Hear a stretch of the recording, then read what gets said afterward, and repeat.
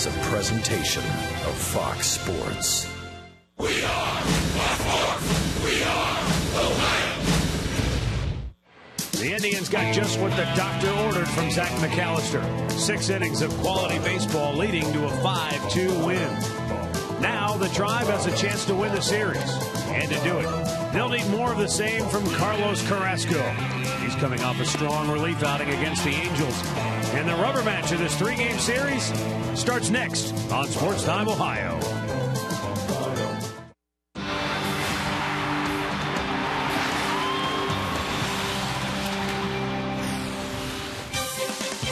Beautiful day for baseball here in the Twin Cities. Target Field, downtown Minneapolis. Indians and the Twins putting the wraps on a 3-game series. Tribe with a chance to take the series if they can win here this afternoon.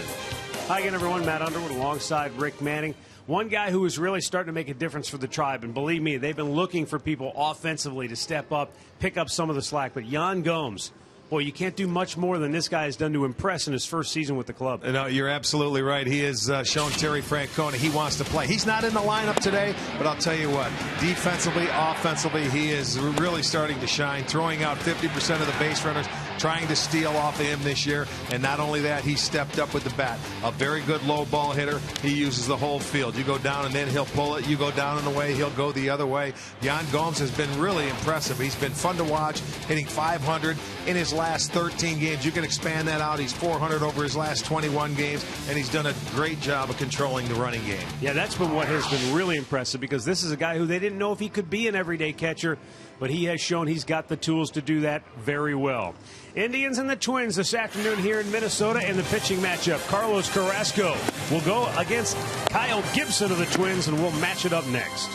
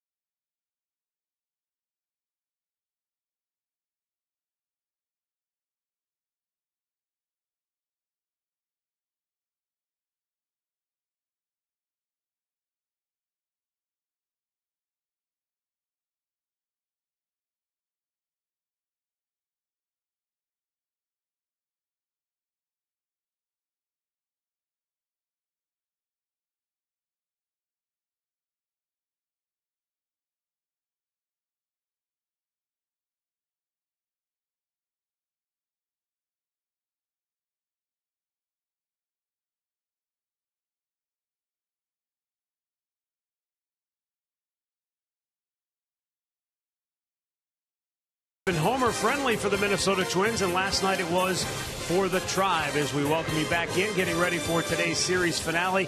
Carlos Carrasco on the hill for the Indians. Rick, as a starter earlier this year, he was pretty much a disaster. But coming out of the bullpen his last time out, maybe he discovered something. Well, let's hope so. He went 5 innings. He threw the ball very well against the Angels. He's getting his 7th start today. Now, this may have an impact on how he goes about the rest of his year. Will he be in the bullpen? Will he be in the rotation? We know one thing. He's got a very good arm. He's got a good slider. We'll see if maybe he scraps that changeup and turns into a 2-pitch pitcher. But he has to go out there, give the Indians some distance, and you can see 5 innings, just 1 hit. He saved the bullpen in his last start, but this year you can see 0-4, 775. He's 0-1 against the Twins this year. He'll be matched up against Kyle Gibson. First time he'll be facing the Cleveland Indians. And Gibson at home has really struggled in the ERA of over 8. He's given up 7 home runs in his last 4 starts. A guy you want to get the fastball up. Hopefully they'll have some good swings at him. And they need this game today to take this series, move on with a nice off day tomorrow before they head west. Kyle Gibson is just a little under 2 years removed from Tommy John surgery, and coming into this season, even with all of that, one of the top-rated prospects in terms of pitching in the Twins organization. The Indians, they need a win today. They want to take the series and move on to Oakland to battle the A's. Jason Kipnis, Michael Brantley, Ryan Rayburn, the Big Bats will need to bring it today. Carlos Carrasco on the hill for the Tribe, and the play-by-play is next.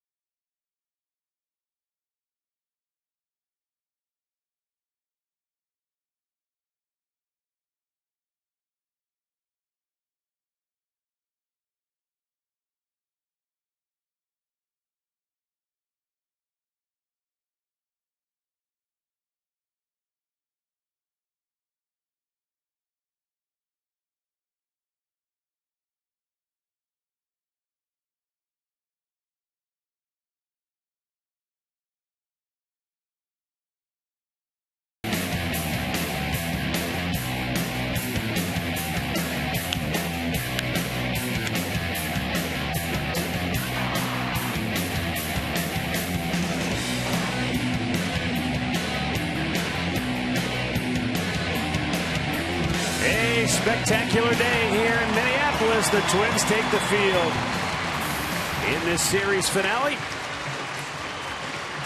Glad to have you with us. Matt Underwood, Rick Manning, Katie with him here today as the Indians try to make it 2 out of 3 against their Central Division rivals. Kyle Gibson on the mound for Minnesota. Here's Terry Francona starting 9 for this afternoon, brought to you by Progressive, making it easy to bundle your home and car insurance. Michael Bourne will lead it off, then Nick Swisher, followed by Jason Kipnis, who has 2 hits in the series. Carlos Santana bats cleanup today. Michael Brantley will hit 5th. Jason Giambi 6th. Mike Aviles in for his dribble. Cabrera will bat 7th. And Lonnie Chisenhall 8th. And Drew Stubbs will bat 9th. It'll be 25-year-old Kyle Gibson on the mound, 6'6", 210 pounds. Will be making his first career start against the Indians. And this guy, it's been a little strange. He's 2-3 with a 6.43 on the year. In his first 4 games, he didn't allow a homer. In his last 4 starts, he's allowed 7. So he's given up the long ball at covering 19 2/3 innings. He's 1-1 at home with an ERA of 8.79. We'll see what he has to offer for the Indians today.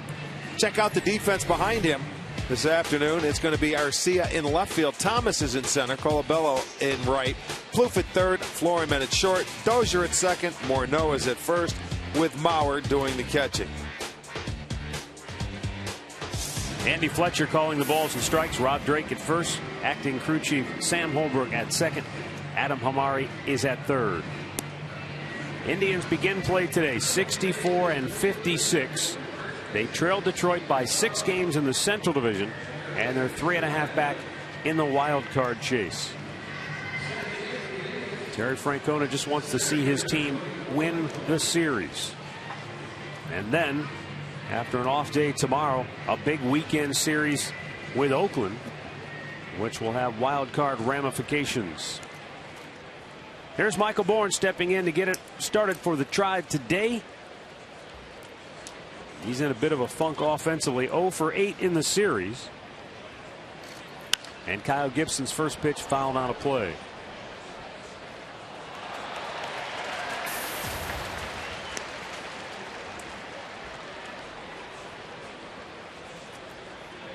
.73 degrees, our game time temperature.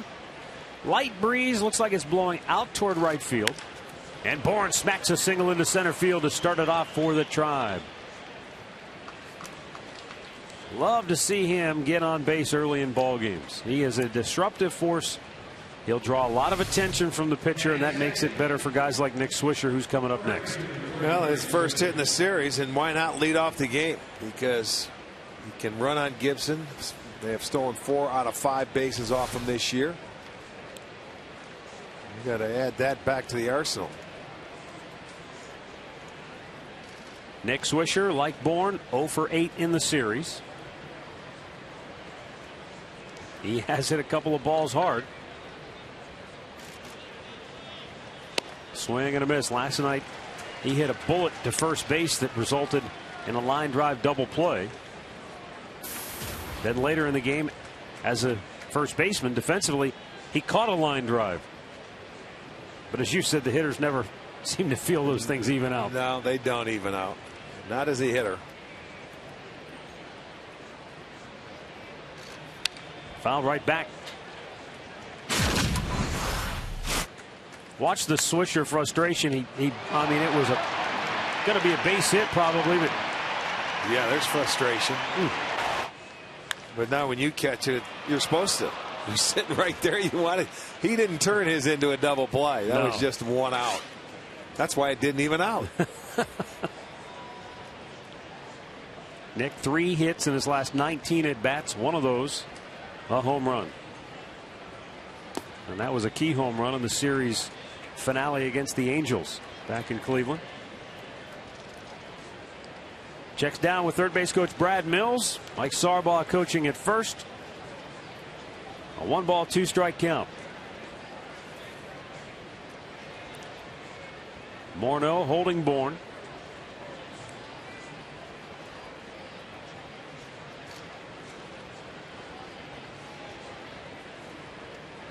Probably the Twins' best lineup in there today. The first couple of games, Mauer and Morneau were playing, but Mauer was DHing, played first base. With Morneau at first, Mauer behind the plate, that's probably their best team on the field. Yeah, and they're DHing Willingham today, so he's given the veterans the day off, each and every one of them in that lineup. Outside with it, 2-2.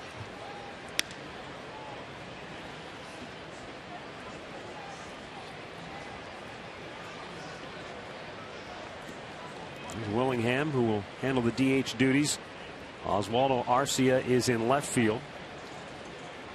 Chris Colabello making his first appearance in the series. He's in right field today with Clete Thomas, the speedster, in center. Gibson delivers, and Swisher takes a little low. Full count.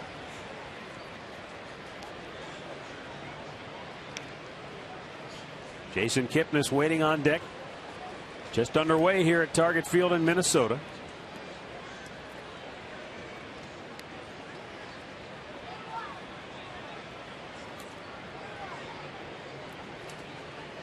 Got to imagine Bourne will be taking off on the 3-2 pitch here. No question. He does. Swisher a swing and a miss, and the throw down. Boy, they got him big time. Stays in the rundown for a while, hoping for a misfire, and eventually they tag him out. I'll strike him out, throw him out, double play for Minnesota. I'll tell you what, he's awfully quick to the plate. I don't know how they've stolen 4 out of 5. He got rid of that ball in about 1 second. It was easy for Mauer to just come up and make the throw to second base after he gets the strikeout.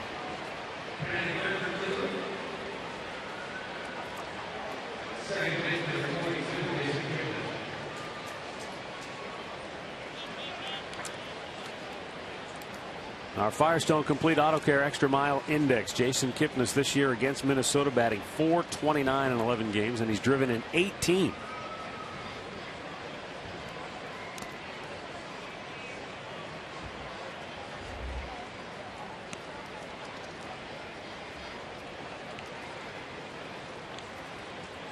But in order for him to get the RBI opportunities, he needs those 2 guys in front of him to be on base. And that hasn't happened in this series. For whatever reason, it's been tough for the Indians in this ballpark. They've lost 9 of their last 12 games here.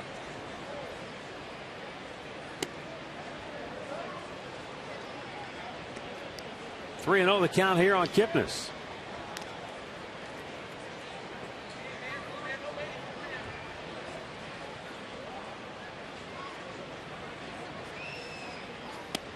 Taking it's a strike over the outside part of the plate.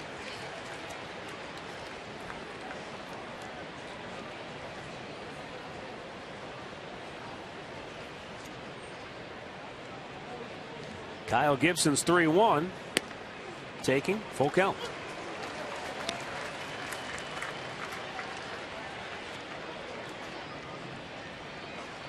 Gibson a big kid at 6'6".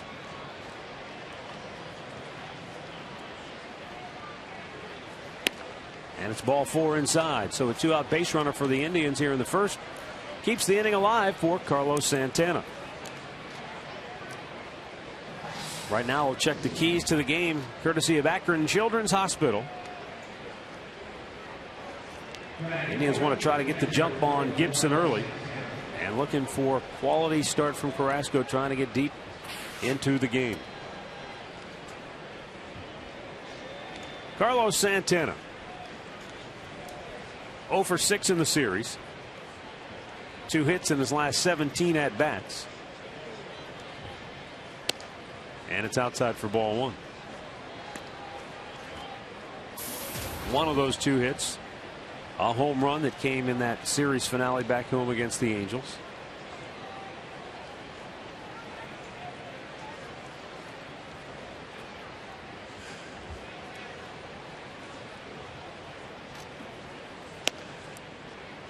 Santana takes a strike and the count evens at 1-1.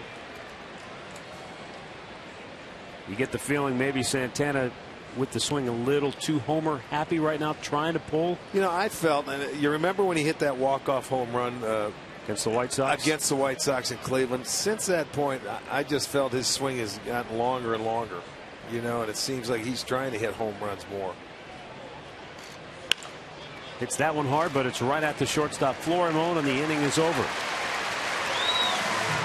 No runs, a hit. 1 man left aboard. The Twins are coming to bat.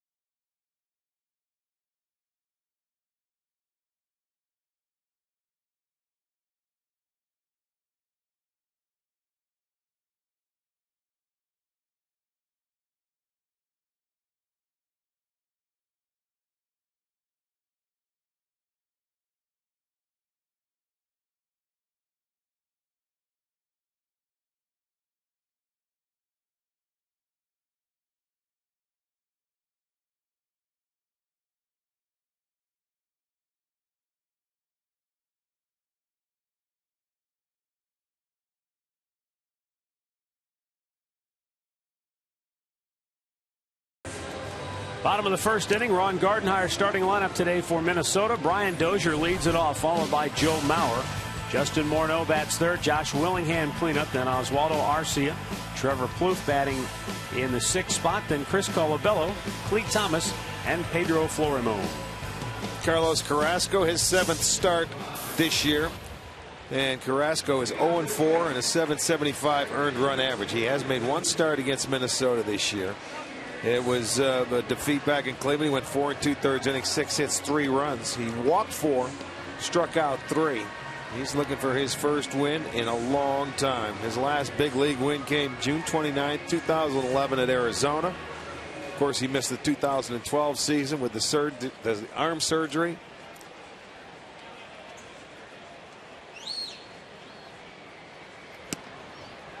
Fastball a little low, ball 1 to Dozier. The Indians felt when he came out of the bullpen the other night, he just came out and they're eliminating doubt, I guess was the best way to put it. He just went at hitters, attacked, and he had a lot of success. And sometimes maybe you think too much, you give the hitters too much credit when you've got time to think about it. Possibly. You wouldn't think so, but it's certainly possible. And it looked like he was just a fastball slider in his last start to me. Not a lot of changeups. There's times where he has fallen in love with his changeup.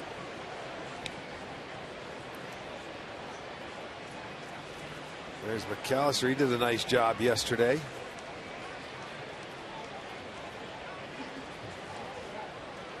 Two 2-1 count. Broke his bat. Left field. Brantley's there. Barrel ended up near third base. 1 away. With more on Carlos Carrasco, here's Katie Witham. Well, Matt, the focus for Carlos Carrasco today is his fastball, specifically targeting it in certain counts. Mickey Callaway said that Carrasco's best 2 starts up here this season with the Indians, he threw that fastball more than 60% of the time. And when he does that, it not only adds more depth, but effectiveness to his off speeds, especially that slider. Now, again, I think that goes back to giving the hitters a little too much credit at time. If your best pitch is your fastball, then you need to command it and use it. Locate it. The toughest pitch to hit in baseball is a located fastball. If you can move it in and out, up and down, and change, the speeds, the quadrants where you're throwing to, and you have a secondary pitch that you can throw for a strike, he has good enough stuff that he can get away with it. 94-mile-an-hour fastball, and he just threw it by one of the best hitters in the game.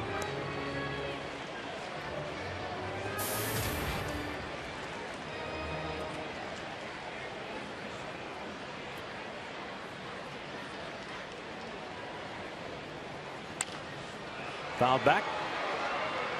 And a 1-ball, 2-strike count.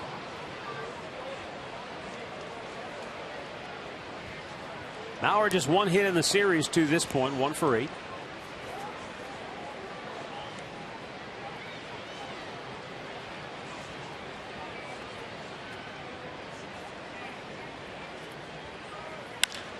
And a ground ball gets by Kipnis, who made a diving effort. And Mauer has a 1-out single here in the first. See, the trouble you have, that was a changeup there, Matt, and the trouble you have when you run into Mauer, he's a guy that stays on everything and fouls it off to the third base side.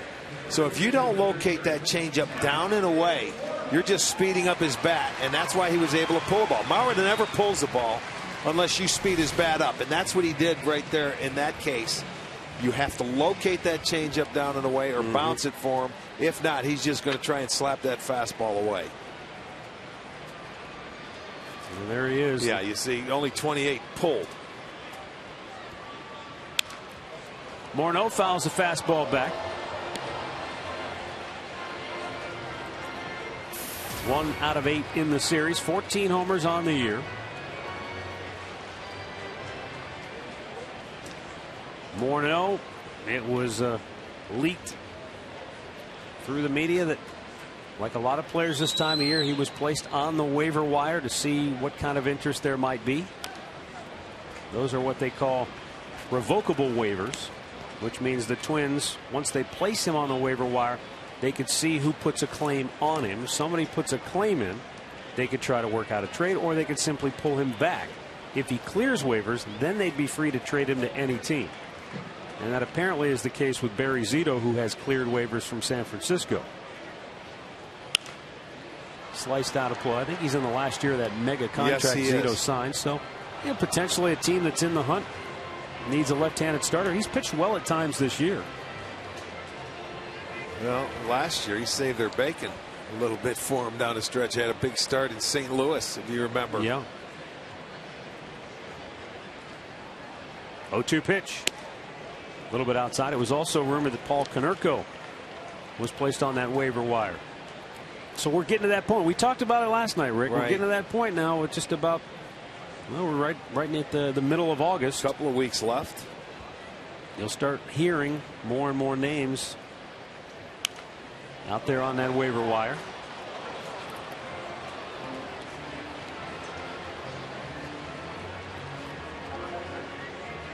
One ball and 2 strikes. Ron Gardenhire didn't feel like hearing that his name was on the waiver wire would bother Morneau. He understands at this point in his career it's all part of the process and part of the business.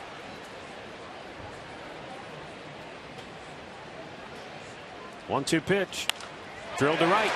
Base hit for Morneau. That'll go to the wall. Mauer on his way to third. Morneau into second with a double. And the Twins in business here in the first with runners at second and third and 1 out. Again, he gets hurt on his changeup. Check it out on our Nissan pitch tracker. Another changeup that's middle in. And that just speeds up their bats. Because they had an opportunity to see a couple of fastballs in the at-bat. So he pulls this one down into the corner. It'll be a double, second and third, 1 out. Give Willingham an opportunity now for Minnesota to take the lead. Well, all right, we're in the first inning. He's been hurt with it twice. It might be time to put it in your back pocket for a while. Huh? For right now. I mean, either that or you got to locate it down. The 2 pitches that were hit, he left up. Josh Willingham 1 for 6 in the series. The 1 hit, a home run. His fastball's been effective here in the early going, either throwing it by hitters or guys are just fouling it off to the opposite side.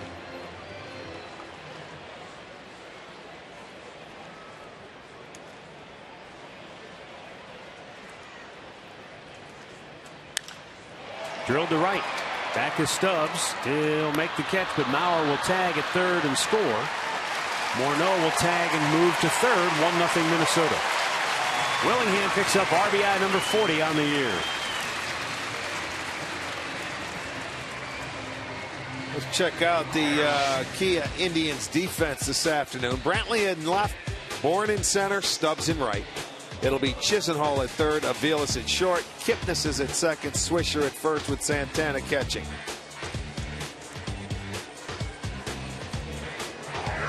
And with 2 down, Oswaldo Arcia to the plate. 2 for 5 in the series. He's also shown a good eye at times, drawing a few walks.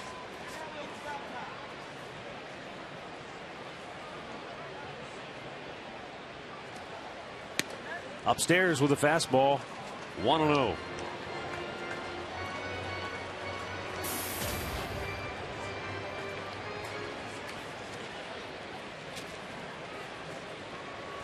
Arcia drew 1 walk last night, 2 walks in the series opener. Drives this one to deep right center.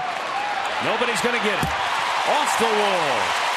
Morneau scores. Arcia into second with the Twins' second double of the inning, and they lead it 2-0. Double number 15 for the Twins left fielder. Well, Arcia comes up and he swings it hard, down and in, right? Lefties like it down there. That was a fastball drilled into the gap in right center field. So a big 2-out base hit gives Minnesota their second run of the first, and Mickey Callaway is going to make a visit to the mound in the first inning. 15th double for Arcia. And for him, his 31st RBI. Well, the pitches that he has missed with in terms of location, the Twins have not. And they've jumped on him for 2 quick ones here in inning number 1. And now Trevor Plouffe coming to the plate.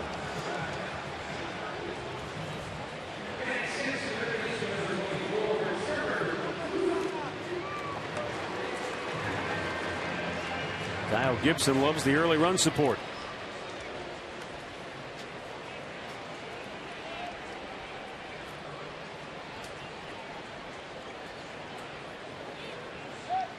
Throw back to second. Tell you what, Arcia had to get there in a hurry. Well-timed play.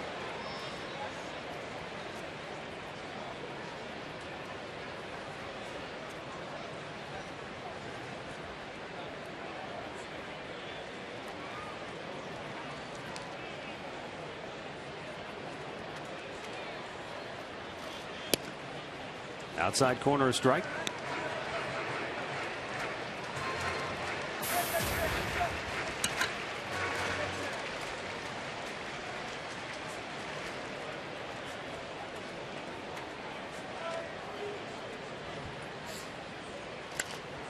Out of play. Nothing into the count.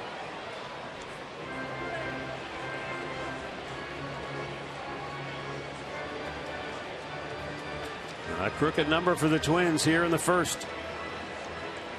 And Carrasco trying to make sure they don't get any more. But Plouffe, he hit a big 2-run homer in the series opener.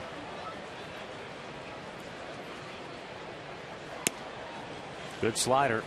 Strike 3 called. Inning over. Minnesota strikes first. They get 2. They lead it 2-0 after an inning.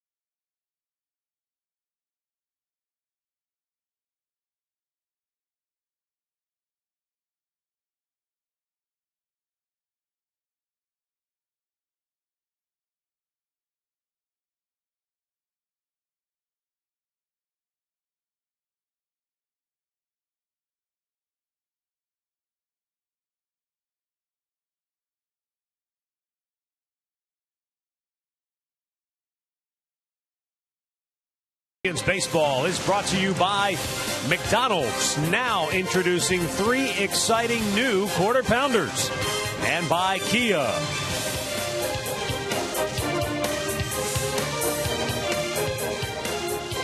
Two 2-0 Minnesota with the early lead. Michael Brantley to lead off the second for Cleveland. Brantley 1 for 7 in the series.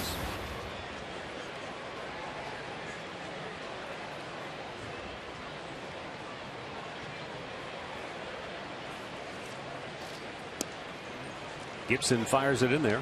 That one hit drove in a run, though, yesterday. Their second run in the game.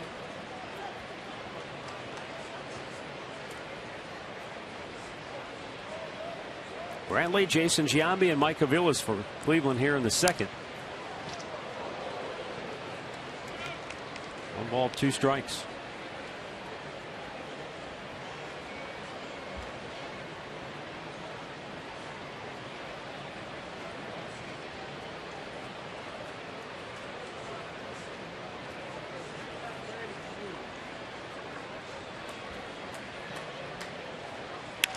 There's a liner towards center field. In comes Clete Thomas, and he makes a running catch for out number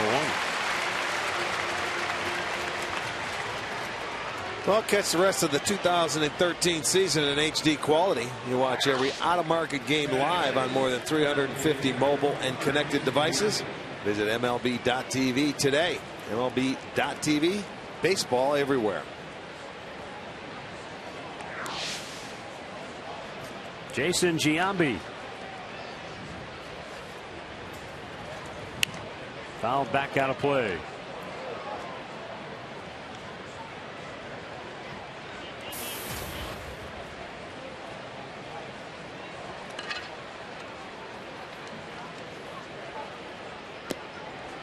Down low with it, 1-1.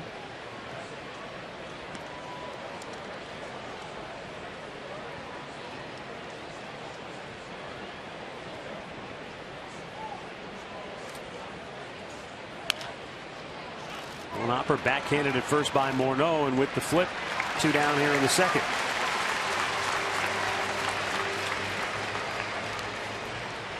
Kyle Gibson, a product of Indiana, went to the University of Missouri, and that's when the Twins made him a first-round pick in 2009.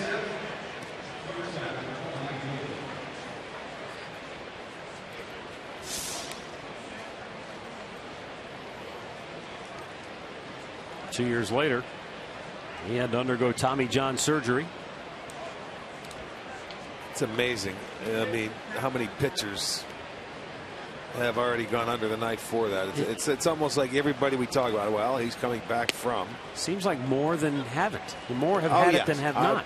You know what? It certainly seems that way, because we sit up here and talk about it all the time, coming off Tommy John surgery in 2008, 2009, 2010. Yeah. It is remarkable.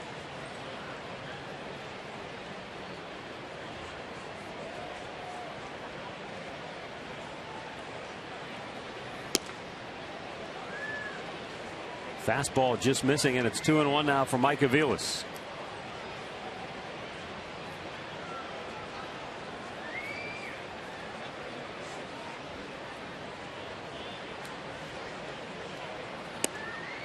In off the plate, 3-1.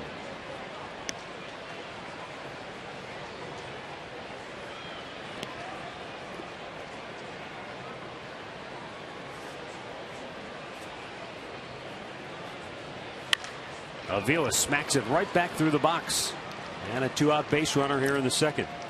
Well, you get a 3-1 count, you get a fastball to your liking, and you drill it right back up the middle. Good swing, good at bat by Aviles. There it is, low heater, and he sends it out of there in a hurry as well. Second hit for the Indians.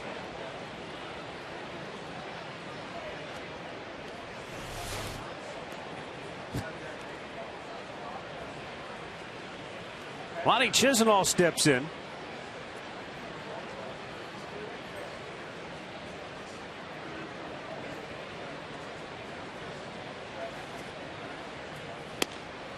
Down low for ball 1. It's not the ideal way to do it, but the Indians this year a number of times have started rallies with 2 outs and nobody on base. Get a base hit and a blast or a couple of hits. I think they've had 64 runs that they've scored. You gave the numbers a couple of days ago. When we were in Cleveland. 64 runs they've scored with 2 outs and nobody on. Not this time. No, that's a bouncer to Morneau, who gobbles it up, and the side is retired. We'll move to the bottom of the second, 2-0 Minnesota.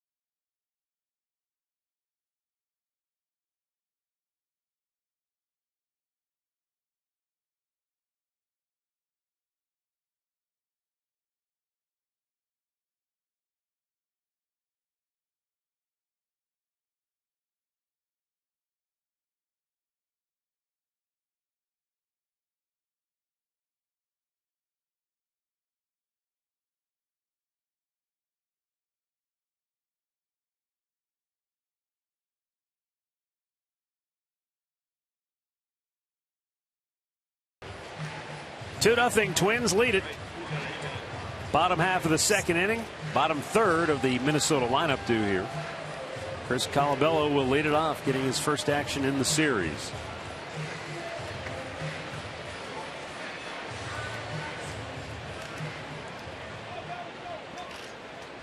For the kids, summer really winding down. Not much left.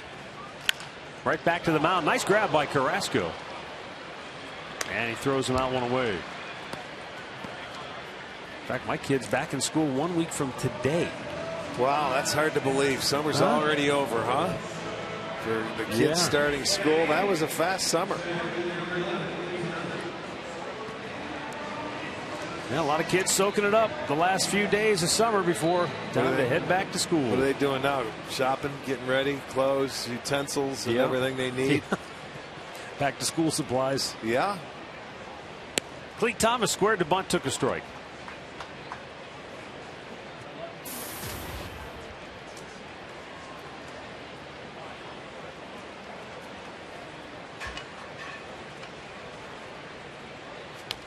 Fouled back, 0-2 the count.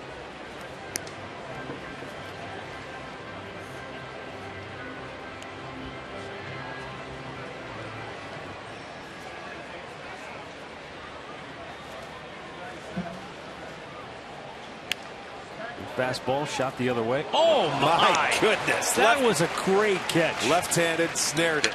Bare hand. He stood right up, no big deal. Nice play. Take a bow. Well done, sir.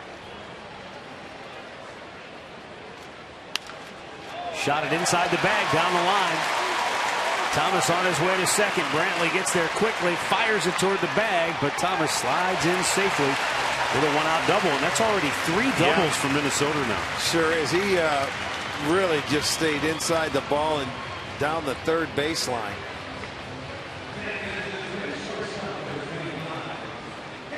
Our stat of the game, Minnesota Twins, 23 of the last 26. I didn't realize when they hit the 23rd run was Major League record. Yeah. 23 straight runs. Well, we showed you it was Philadelphia since I think it was 02 that they tied them with 22.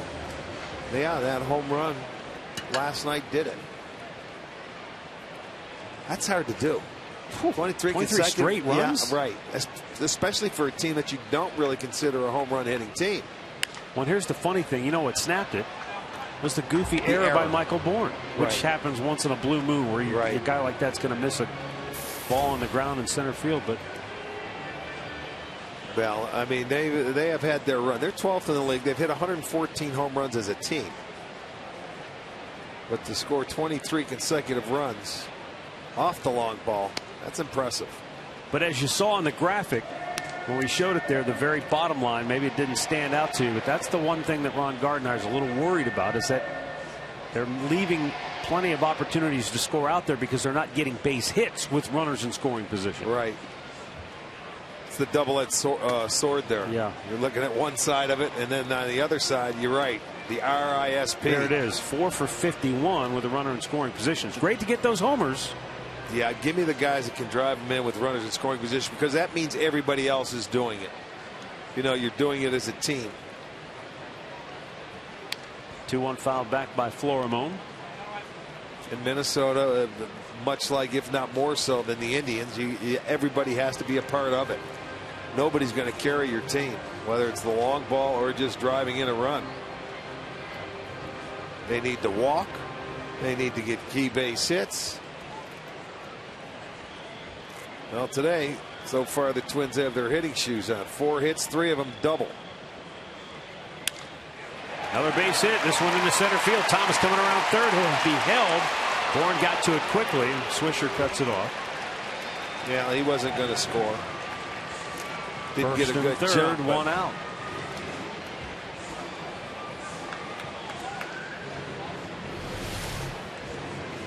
Florimon, that's a little backdoor slider. So he goes up the middle with it, stayed on the baseball nicely. Bourne gets it in quickly. First and third, you still have the double play intact with 1 out. Brian Dozier fly to left, his only time up.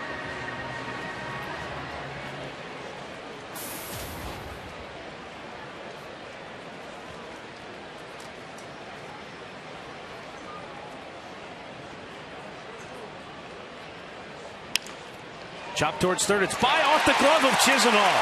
Run scores. Florimone all the way to third. 3-0 Minnesota. As Brian Dozier and the Twins have banged out 3 hits here in the second inning after they got 3 in the first. You know, that's so close to becoming a double play there when you get the ground ball, but it's in the hole. That's a double play ball. Chisenhall couldn't get to it. He deflected it past Aviles, allowing Florimone to go from first to third. You see, that's a foot away from being a double play ball. But it goes as a hit. 3 consecutive hits. It's 3-0 Twins. And Carrasco in trouble early. Joe Mauer singled and scored in the first.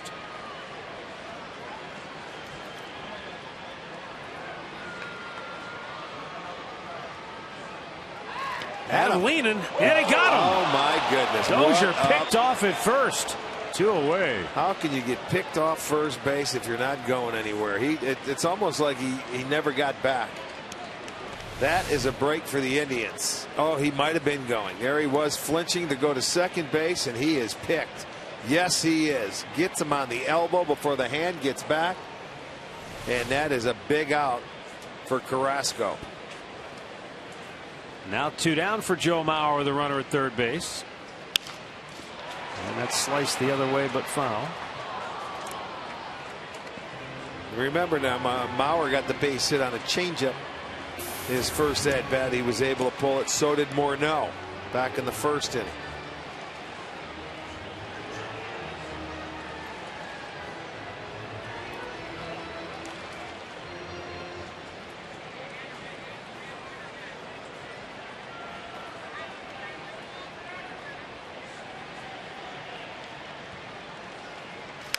Fastball right back to the screen. He's got him down 0-2. Either ride the fastball up here or bury that slider down and in. Or as you say, if you're going to throw the changeup, fine, but make sure it's down and away. Right. You got to bounce it or throw it down and away. You can't leave it up and in like he did early. And he's trying to get a feel for it early in the ball game. You don't want to take him away from throwing that pitch, but you have to make sure you locate it better. That's a breaking ball slider.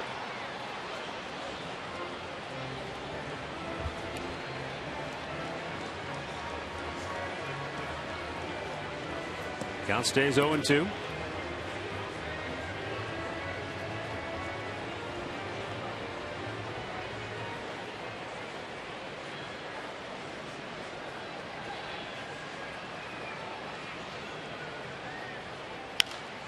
Mauer smacks it right back up the middle. 4-0 Minnesota.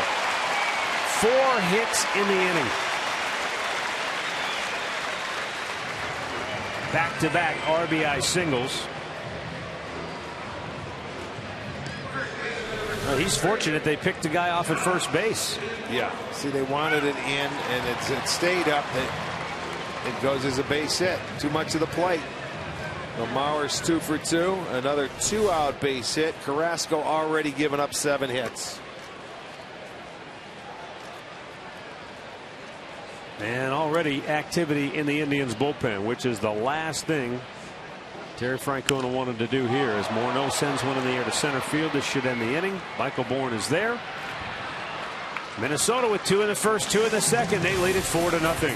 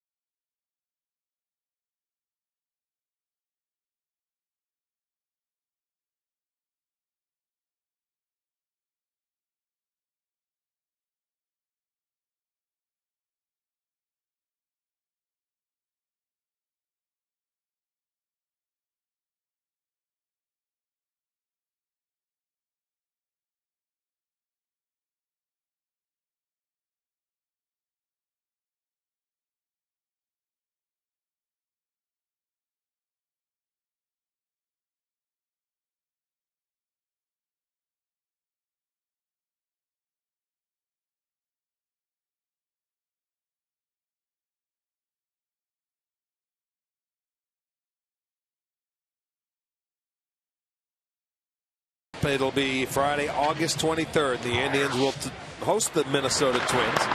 And it'll be Dollar Dog night and also a fireworks night following the ball game. Dollar Dogs all game long. The post-game fireworks will be set to the Blues Brothers theme presented by Wayside Furniture. Log on to Indians.com for your tickets. Rough start for Carlos Carrasco. He's already given up 4, and the Indians are yet to cross the dish. Something that's been a common theme here over the last week. That is tough to do. You fall behind early, 4-0, 5-0, and you have to play catch-up baseball, and it's been the bullpen that has to put zeros on the board for the rest of the game, and it looks like it's going to be the same today. Yeah, you wonder how long Carrasco will be able to go in this game. Well, you have to put a 0 up there. You can't continue to send him out there and fall deeper behind. But that bullpen, boy, is taxed. 1 ball, 2 strikes to count on Drew Stubbs.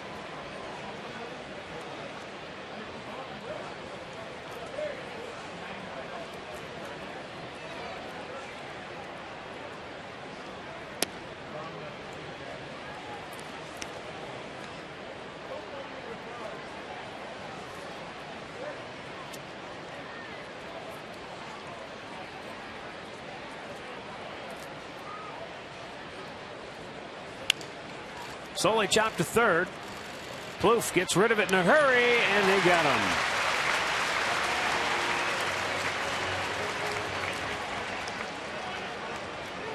Today's trivia question brought to you by AT&T.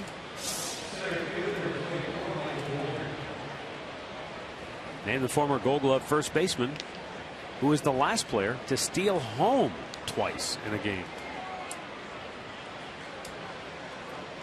We'll have the answer coming up later in the game. Michael Bourne will lead it off. He had a base hit his first time up.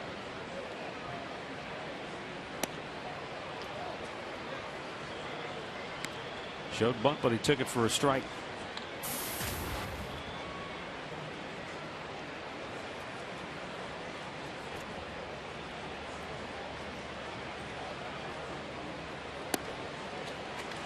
Now Bourne's at bat in the first is just sort of a microcosm of the Indians' offensive frustration of late. He led off the game with a solid single. Then Nick Swisher had a 3-2 count.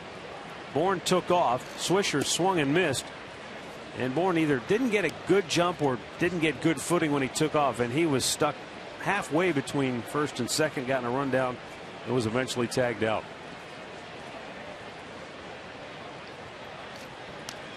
Glanced off the bat foul. And now it's 2-2.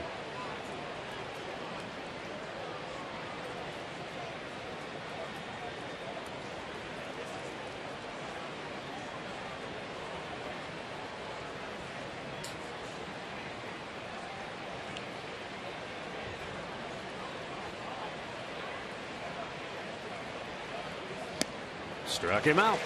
Second strikeout for Gibson. 2 down in the inning.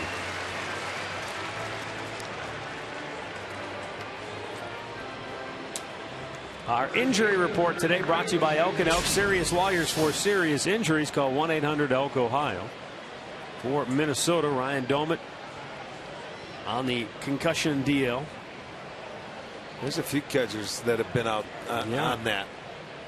Perez from Kansas City was out on that as well. And now the guy from Avila? Alex Avila from Detroit.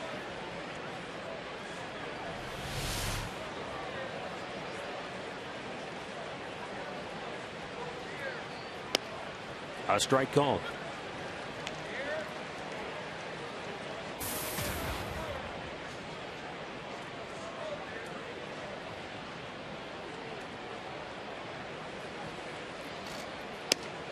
A little bit outside. 1 ball, 1 strike.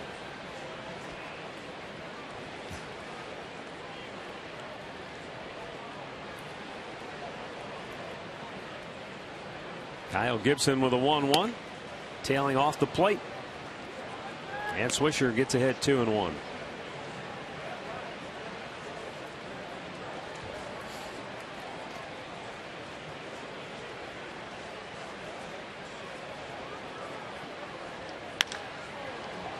In the air to center. Thomas Makes the catch. The Indians go 1-2-3 for the first time today. And we'll go to the bottom of the third. It's Minnesota 4, Cleveland nothing.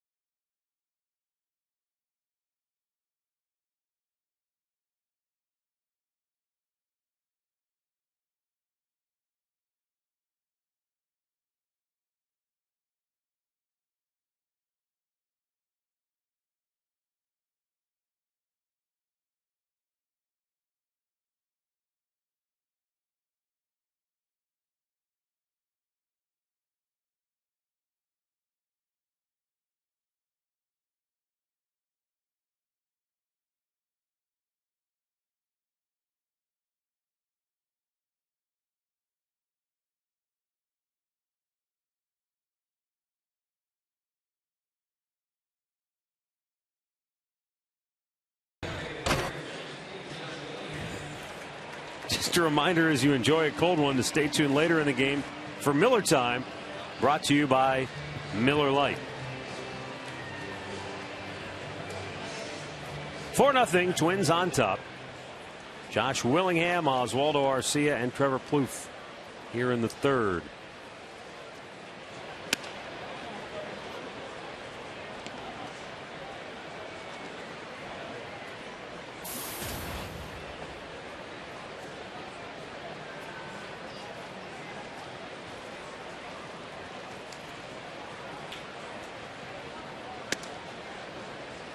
A little bit inside.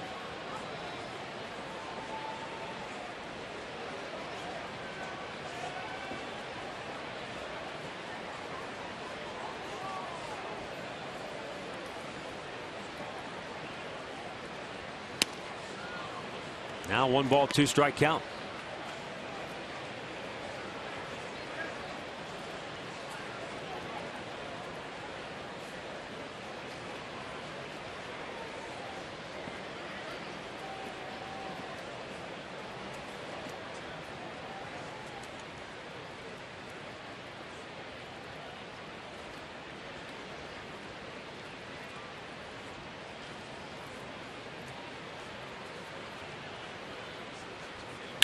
Ground ball to the short. Mike Aviles has it.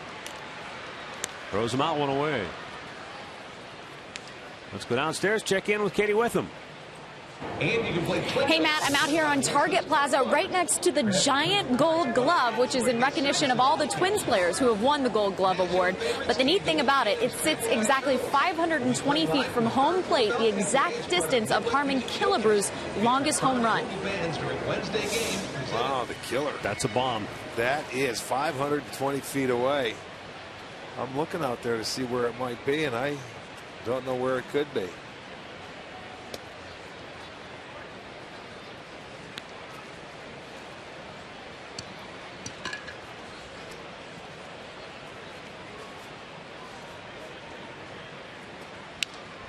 Fouled right back.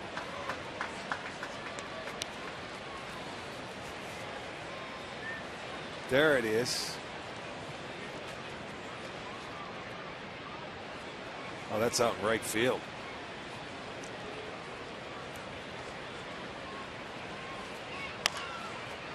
Weekly bounce towards first base. Swisher will take it himself. 2 down. Well, get a Nick Swisher replica jersey and enjoy fireworks. It'll be Saturday night, August 24th First 10,000 fans through the gates will receive a Swisher jersey, courtesy of Kia Motors, and the post-game fireworks will be set to you too.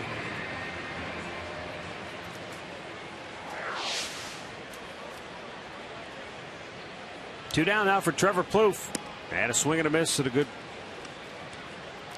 pitch downstairs. Change of pace, took something off. Plouffe swung right over the top. He was called out on strikes his first time up.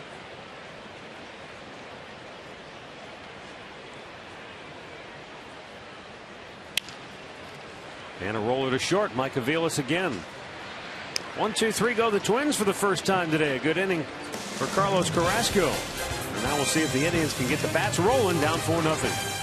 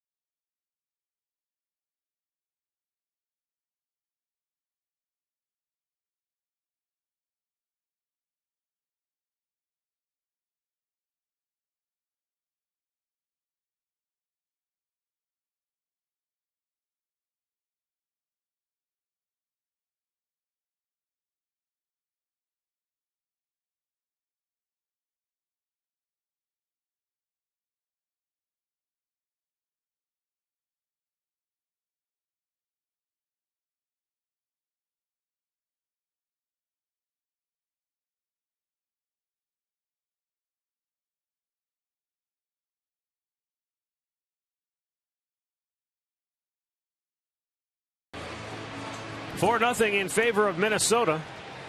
And we go to the fourth inning. Kipnis, Santana, Brantley due up for the Tribe. Young Tribe fan waiting for a baseball.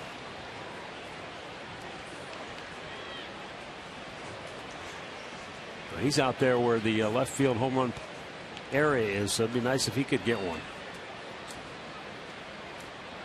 This inning. This top half of the inning. Yes, exactly. right. Kipnis walked his first and only time up.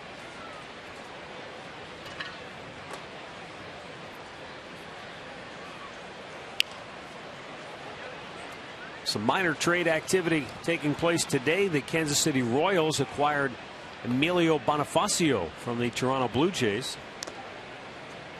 Guy who can move around, play a number of different positions on the infield. And the Texas Rangers made a deal for left-hander Travis Blackley from the Houston Astros. In the air to center field, Cleet Thomas will make the catch, one away.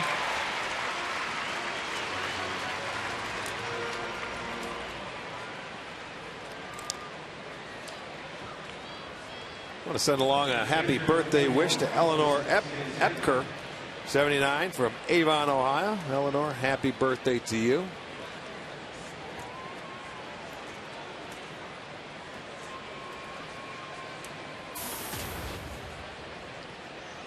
Carlos Santana, inning-ending fielder's choice back in the first inning. Ouch. Hit him. And he'll take his base with one out here in the fourth.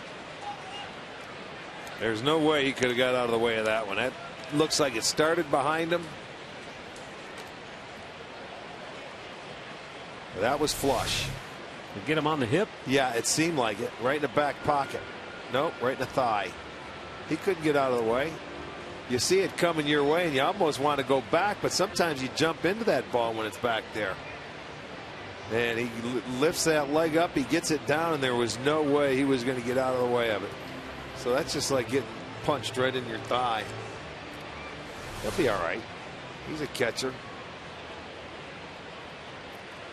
Nothing you can do about it. Just let the pain subside.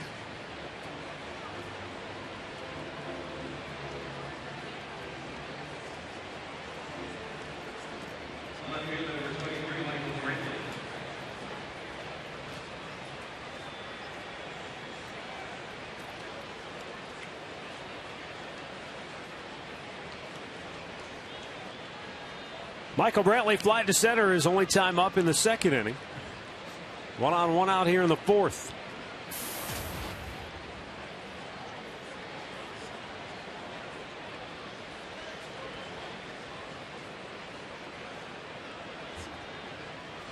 Outside with it, ball 1.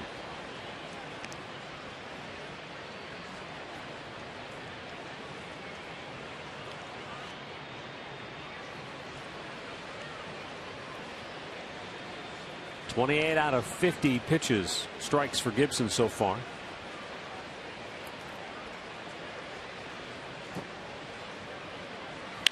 Brantley, lazy liner toward left, and Arcia makes the catch, 2 down. America's new sports network is almost here. Fox Sports 1. Going to be your home for live sports shows like Crowd Goes Wild, Fox Football Daily, and Fox Sports Live. The news and highlight shows fans have been waiting for. America's new sports network. Fox Sports 1 premieres in just 3 days. Jason Giambi with 1 on and 2 out. Bounced out to first base his first time up. And it's outside for ball 1. Jason is trying to snap an 0 for 15.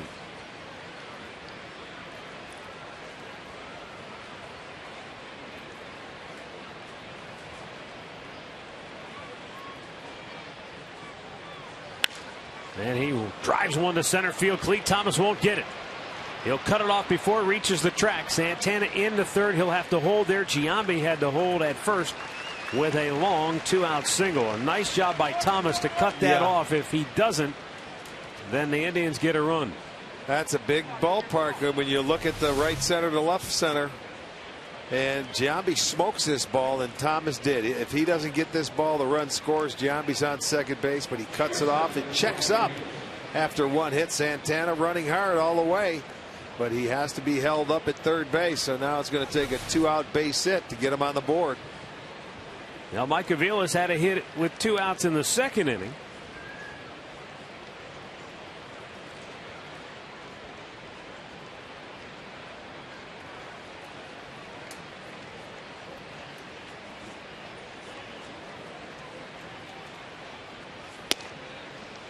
Takes a fastball for a called strike.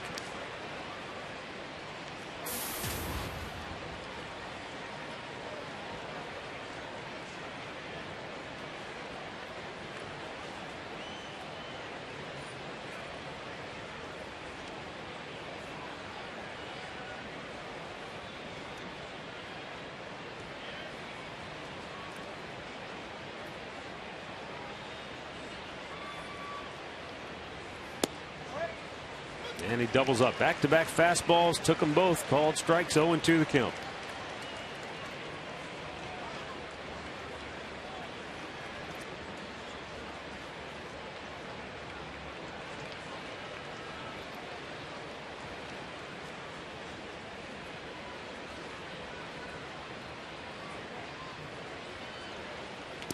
Gets by Mauer, but on the ricochet it comes all the way back to him.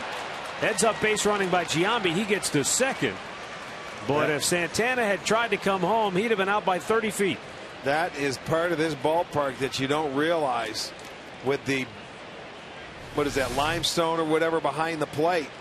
On that ball, watch it hit, and it kicks, and it comes straight back. And Aviles has to get out of the way. And oh boy, you're right. He was thinking of coming home, and he had to get back in a hurry. But at least Giambi got into scoring position on the wild pitch to go to second base.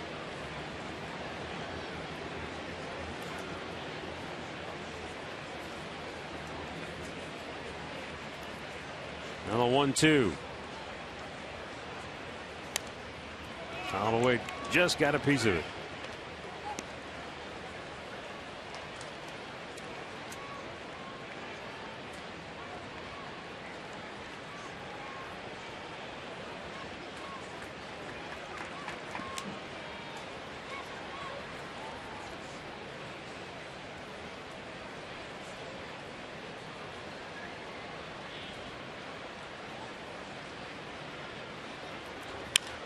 And a soft line drive that's going to drop. Base hit into left field.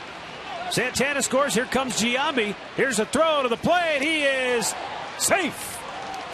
Mike Aviles delivers a 2-out, 2-run single to get the Indians on the board, and they cut the Twins' lead in half. It's now 4-2. RBIs number 32 and 33 for Mike Aviles.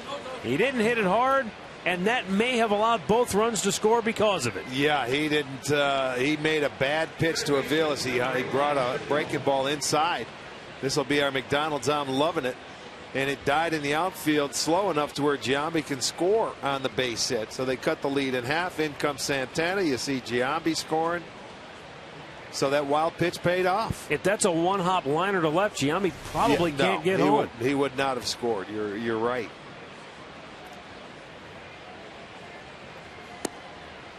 Now Lonnie Chisenhall bounced out to first base. His only time up. So the hit batter, the wild pitch, all coming into play for the Tribe here in the fourth as they take advantage to get on the board. And now Chisenhall looks to keep the inning rolling.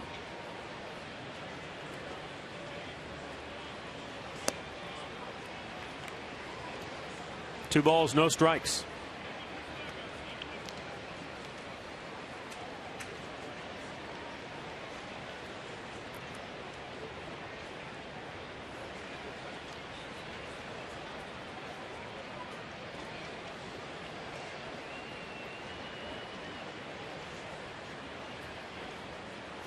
Outside, 3-0.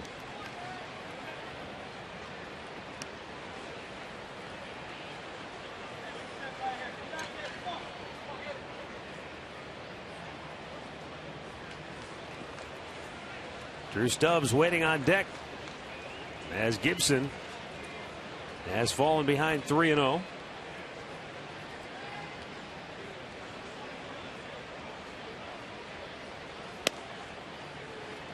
Caught the outside part of the plate, 3-1. Well, zone in and get something you like here. Put a good swing on it. If you don't get your pitch, you take it.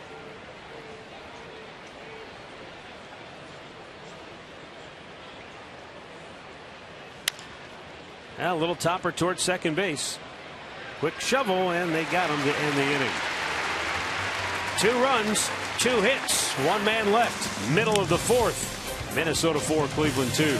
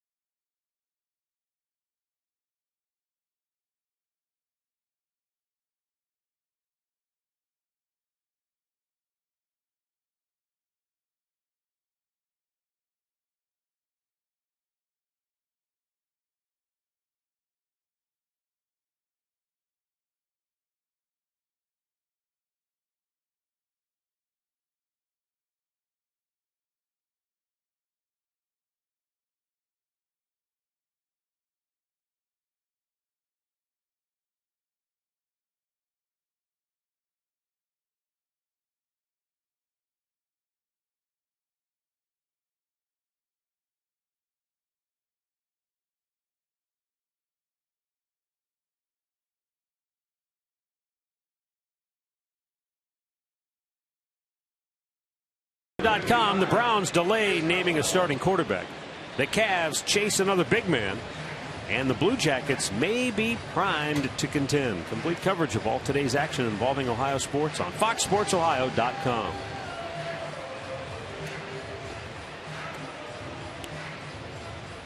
Well, after Carrasco put up his first 0 of the day, the Indians were able to come back and cut it in half and make it a 4-2 lead. He could use one more 0 there and get that offense right back into the dugout.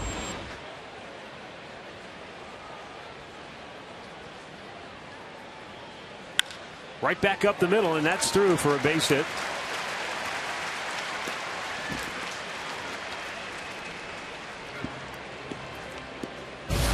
Here's our AT&T U-verse rewind. In Minnesota, they took aim early in this game against Carlos Carrasco. Well, the mistakes and the locations of a couple changeups right there.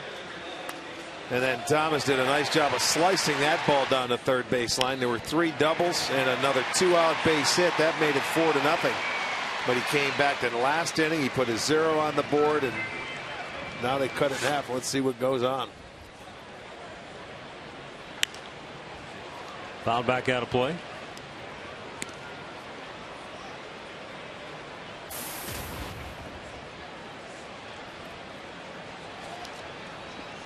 Thomas shot that ball just inside the bag at third his first time up, and that led to a run.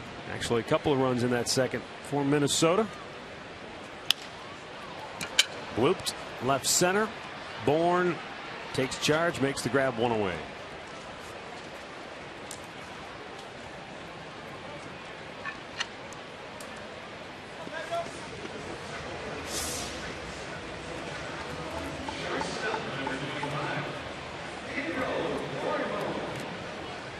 Pedro Florimon will bat here. He singled and scored in the second.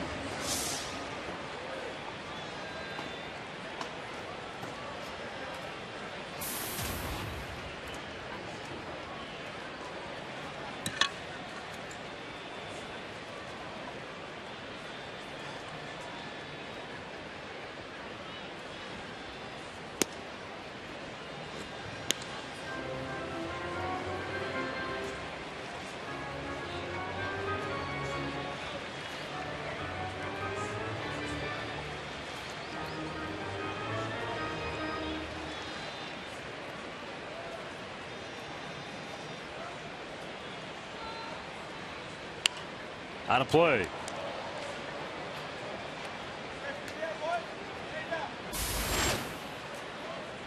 Florimon has done a nice job defensively at shortstop for Minnesota. I guess the question is, will he give them enough offense going down the road?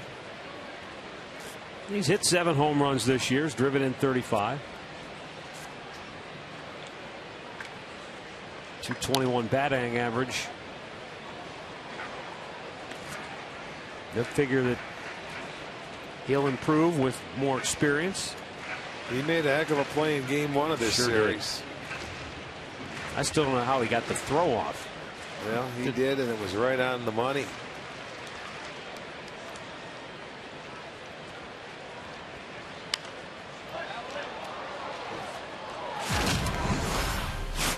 Look at it Monday night, and from his knees, he got up and threw the one hopper to Morneau. Beautiful play. That was the game. The Indians only had 2 hits. They were shut out. You're diving, you're tumbling, and somehow that throw was right on the money. Out of play again.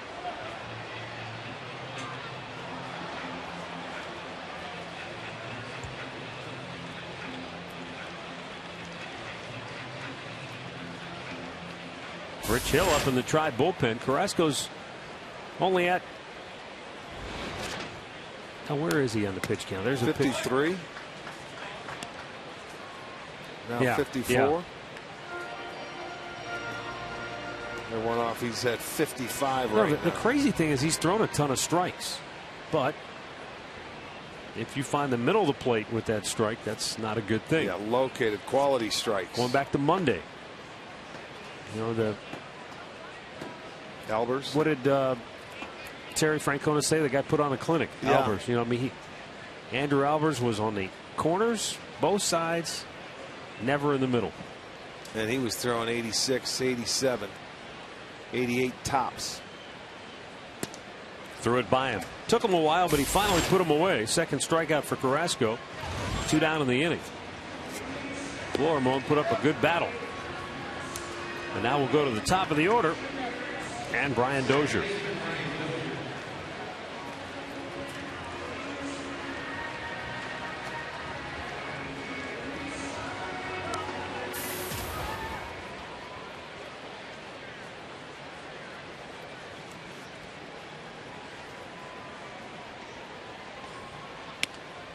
Slider in there for a strike.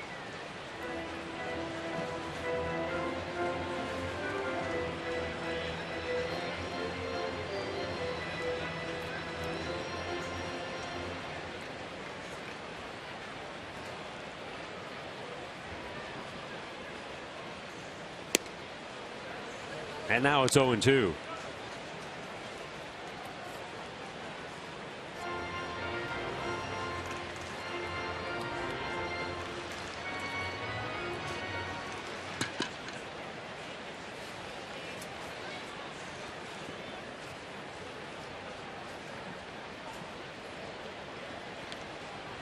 Carrasco trying to put him away on 3 pitches, and he does. The inning is over, and after 4, it's the Twins 4, the Indians 2.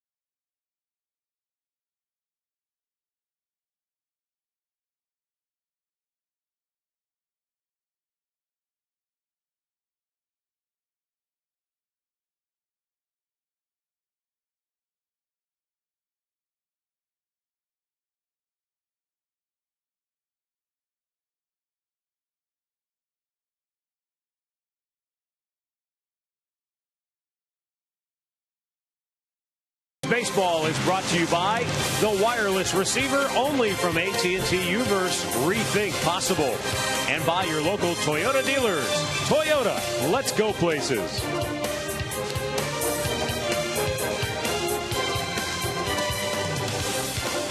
All right, we go now to the 5th inning. Indians have gotten themselves back in it with a couple of runs in the 4th. We'll see if they can keep the pressure on Kyle Gibson, with Drew Stubbs leading off the 5th. Stubbs, Michael Bourne, Nick Swisher due up for the Tribe here.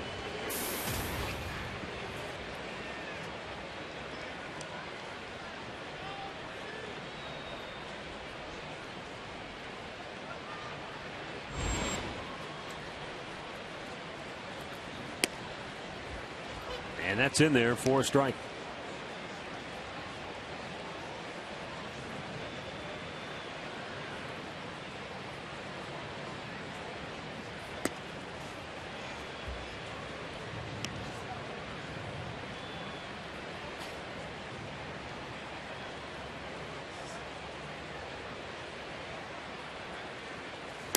Swung on and missed.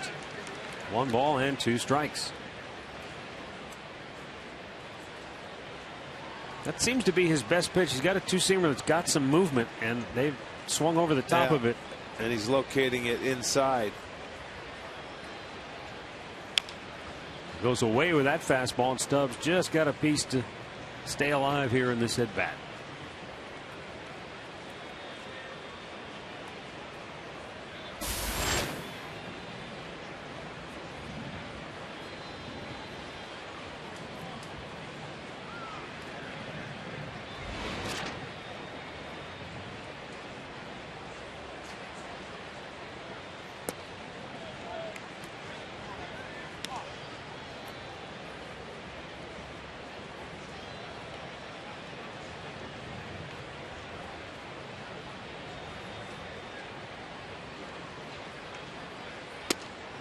Down and in, a full count. So good at bat for Drew here as he has been able to lay off some pitches, foul a couple off. Indians have only had their leadoff man aboard once today. Hard ground ball to third. Plouffe has it. And he throws him out, one away.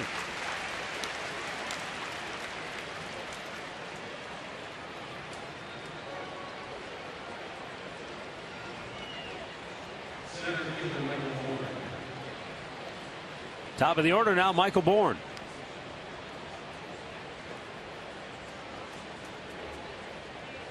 Bourne singled in the first, struck out in the third.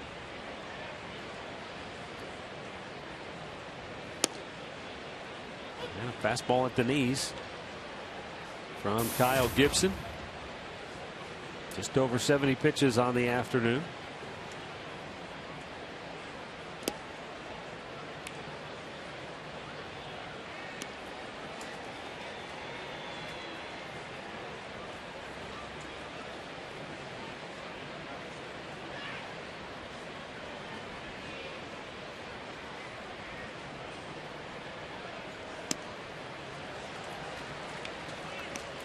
One and two, the count on Bourne.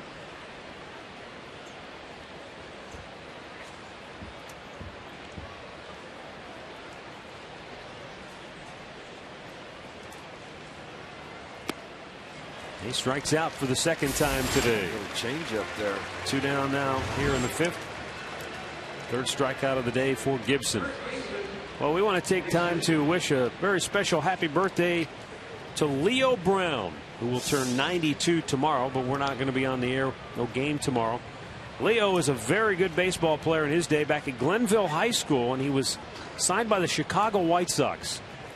And a really sad part of his story, he was on his way to join one of the White Sox minor league clubs. He was at Public Square waiting for his ride, and he was struck by a bus.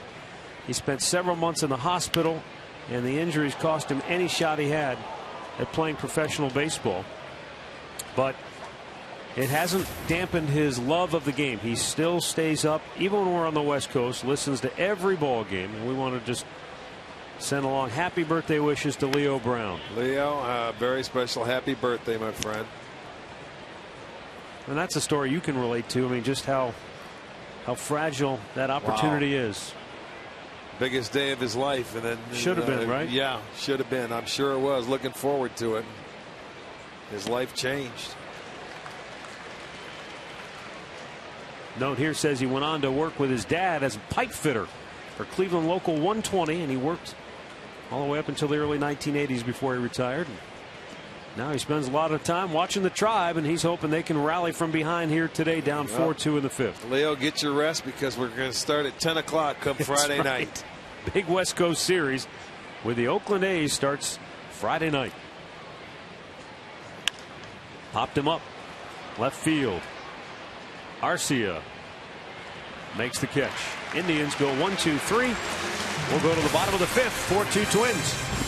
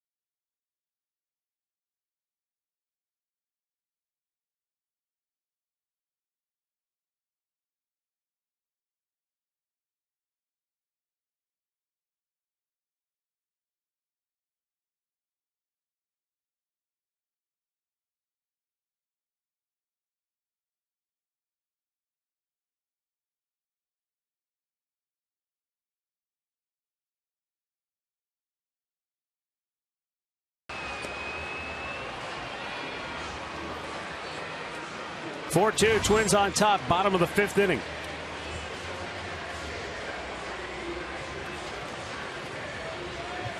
Joe Mauer, Justin Morneau, Josh Willingham for the Twins.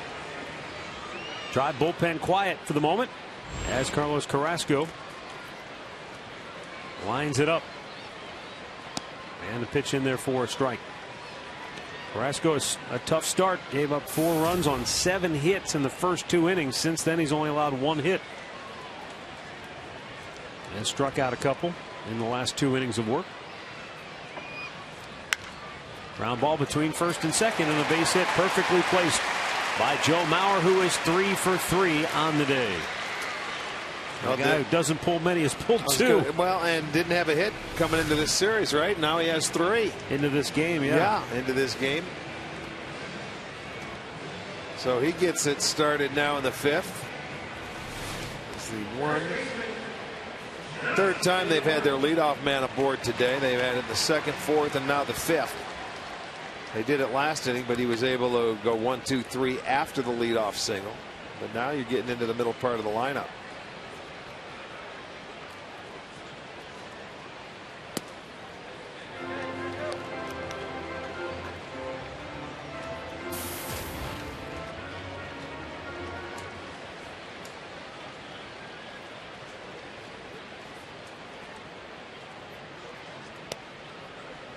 In for a strike.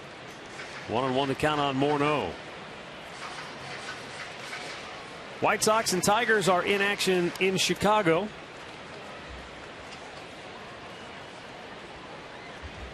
White Sox have an early 2-0 lead in the first. Swing and a miss by Morneau. And when you talk about the wild card teams, Oakland at home tonight against Houston. That was a perfect night for the Indians last night as far as the wild card goes. They were the only team that won that's in the hunt. In off the dish. Baltimore's out in Arizona. There's Tampa Bay. They're at home against Seattle. Those are later tonight. Yeah, you got Price pitching for them, trying to stop their losing streak. Boy, that's amazing. They've lost 6 in a row now. Yes, they have.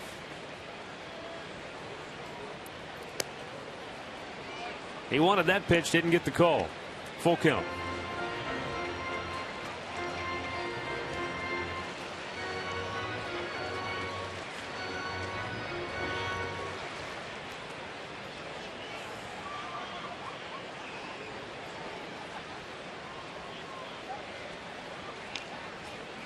Mauer not much of a lead. Does not have a steal this year, in fact. Has he even attempted one? Yes, 1. 0 for 1. All right.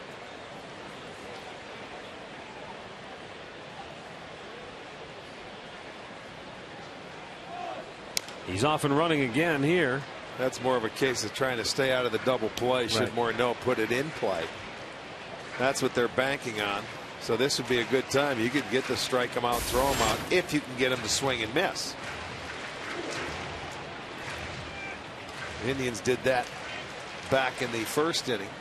Swisher struck out. Bourne was off and running on it. And they got to strike him out, throw him out, double play.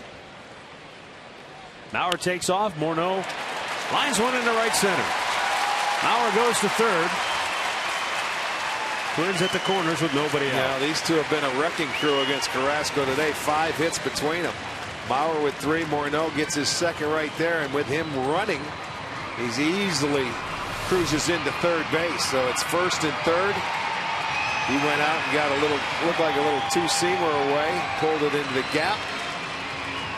Now Callaway's going to come out and have a chat with Carrasco as they get the bullpen up, getting loose again. Looks like Mark Zebchinski, or is that Rich Hill? That's Hill back up. Is it Hill? He was up last inning, and I thought he was getting ready for Mauer Morneau, but he's back up again. Yep. Well, already though, that's 10 hits in 4 innings that Carrasco has given up. Callaway's giving him a pretty stern talking to right there. That didn't look like the old happy-go-lucky, "I'll just go get him, kid." Well, no, I'm sure it wasn't. He has had 1-1-2-3 inning. That was back in the third after they had 7 hits in the first 2 innings. They had the leadoff single. He was able to get the next 3 out. And then you come back in this inning and you let the first 2 reach, and they're threatening to increase their lead. From 4-2, they got a chance to add on in the middle part of the game. Willingham had a sacrifice fly back in the first. Drove in Mauer for run number 1.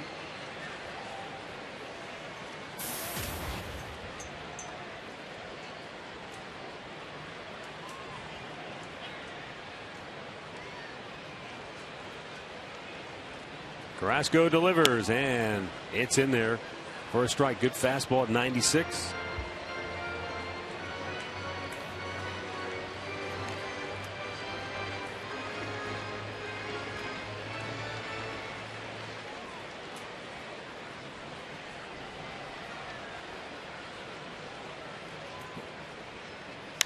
Out of play.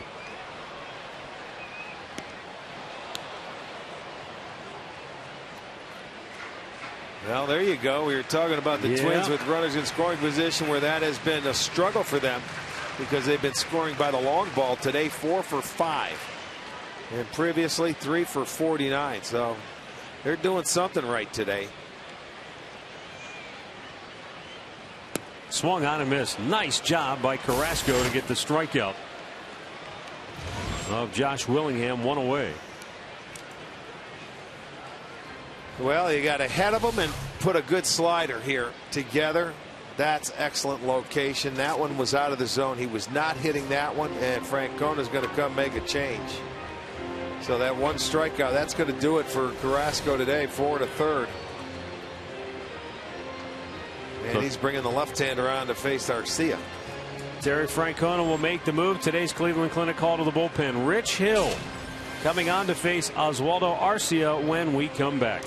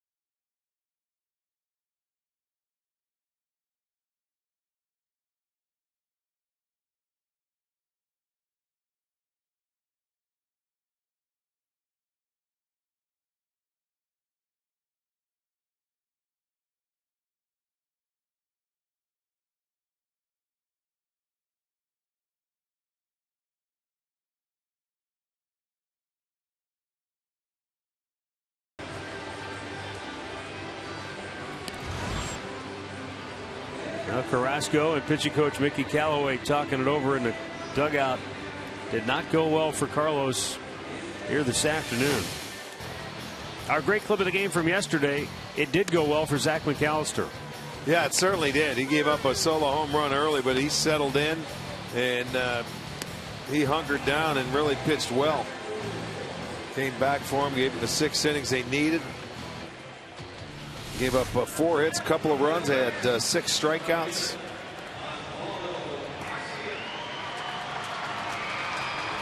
So that bullpen again today, they're going to be counted on to log some innings. Keep this a close game. They still have runners at first and third with 1 out. Hill coming on to try and keep them there. 48th time that Rich has been in a ball game.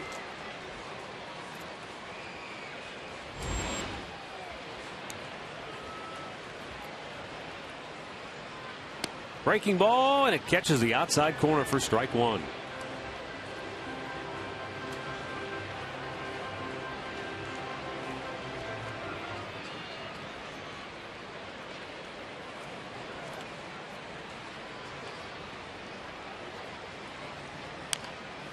Little tapper, first base side foul. According to Mike Berardino of the St. Paul Pioneer Press, Justin Morneau has officially cleared waivers. And so now the Twins could be free to deal him anywhere they choose. Morneau is a free agent at the end of the year. Right. So you wouldn't owe him much money if you're the team looking to make a move for a guy like that. Well, and also I think the Twins would, still like to re-sign him. Got him looking. Nice job by Rich Hill. Paints the outside corner. And there are two down. You know, he started him off with a breaking ball that hits the outside corner that set him up. And then that's not hittable. And then he left him a ball to hit. He fouled it off and then dots the outside corner with a good fastball. So 3 pitches. That's a big second out, leaving that guy at third base. One more to go for Hill. Trevor Plouffe 0 for 2 has struck out, grounded out.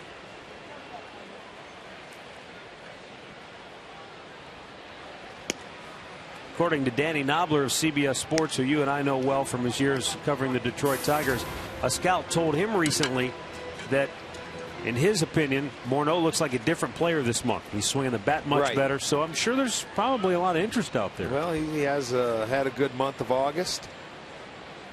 I think he's hit 6 home runs in this month. And the Twins, I think, would really like to re-sign him if it's reasonable. Because, you know, with that big deal that he signed before, he missed some time because of concussions. Yeah. And, you know, they didn't get the most out of him. But he's still a guy. I don't think they have anybody that can play first base like he can in their minor league system. But I guess the price would be right. And yeah. It would all depend on Terry Ryan would know if you can get that hometown discount, so to speak. Well, you want to be fair, but you also want them to be fair to you in return. Here's Terry Ryan, the Twins general manager. 1 ball, 1 strike. Here's the pitch, and Plouffe takes a breaking ball for a strike, and he's down on the count 1-2. Well, he's hit with his breaking ball today, has Rich Hill. Sometimes he comes in and gets a little lazy with it and spins it up there. This one, he's been sharp and crisp with it today. It makes all the difference in the world for him.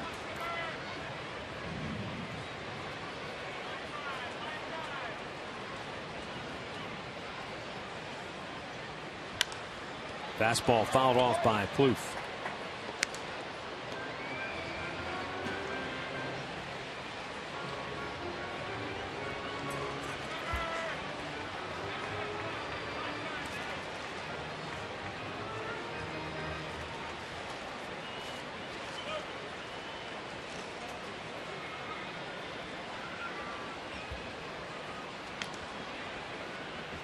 Twins already made one waiver wire trade this month. They sent Jamie Carroll to Kansas City.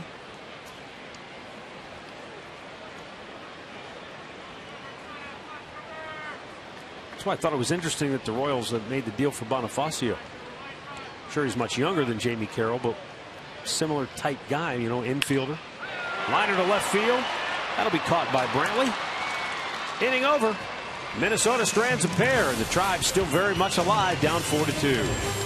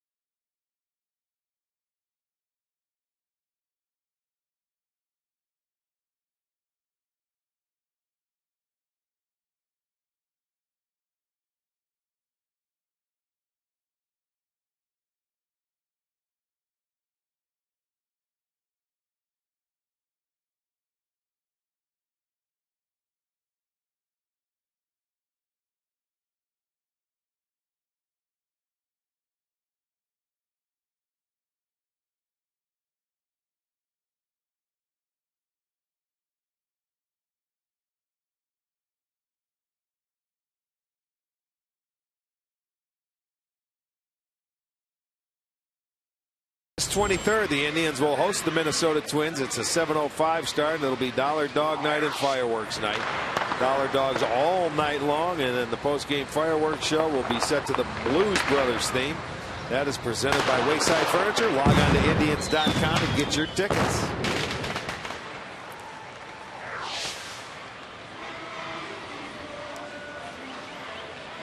Callaway and Carrasco talking things over. I mean, Carlos, he showed some good things here this afternoon, but obviously still a long way to go. 10 hits allowed in his 4 1/3 innings. I guess we'll see what happens, with this. I don't know if this was a trial run for him today to see if he stays in the rotation or what's going to happen. They have 5, actually 6 now going through this turn. If Kazmir comes out and pitches Sunday in Oakland, he's ready to go back. Kipnis scorches one to right field. That'll head down into the corner. Colabello will try to dig it out. Kipnis on his way to second base. He'll stroll in there with a leadoff double. And that's the Indians' first extra base hit of the ballgame.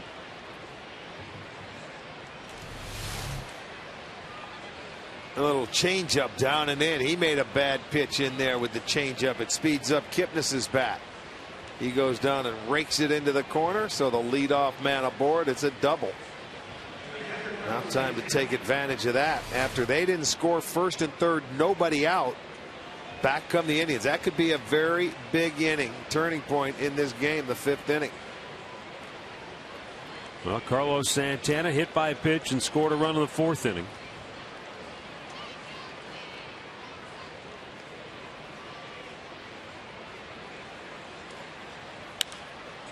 And he pops the first pitch up, straight up on the infield. Third baseman Trevor Plouffe makes the catch, 1 away.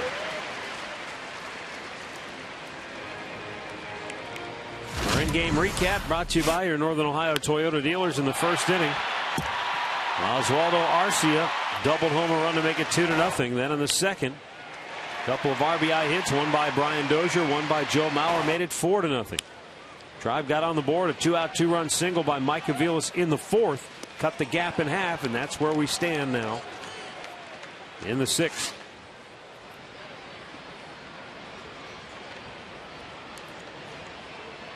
Michael Brantley 1 for 9 in the series, just 3 hits in his last 17 at bats, and he looks at ball 1 outside.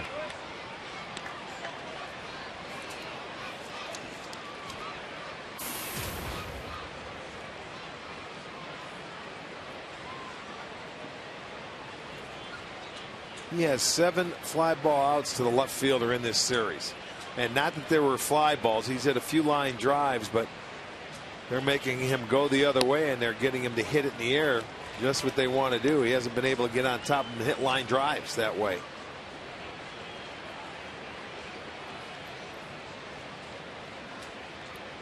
But he's been awfully good with runners in scoring position this year.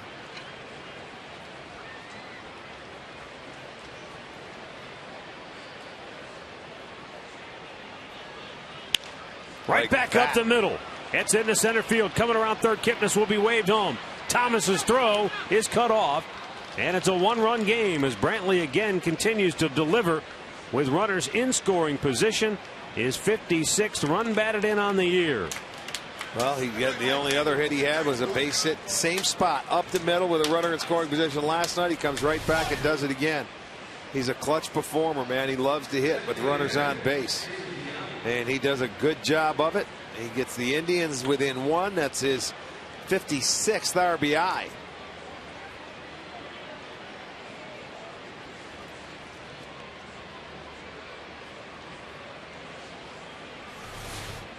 Now Jason Giambi 1 for 2, singled and scored in the 4th inning.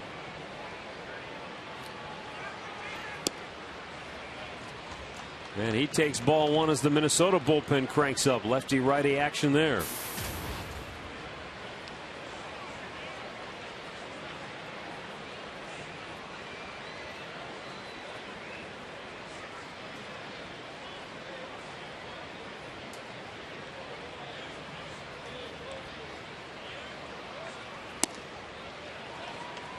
Two balls, no strikes.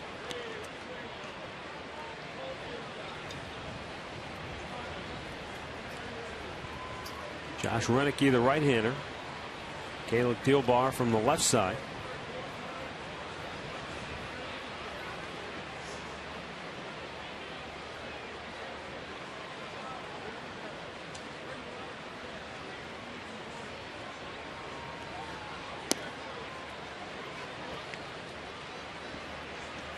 Digging himself a hole right now.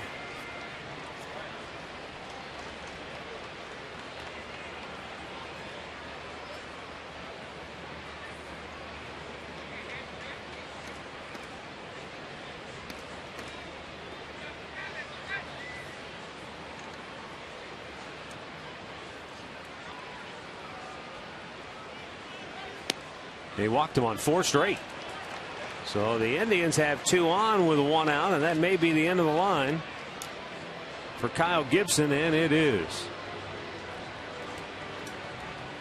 I believe he said he wants the right-hander. So we're going to see Josh Renicky, today's Cleveland Clinic, call to the bullpen. Kyle Gibson goes 5 1/3. He leaves with the lead, but the tying and potential go-ahead run on base.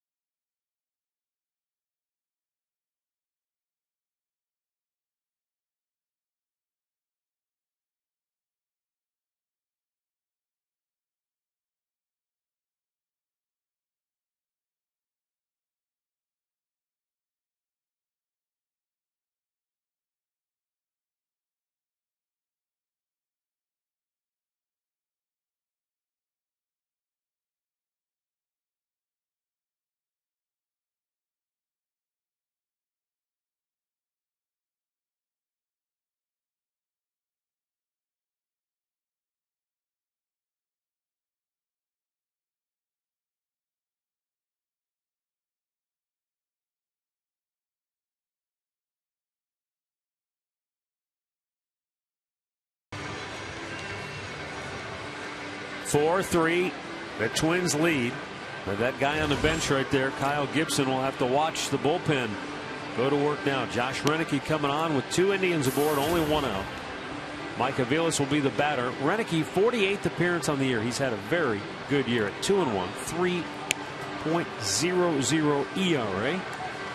Well, and he has been hot in his last 12 appearances. Hitters just hitting 175 off him, 4 walks, 11 punch outs.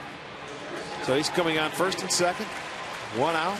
Mike Aviles, the man that drove in the first 2 runs for the Indians, will be at the plate.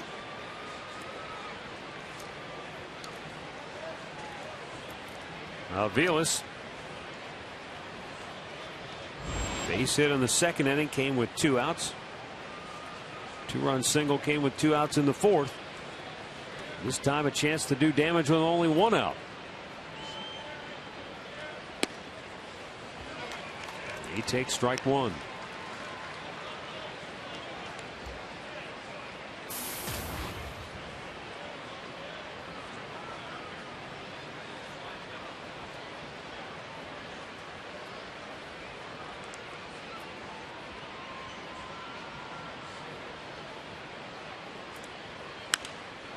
Popped him up out of play to the right, and it's 0-2.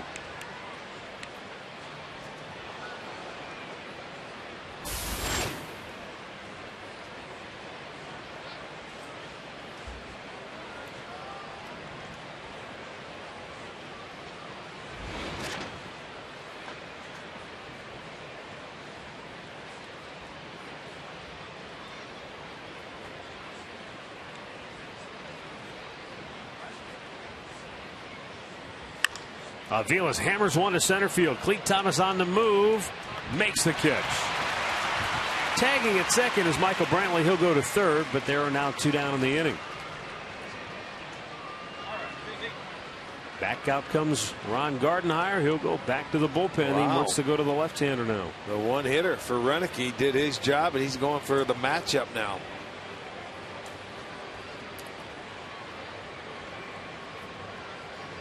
Caleb Thielbar will be coming on now for Minnesota to face Lonnie Chisenhall. That's coming up next.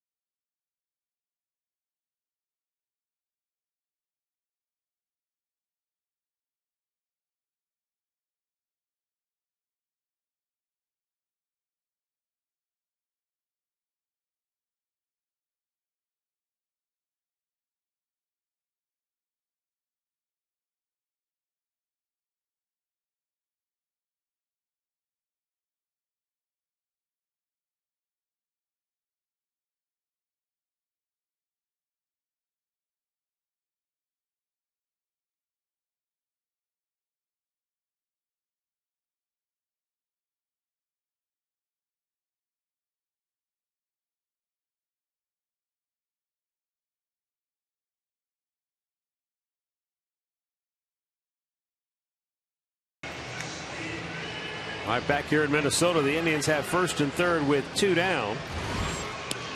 The batter is going to be Asdrubal Cabrera. He's going to pinch hit for Lonnie Chisenhall. The new pitcher is Caleb Thielbar. Thielbar, left-hander, 32nd appearance of the year. He has been very good, 2-1, 0.89 ERA. Well, you have to pinch hit for Chisenhall. He has been struggling. And he hasn't done much lately, so you got to take the chance. Cabrera comes out. You can move Aviles over to third and put Cabrera right in the shortstop spot. Yeah, Chisenhall's 3 for 35 on the year against lefties, too. Yeah, he's scuffled. So it'll be Cabrera coming on to try and tie it up. Find a gap, they can take a lead. They have one on the board already in the 6th. Brantley got a base hit single, driving in Kipnis.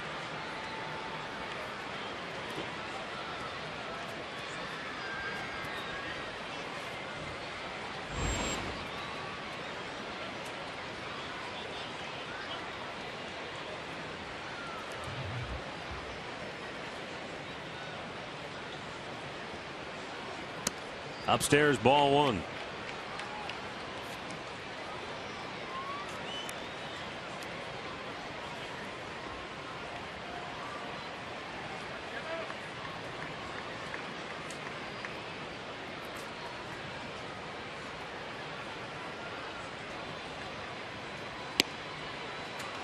Takes a strike.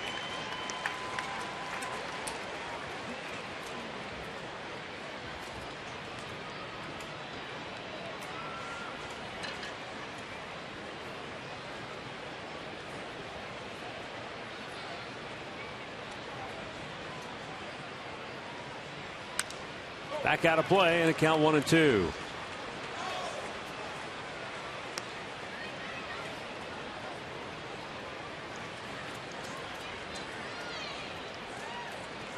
Michael Brantley the tying run at third base. Jason Giambi the go-ahead run at first. Asdrubal Cabrera pinch hitting with 2 outs here in the 6th inning. Ryan Rayburn, Yan Gomes, the last 2 players now on the Indians bench. Cabrera strikes out. The inning is over. The Tribe gets a run closer. 4-3 Minnesota, middle of the 6th.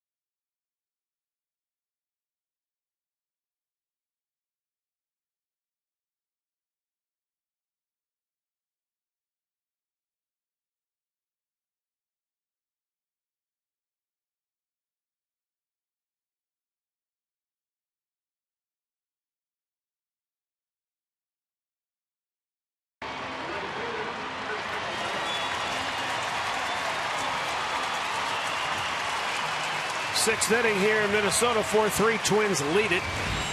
Rich Hill got the last 2 outs of the 5th. He'll stay on to pitch here in the 6th. Mike Aviles goes from short to third as Dribble Cabrera, who pinch hit, now in the game at shortstop.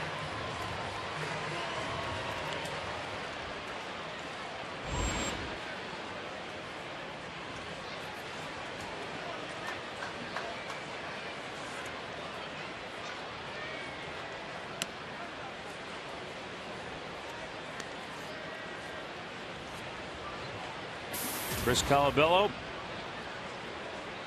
singled right back up the middle his last time up.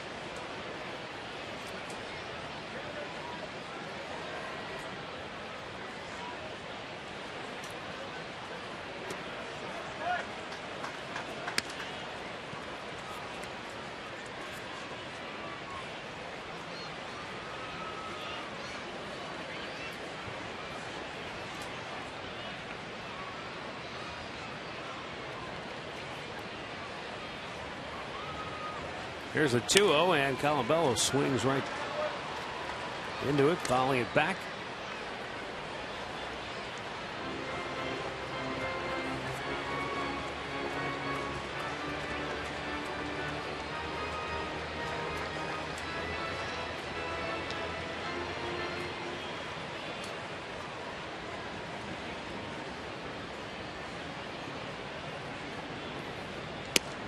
Good pitch.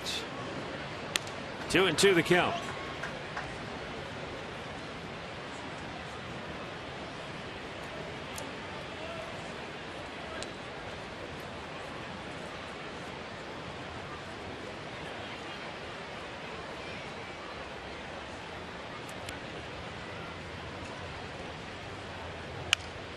Bounced by the mound. Kipnis throws him out, 1 away. Go downstairs one more time. Check in with Katie. Well, Matt, the next jersey giveaway will be next Saturday at Progressive Field, August 21st. 4th, the first 10,000 fans through the gates will take home a Nick Swisher replica jersey, courtesy of Kia Motors. Stick around for after the game, too, because we'll have those post-game fireworks set to your favorite songs from U2. Get your tickets at Indians.com. Thanks, Katie. Cleat Thomas looks at the ball outside, doubled and scored in the second fly to center his last time up.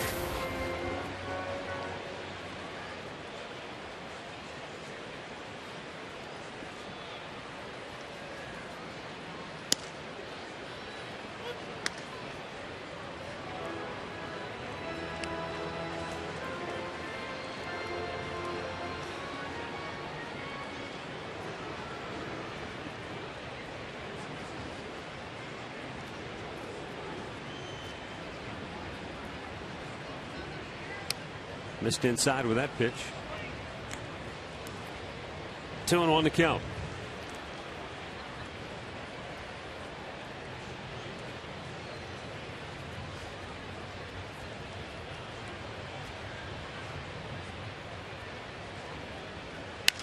Line drive, base hit to left field for Thomas.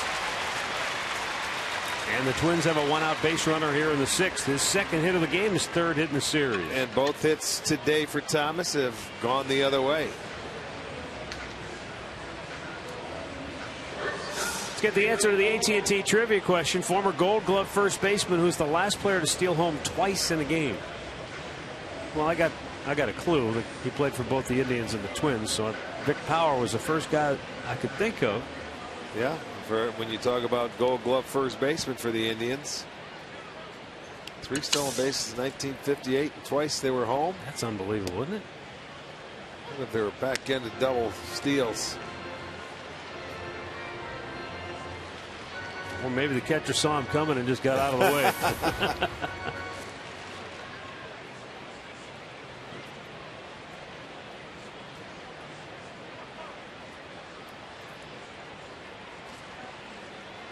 Ouch. Hit him. So Rich Hill has given up a single and now hit a batter, and the Twins have 2 on with 1 out in the bottom of the 6th. Turn it over to the top of the order now. Brian Dozier coming to the plate. That one just ran in. It looked like it got him on the hand. Yeah.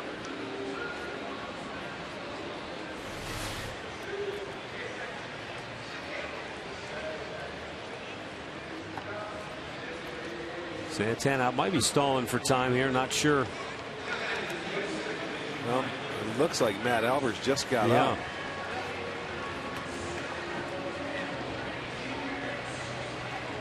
But I mean, after Dozier, you've got the two left-handers, Mauer and Morneau.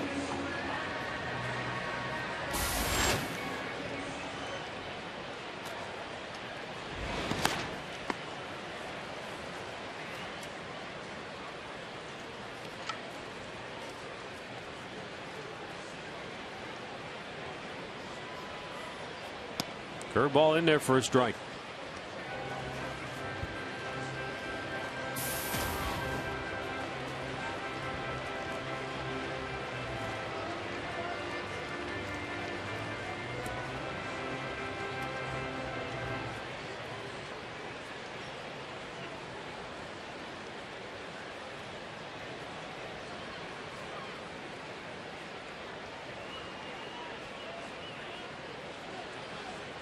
Dozier steps away.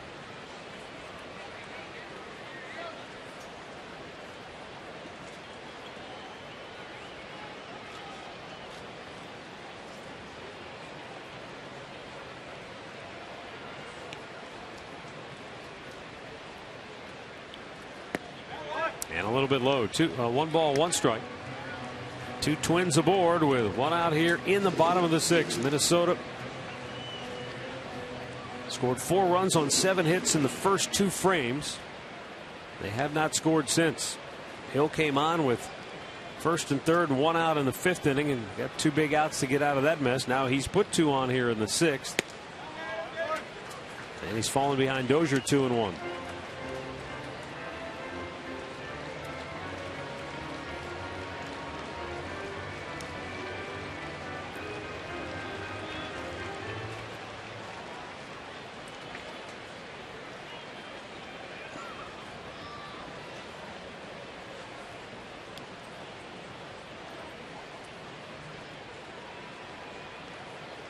Slow breaking ball, but it's up high. 3-1.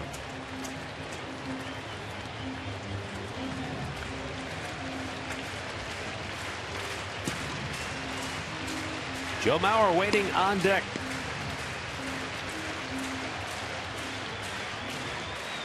Waiting is right. He's 3 for 3 today.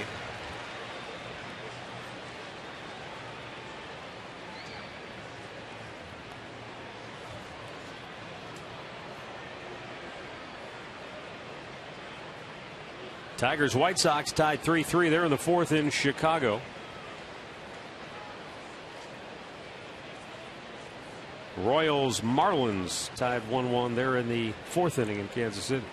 A little bit low, ball 4, and the bases are loaded with 1 out for Joe Mauer. Let's go back to the Hyundai Studios for an in-game update with Al Pulaski.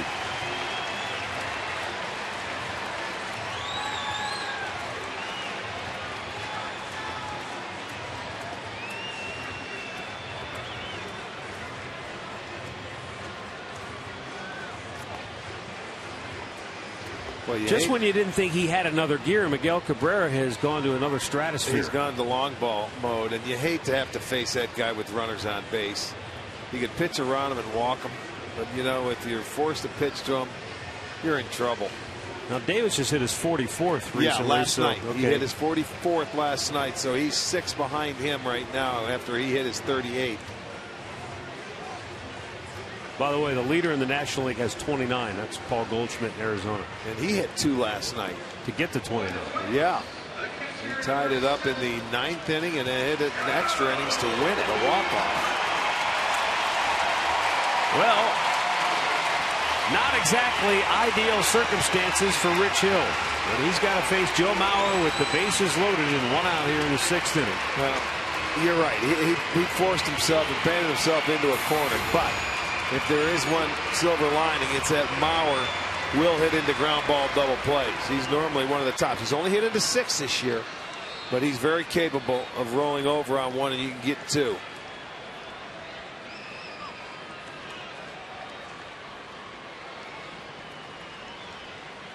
Thomas, Florimone, Dozier, the base runners.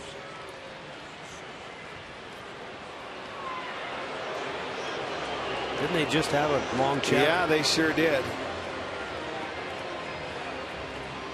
Now it looks like Hill's doing the talking about maybe what he wants to throw and how he wants to get to where he's going.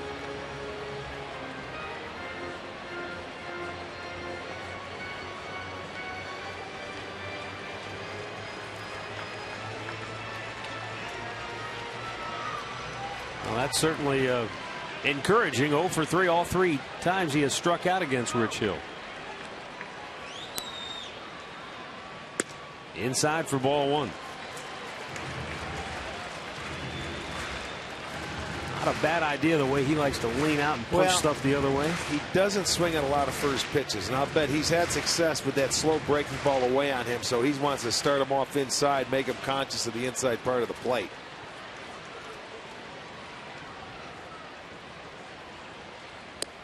Fastball catches the outside corner. 1-1.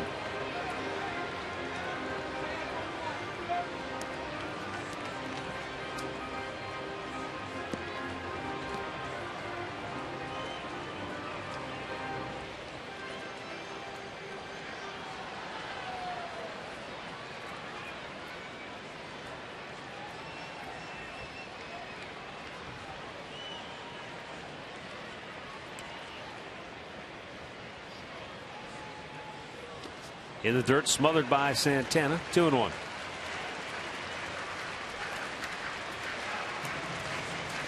The Twins had an opportunity last inning. First and third, nobody out. It's with Mauer and Morneau. Set it up, and they were able to get out of it with a couple of strikeouts and a flyout. They have bases loaded now with 1 out. It's going to take some more magic to bob and weave here. Rich Hill on the ropes, trying to work his way off the 2-1. Ground ball up the middle. It's through. Thomas scores. Florimon comes home. Joe Mauer delivers with his 4th hit of the game. And a 2-run single makes it 6-3 Minnesota. Comes back to that breaking ball. A little bit on the inside part of the plate. Mauer gets enough of it. Gets the ground ball you're looking for, but he hits it right back up the middle. Too much of the plate. That'll get through. That'll drive in a pair. He has 4 singles today, 3 RBIs, and Terry Francona has seen enough. That is it for Rich Hill. He's got to go back to his bullpen. So they up their lead to 6-3 now. So right after the Indians come back and put one on the board, they can't shut them down. Matt Albers coming on when we come back.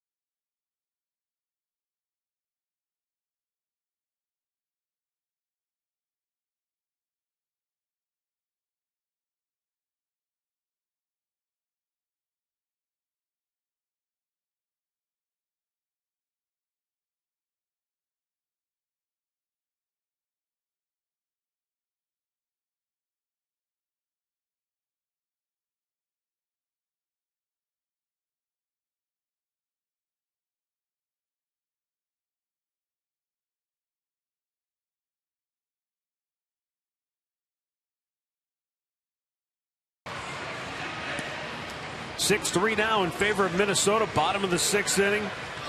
And Minnesota still has runners at first and third and only 1 out. Justin Morneau coming up Matt Alber's 39th appearance of the year. 3-1, 3.33 ERA. That one out was the leadoff hitter in this inning. They haven't been able to retire the next 4 hitters. Single, a hit batter, a walk, and another single. Minnesota with 12 hits on the day.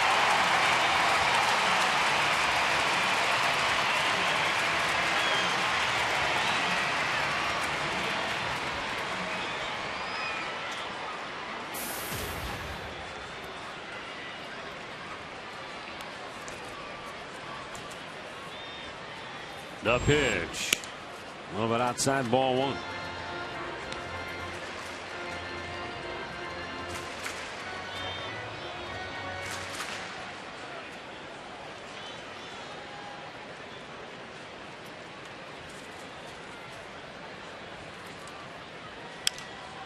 In the air, but slicing foul. Nobody can get to it. 1-1 to count. Earlier reports say that Justin Morneau was placed on waivers by Minnesota to see if anybody would put a claim on him or gauge interest, and reportedly he has cleared waivers. And Danny Knobler, CBS Sports, reportedly saying that that's the 6th player now to clear waivers this month. Popped back out of play. There were reports that Michael Young of Philadelphia cleared. So once a player clears, they free can go to work out a deal. Right back to wheeling and dealing. Right.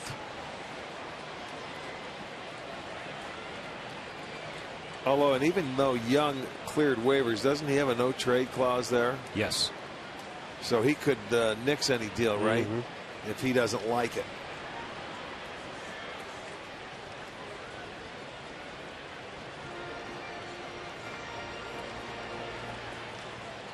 Yeah, a lot of the reports you heard that, maybe the only place he'd waive it for would be to go back to Texas. Correct. But once they made the deal for Rios, not sure if they have a need there now. Ground ball to third. Aviles goes to second. Kipnis turns it.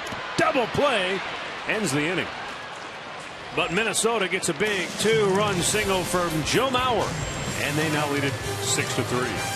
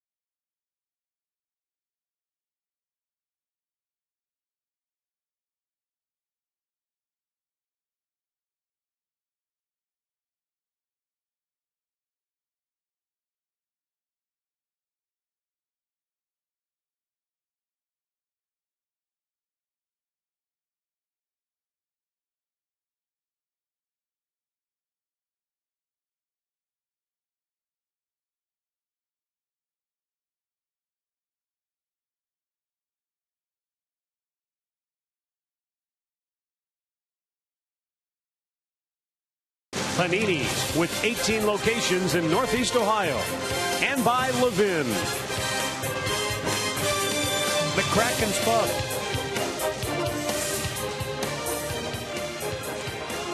Get a look in at Target Field from our Panini cam, brought to you by Panini's Bar and Grill. 6-3 Minnesota. And here in the 7th inning, Minnesota goes back to their bullpen. 4th pitcher to work today is Jared Burton. Well, he matched up in that last inning where he went Renicky and Thielbar just for a third of an inning apiece to get the lefty or the righty-lefty. That worked.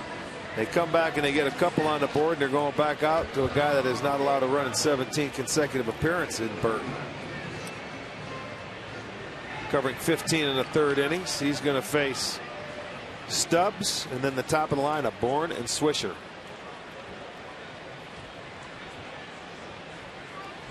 Stubbs 0 for 2. He's grounded to third both times up today.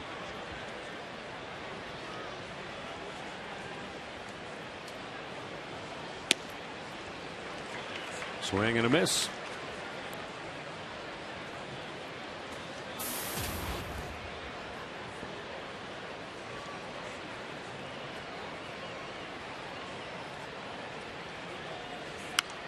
Back out of play.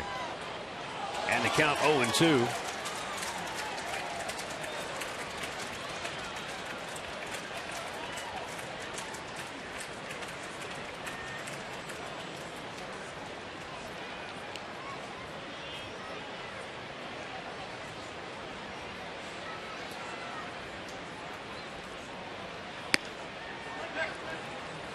He did not chase.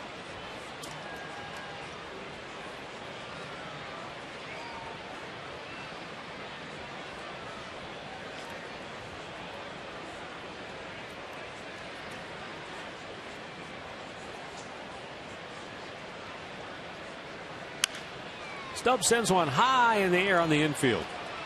The shortstop, Florimone, one away.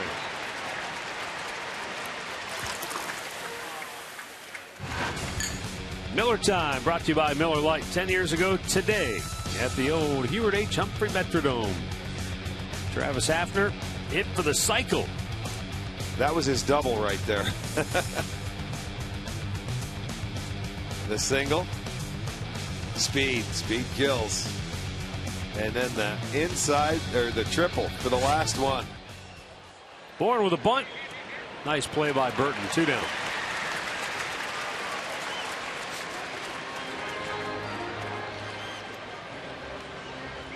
Up comes Nick Swisher. He's 0 for 3.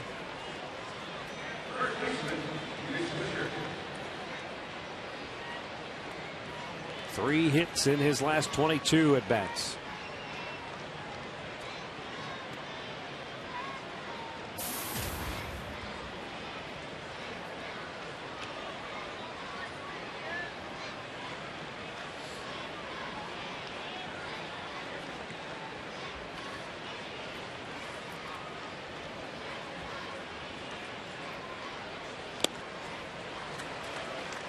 Swing and a miss at the good fastball from Jared Burton.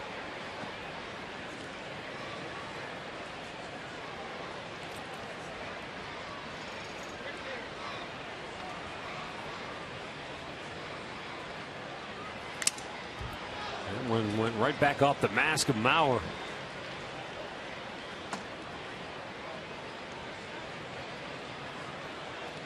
He's probably saying back there now, I like playing first base better. We don't have to take him off the mask. He played first last night. This is a direct hit right down off the glove, right into the mask.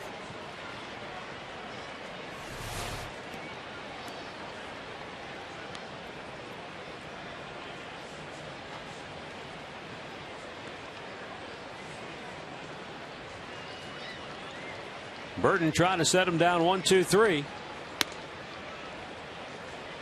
A ball and 2 strikes.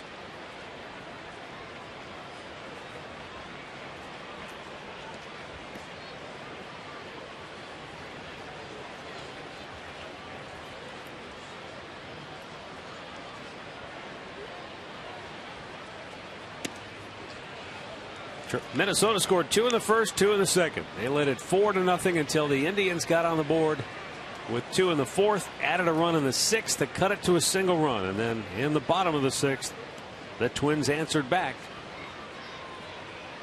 with 2 runs, and they lead it 6-3 now. Strike 3 called. The inning is over. The Indians go 1-2-3. Time for the 7th inning stretch, brought to you by Spitzer Auto World. Life is hard. Buying a car shouldn't be.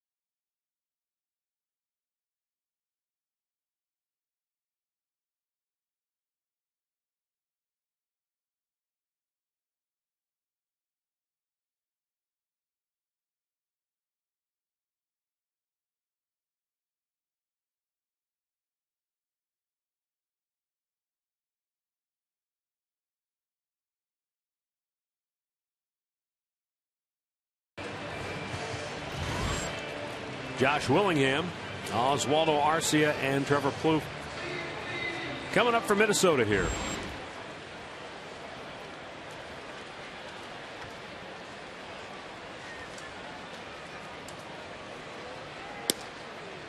Minnesota with a 6-3 lead, and they've out-hit the Indians 12-6.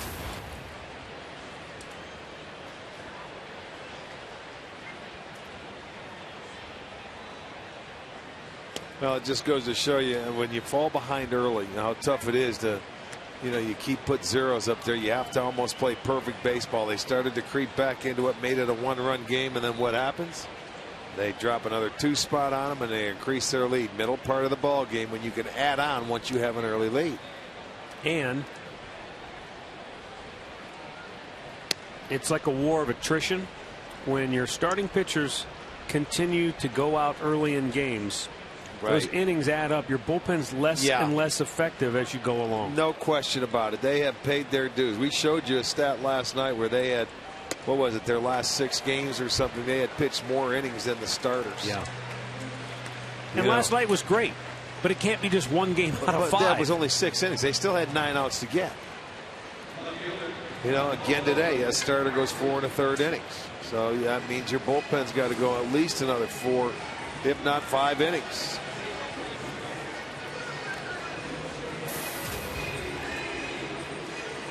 Arcia had the RBI double in the first.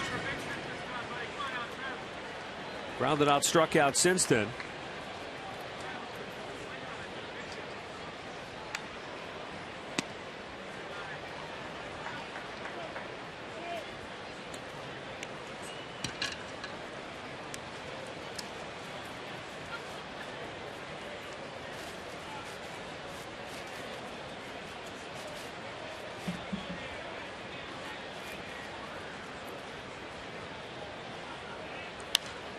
Back out of play.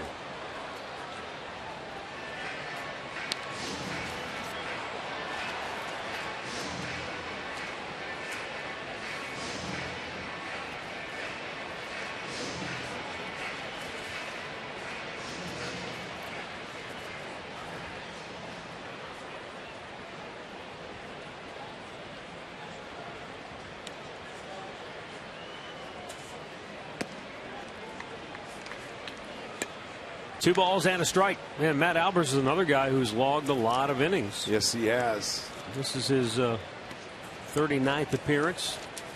Well, think about the homestand, how many times he went into games, as well as he was up one game warming up from the first inning on to about the 4th before he ever came in.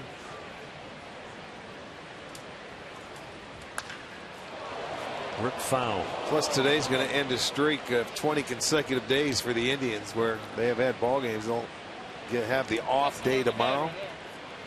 Well, that'll certainly help. You've got the off day tomorrow, you've got the off day Thursday, and then the off day Monday coming up.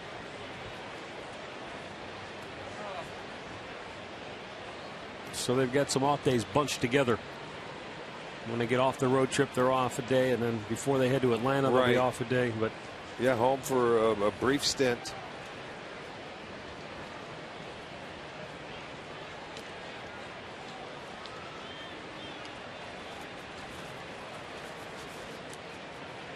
Ryan Shaw is up and getting loose. It may just appear to Terry and Mickey that Albers is having a tough time throwing strikes. That one's fouled out of play.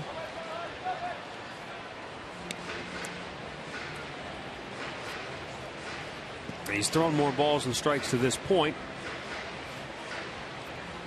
Got the big double play ball to get out of last. That was huge, though. Yeah.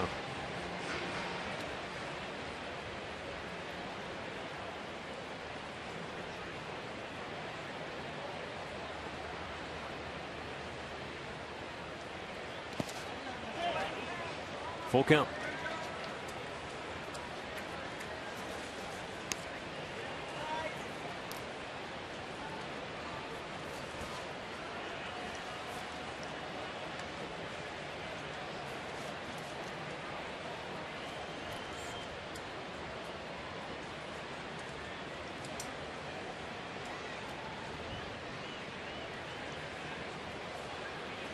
Albert's ready. The payoff pitch. And a foul back.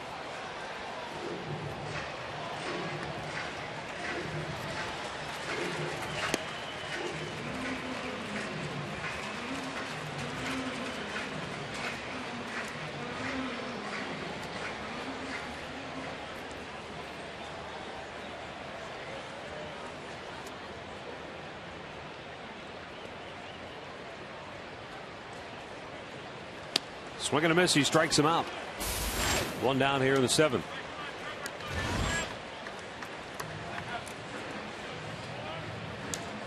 This season, one lucky fan will get a chance to join the Fox Sports Girls Fantasy Football League. You can enter now at foxsports.com/fantasy draft for your chance to win a trip to LA for the live draft and a chance to compete against the Fox Sports Girls this season.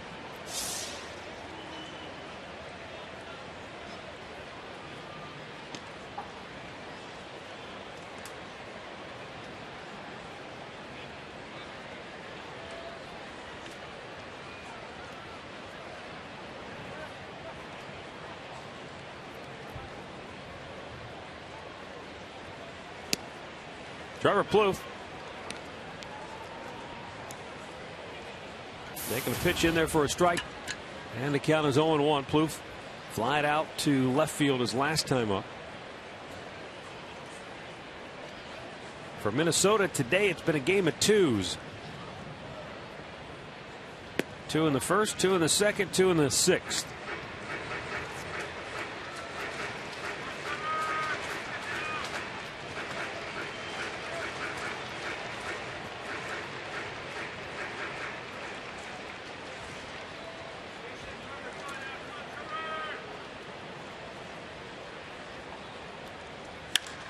Line drive, base hit to right field.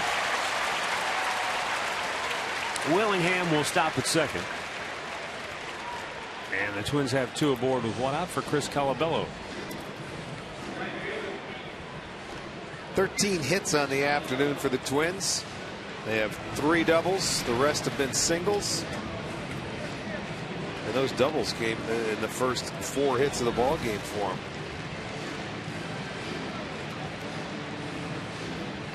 So they haven't mixed in a long ball today, but they have certainly had their share of base hits. And they were able to jump on Carlos Carrasco for a couple of runs on 3 hits in the first inning. Scored 2 more on 4 hits in the second. Then Carrasco steadied. Got through the next 2 innings scoreless, allowing just 1 hit. But then he gave up back-to-back hits in the 5th. And after he struck out Josh Willingham, his day was over.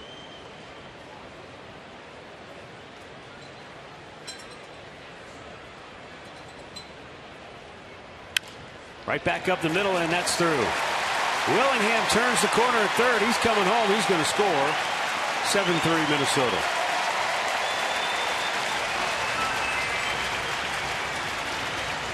Plouffe stops at second. And Minnesota is taking advantage of a beleaguered Indians bullpen now as Terry Francona will go to the mound. And he'll signal for yet another pitcher. It's 7-3 in favor of the Twins. Ryan Shaw coming on when we return.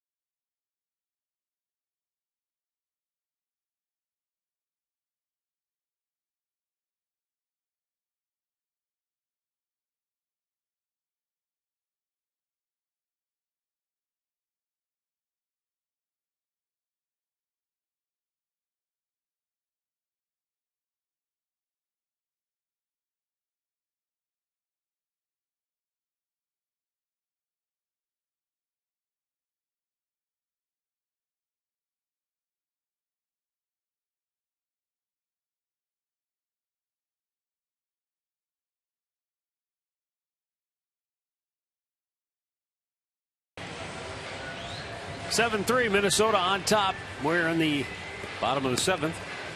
Twins have a pair on, one out, and the batter will be Clete Thomas. The new pitcher for the Indians is Brian Shaw, appearance number 49, 2-3, 4.18 ERA, 51 strikeouts in 51 2/3 innings.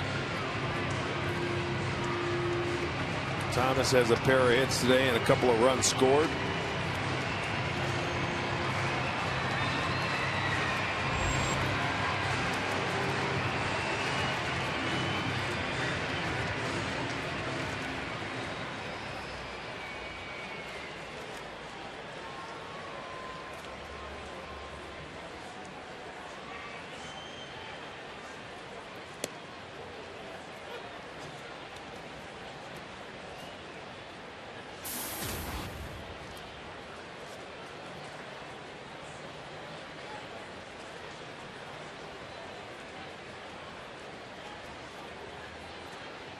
Shaw delivers. It's inside, 1-1.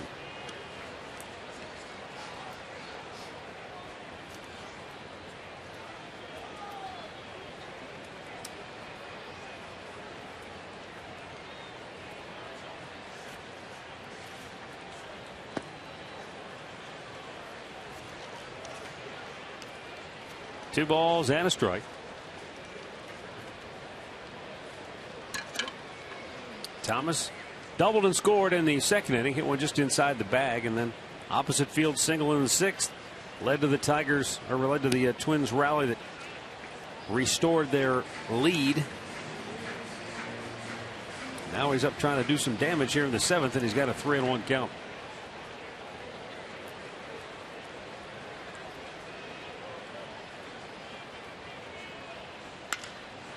Sox one to left. Brantley back. 2 away. The runners have to hold. And up comes Pedro Florimon.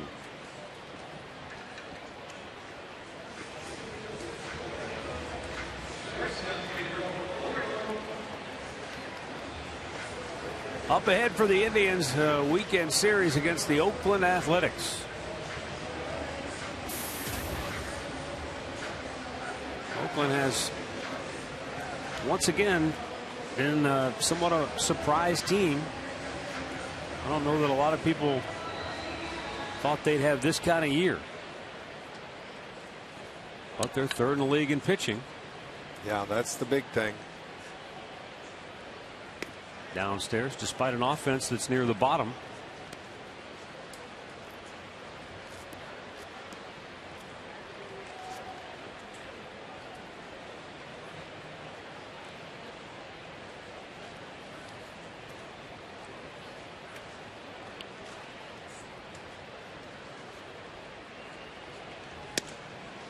Up high, 2-0.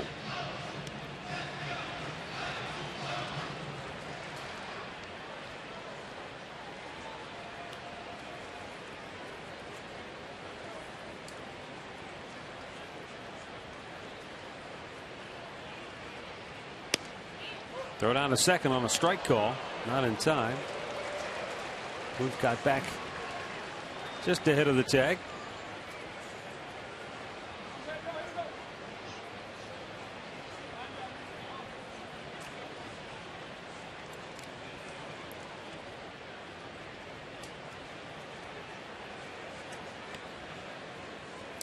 Shaw's 2-1 pitch.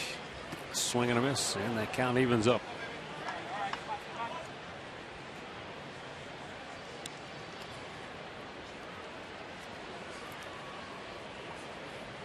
Florimon was 0 for 6 in the series coming into today, but he singled and scored in the 2nd. After he struck out in the 4th, he was hit by a pitch and then came around to score in the 6th.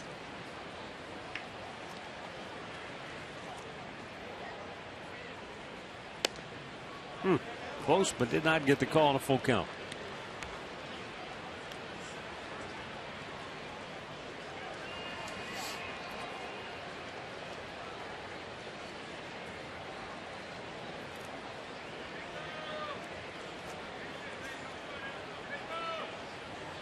Runners go on the 3-2, and it's ball 4. The bases are loaded again for Minnesota.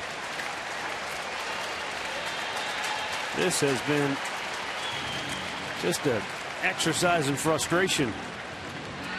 Well, it is, and I think you hit the nail on the head when you say you're seeing how tired the bullpen really is. They've been called upon for the last week of doing a lot of hard work. And again, they were put in a hole 4-0 after the second inning.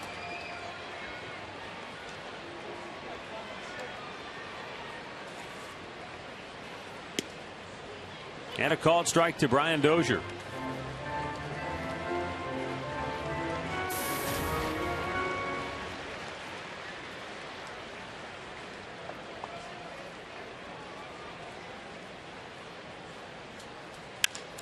In the air to right field.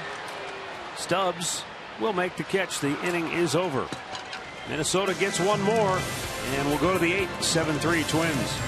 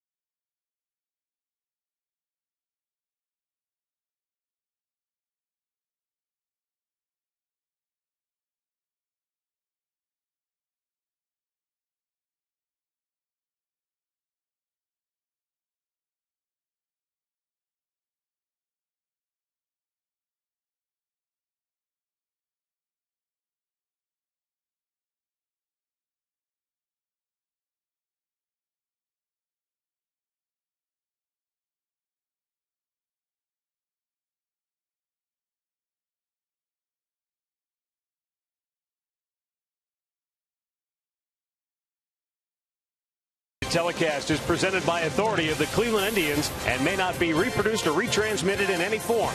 And the accounts and descriptions of this game may not be disseminated without the express written consent of the Cleveland Indians.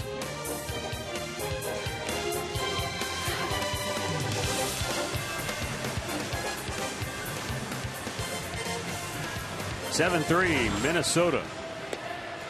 And as we go to the 8th inning, a reminder to stay tuned after the game for All Bets Are Off. Bruce Drennan will take your calls and talk about today's game right after Indians Live.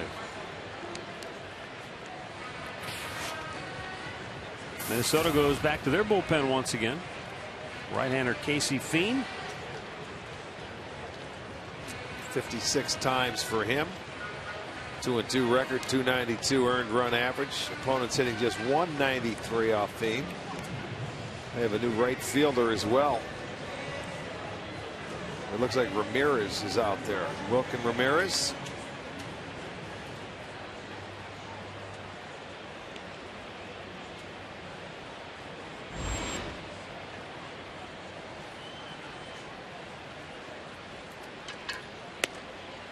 Jason Kipnis looking at a called strike. Doubled and scored in the 6th when he led off with a ball that was scorched down into the right field corner.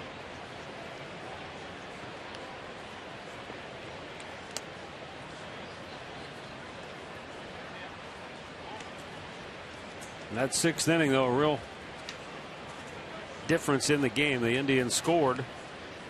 They had first and third with only one out. But then Ron Gardner went to his bullpen. They got the next 2 outs to get out of the inning. Minnesota came right back bottom of the 6th. And as the ball scorched to first, Morneau knocks it down, but no chance to get him. Good hustle by Kipnis. Don't want to see him go head first like that, but he wanted that base hit. Morneau almost made a spectacular play. He went down there and came up with it, just didn't stick in his glove. Ball was hit awfully hard and a big high hop. And by the time he picks it up and he goes to flip to first, there's Kipnis Beats it out, infield single.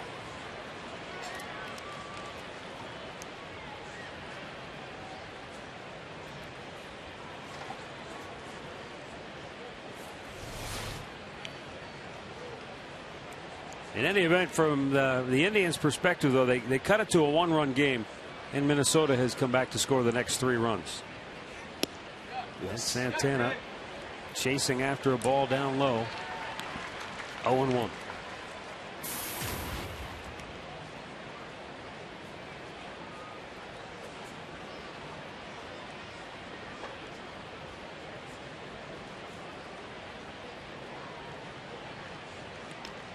Santana now just 2 hits in his last 19 at-bats.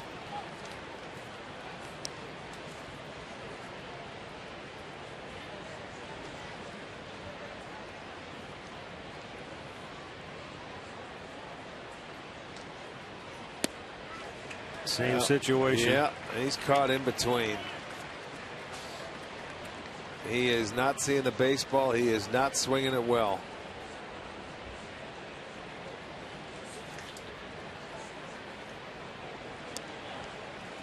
As if 2 for 19 doesn't sound bad enough.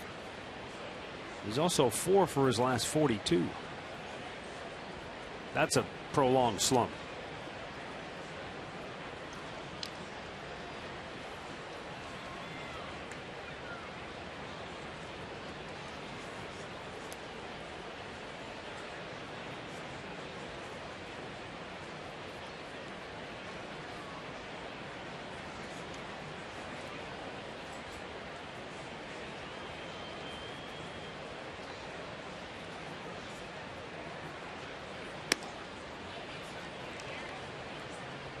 One ball, 2 strikes.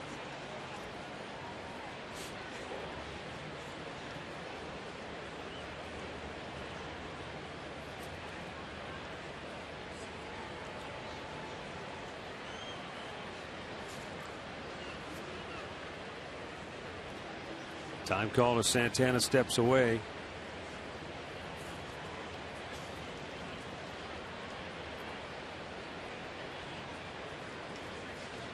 You know, the one thing that's been missing lately is the walks from Santana. I mean, even when he goes through a spell where he doesn't maybe have a lot of hits, he'll always draw a walk to a game. Seems like it. He was up there near the top of the league leaderboard in walks most of the season, but he's now 13 behind the league leader. Well, you can tell by his first 2 swings in this at bat, the check swings. You know, he's trying to get things started early. He's a guy that he's patient, and if he falls behind in the count 0-2, he usually works his way back into it. It's not working for him right now.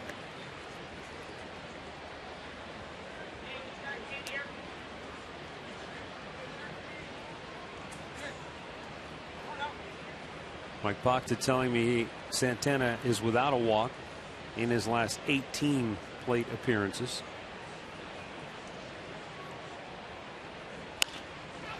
Ground ball right through Morneau. And Kipnis will go to third. Well, that ball was hit hard, and somehow it just went right through him, huh? He tried to, as he's creeping off first base with the pitch. You know, he's just trying to get down and put a body on it. Now, it could be very tough to see here in a day game. I don't know, but that ball, he should at least stopped it. I don't know if it went right under his legs or just a little to the right of his body. But I would think they're going to give him an error on that ball, and they do. So that's an opening for the Indians now. Gives you the base runners you need.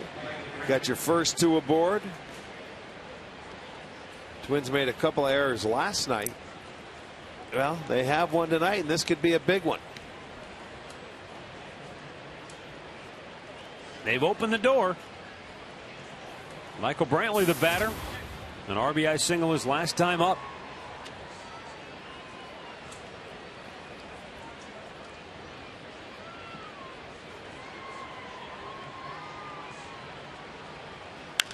Brantley fouls one out of play to the left.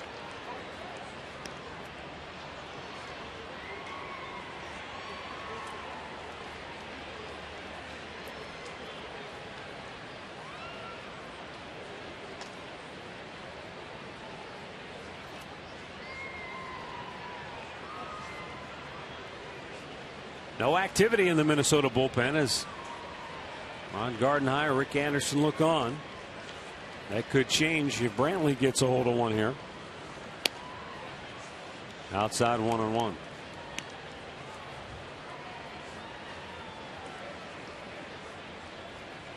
This is where you want to see him string a couple of hits together in a row after the big error.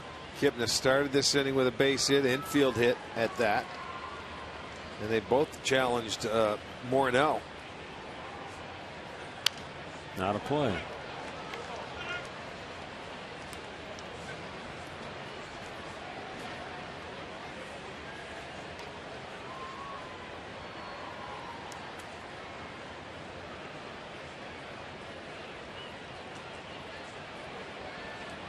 Brantley waiting on Fiend now.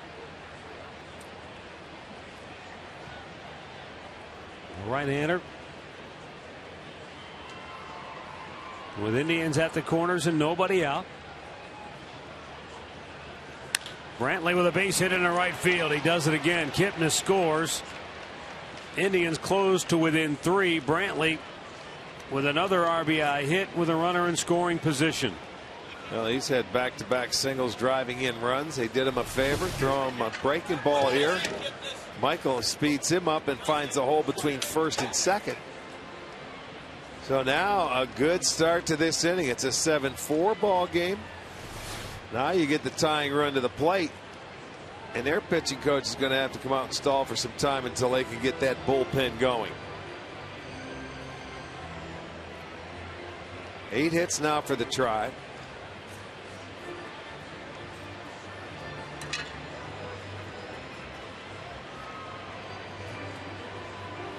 Double barrel action in the Twins bullpen.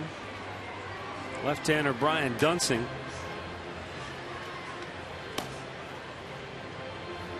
And Ryan Presley is the right-hander. So the Indians still fighting with a chance here. Jason Kipnis started it just like he did in the 6th. But that inning only resulted in 1 run. They need more than 1 here. Down 7-4, big opportunity. Jason Giambi at the plate. Giambi snapped an 0 for 15 with a single back in the 4th inning and came around to score. Walked his last time up. And that came on 4 pitches. There's a drive to deep right field, and it is gone! Jason Giambi with a 3-run homer, and we are tied at 7. Jason Giambi jumped all over that pitch from Casey Fiend, and he scorched it just above the wall in right field, and we are dead even at 7 apiece. Boy, Giambi, you talk about getting a big hit at the right moment. Talk about the right man at the right spot. That was him. They came middle in to Giambi, who hit a rocket. I mean, a line drive, and it just gets over. It looks like it hits that railing above the wall. The flower box. Look at the energy now. Come into that Indians dugout. They have come back with a 4 spot in the inning, and it is a tie ball game. 8th home run of the year for Giambi. And it just seems like every time he's hit one, it's been a big home run. He had the game winner at Progressive Field recently. He's now homered in 32 different ballparks. Got his first one here in the new home of the Twins. He's not one of those guys who's hitting home runs when the score is 10-0. He's hitting them when you need it, when they mean something.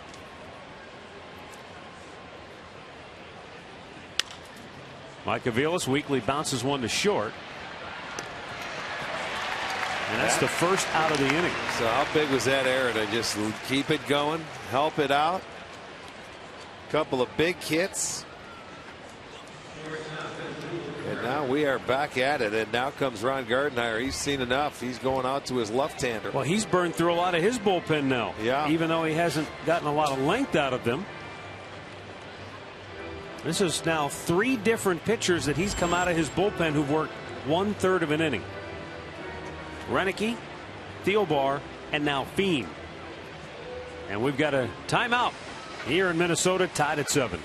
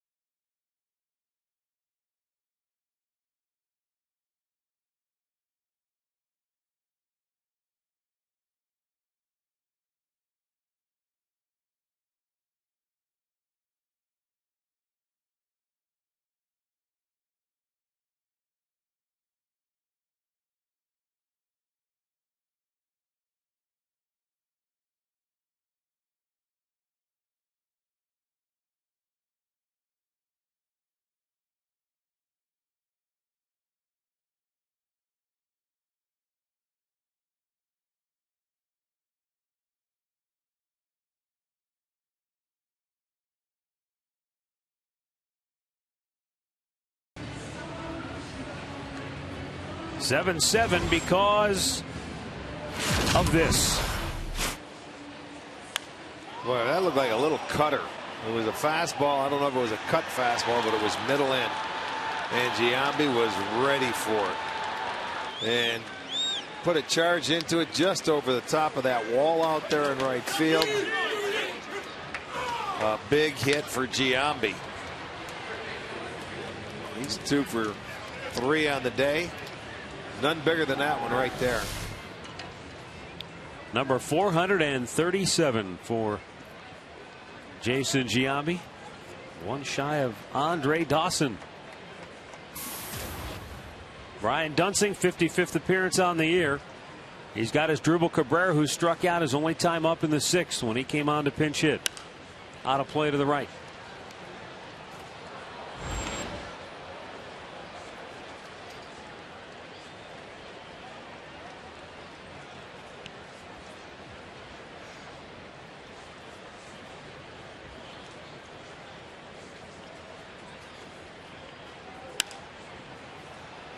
High pop, shallow right. In comes Ramirez. Makes the catch, and holy mackerel, did you see Dozier just jump out of the way? Well, you go out there until you hear the outfielder, you know, and obviously he didn't hear him loud enough, because you can have a collision there. That's close call. Dozier's going till he hears something. As an outfielder, your job is to get in there quickly enough and call him off. Tough looking up into that sun. You can't take your eye off of it, so you're waiting for sound.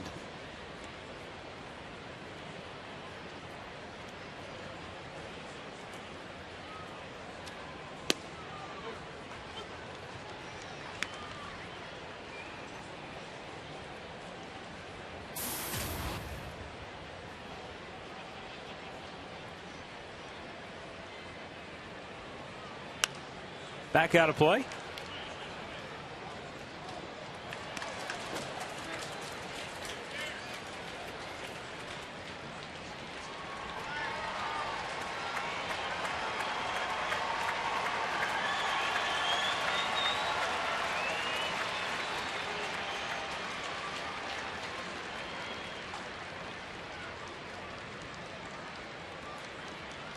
Down in the dirt. 1 ball, 2 strikes. Stubbs 0 for 3 on the day, but can't get over this Indians club, how they were able to get up off the mat here in the 8th inning and string it together. Jason Giambi, the big blast, bring him back to even at 7 apiece. Fouled right back.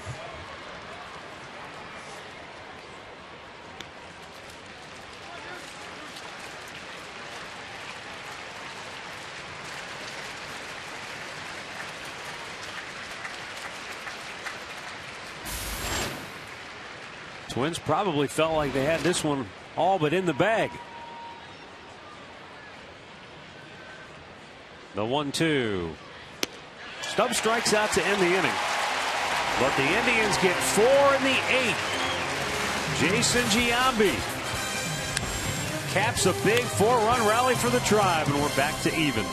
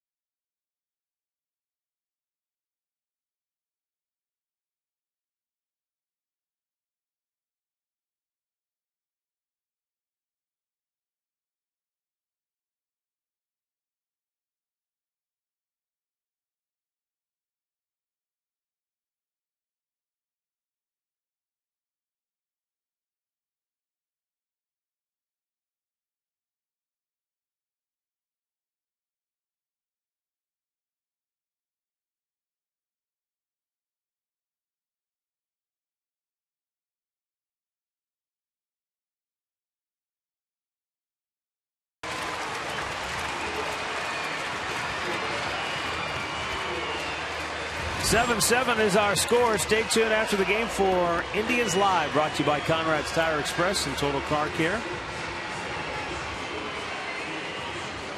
Ryan Shaw, who got the final 2 outs of the 7th inning, will stay on now to pitch the 8th. Joe Mauer, Justin Morneau, Josh Willingham due up.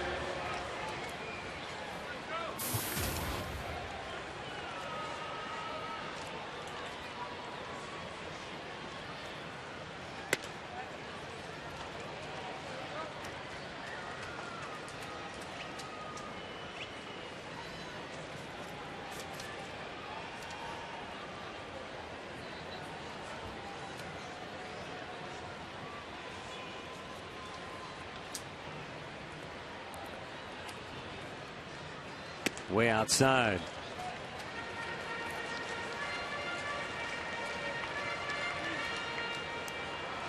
"22nd time Morneau has had a 4-hit game in Twins history." There's some big names up there, all very good hitters. 3 righties and then Kirby Puckett on top.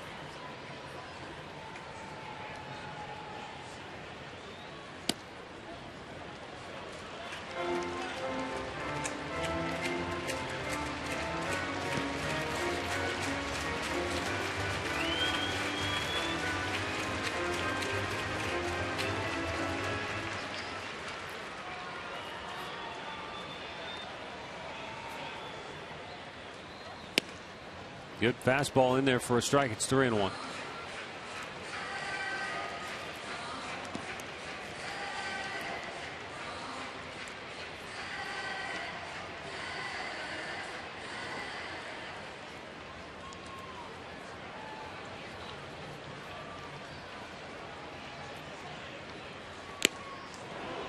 Oh, he challenged him and more. And Mauer, for one of the rare times that it looked like he was trying to turn that one around.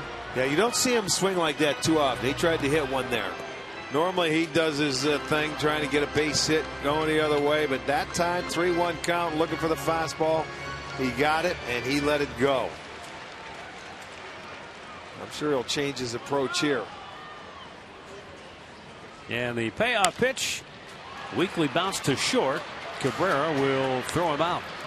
1 away. Boy, he came back from 3-0. Yes. To get Mauer, that's big.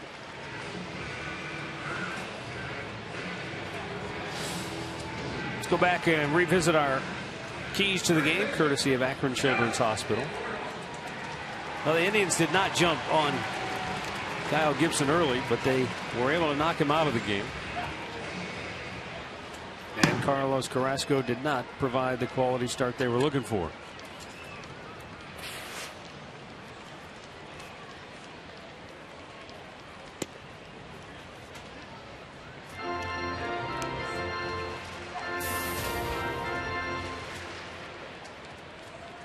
Morneau, 2 hits on the day. Doubled and scored in the first, singled in the 5th.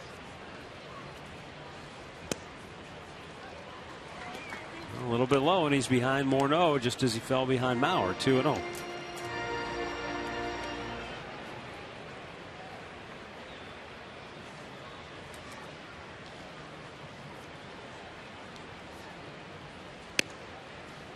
There's a strike going on the outside part of the plate.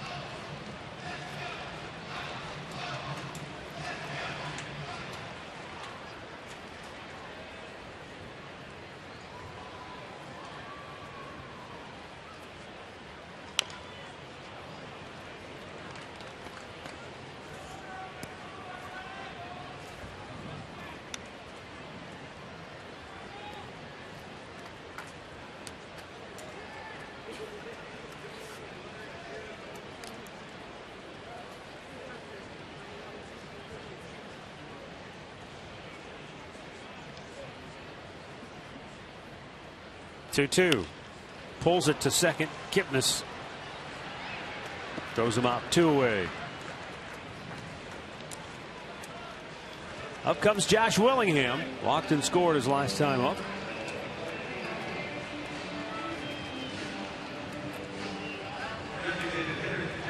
All that's left now in the Indians bullpen: Cody Allen, Joe Smith, Chris Perez from the right side, Mark Zepchinski from the left. For Minnesota, they've got their closer Glenn Perkins, and he's probably coming in the game regardless of what happens here. And then after that, they've got just Anthony Swarzak and Ryan Presley left.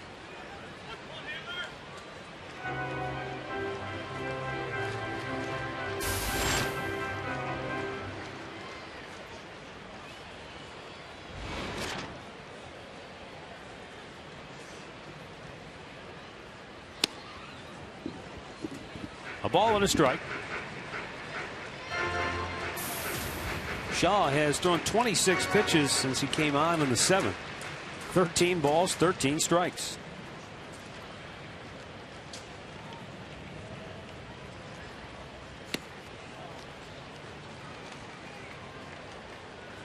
And it's now 2-1.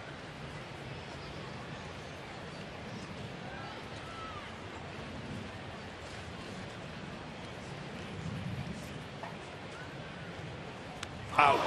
Ooh. Willingham got drilled. Ooh. And so a 2-out base runner now for Minnesota. Santana was hit earlier in the game. Now Willingham wears one for Minnesota. Now that's one right up, right near the number. Right up on the shoulder blade.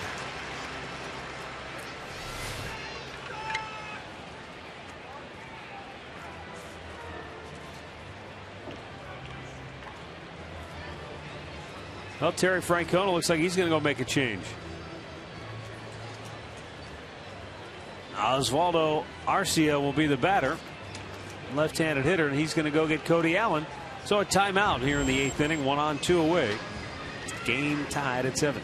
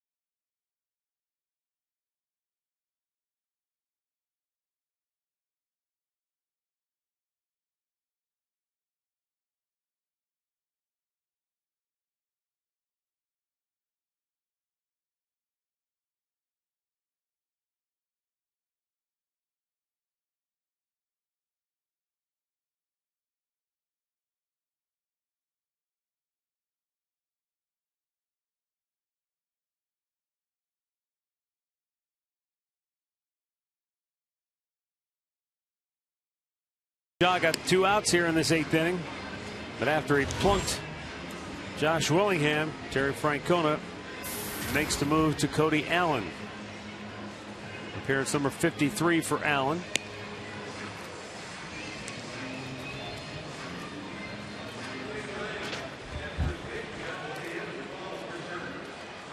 And Willingham out of the ballgame. Chris Herman coming on as a pinch runner. You don't see many catchers that go on as pinch runners, do you? Well, is that saying much for Willingham? That's my question. On the air, Cody Allen has allowed 13 of his 36 inherited runners to score. Coming up to face the left-hander Arcia, who went from left to right, I believe.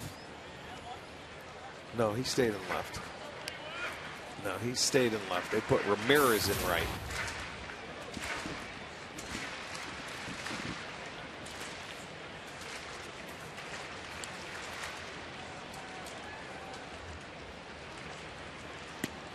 Slider and a good one in there for a strike.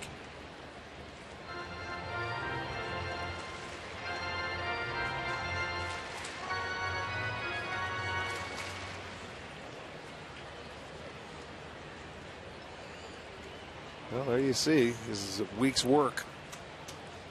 And he has had a few days off. Third game in a row, though, fourth in 5 days. That's a lot of work.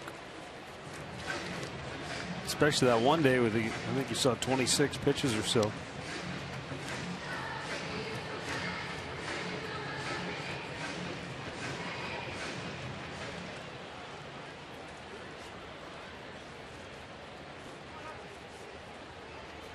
Two-one count. Caught the outside corner, and it's 2-2. This is one of those games right now. If you're Terry Francona, you want this one badly now. Well, sure you do. Come back from 7-3 to tie it. You're going to pull out all the stops to try and get this one. This is for the series. This is a big game for the Indians. Much bigger, I think, for the Indians than the Twins. He strikes him out, and the inning is over. Nice job by Cody Allen. He gets his man. We'll go to the ninth. Tied at 7.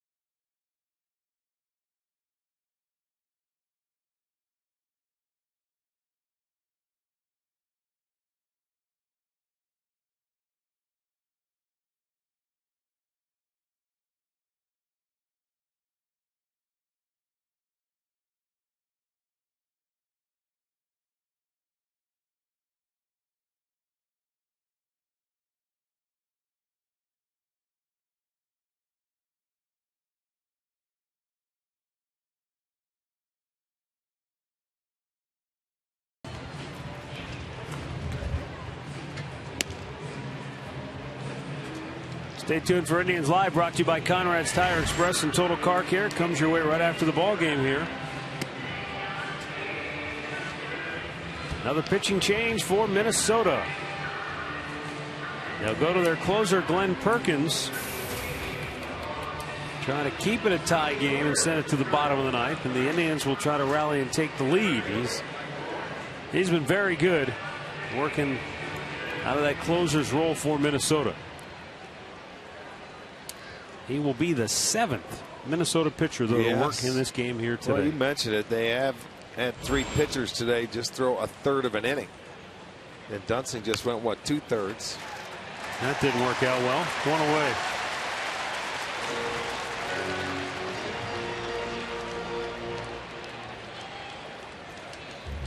away. In-game box score brought to you by your local Hyundai dealers. Kind of the middle part of the order has done most of the damage today between Jason Kipnis and Jason Giambi. Even Mike Aviles, he had a big 2-run single with 2 outs down in that 4th inning. Those have been the spots, though, where all the action has occurred. The top and the bottom have been absent. Nick Swisher 0 for 4 today, 0 for 12 in the series.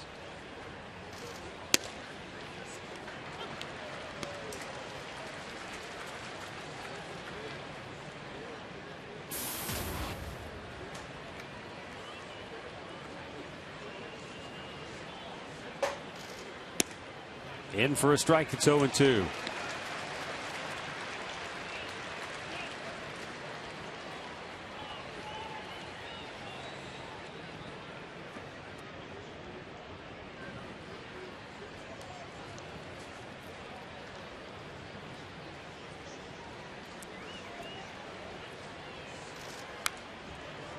That's fouled back.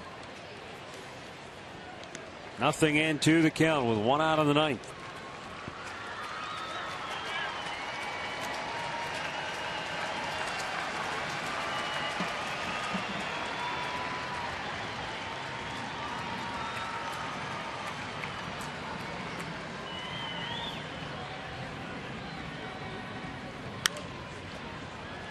That's going to slice its way out of play.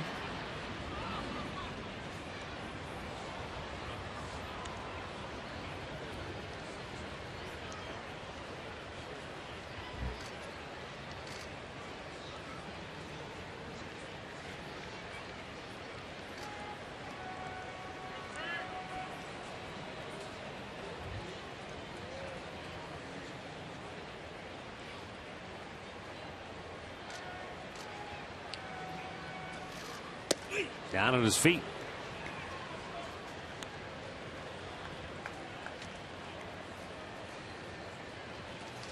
Glenn Perkins was a first-round pick of the Twins out of the University of Minnesota.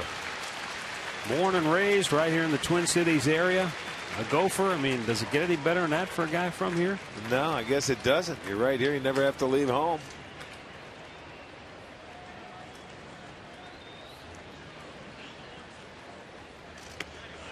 He strikes out Swisher, 2 away.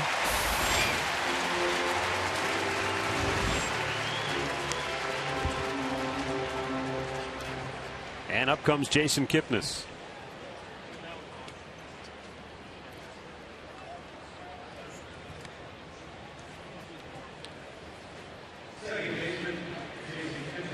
Glenn Perkins and Joe Mauer grew up only about 20 minutes apart.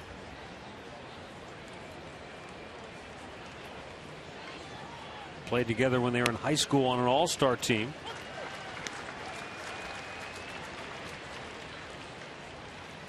And not only are they teammates in Minnesota, but they were teammates in the WBC this year too. So Kipnis pulls it foul.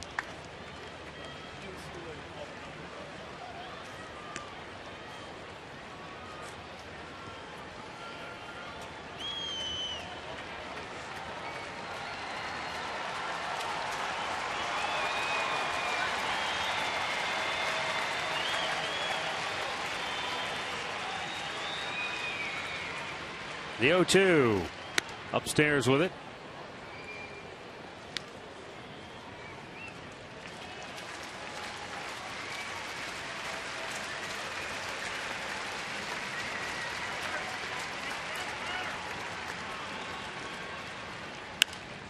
Out of play.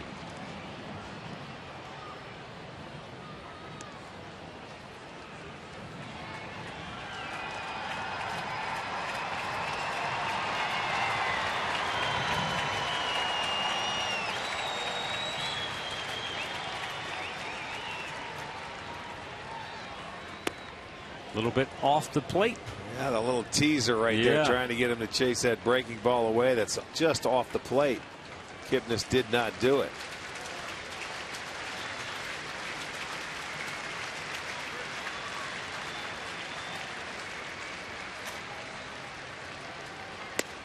That time he got him looking. The Indians go 1-2-3 and will go to the bottom of the 9th, tied at 7.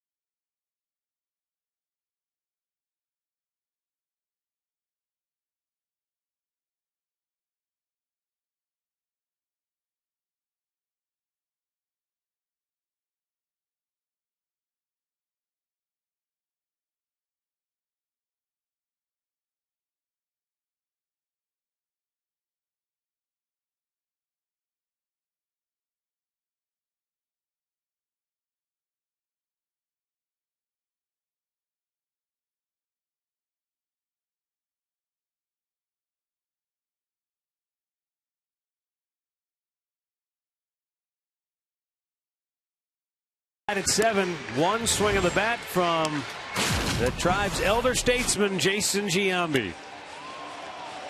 Yeah, put a good swing on that cut fastball up over the right field fence. 3-run home run. They needed that at the right time. They scored 4 with nobody out back in the 8th inning after the single, an error, a single, and then the 3-run home run. And that gave the Indians a little bit of life, but now they need 3 more outs to send it into extra innings. Cody Allen will try to get those 3 outs. He'll face Trevor Plouffe to lead things off.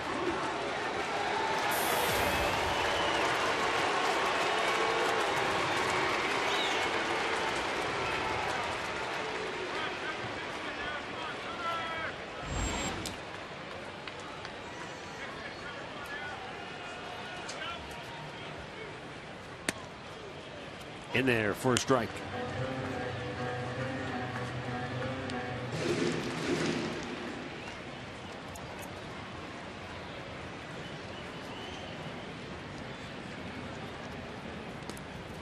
In the dirt.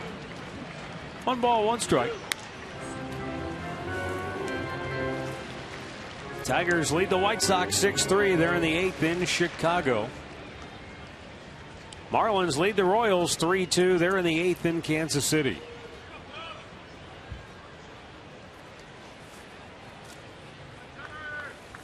The 1-1. Popped him up. Shallow right. In comes Stubbs. 1 away.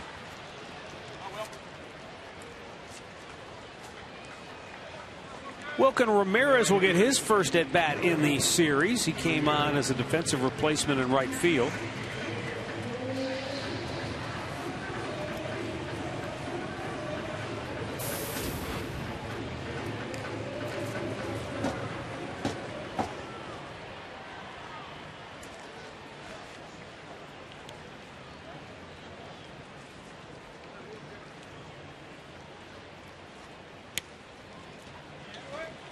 Ramirez was signed by Minnesota after the 2011 season as a minor league free agent.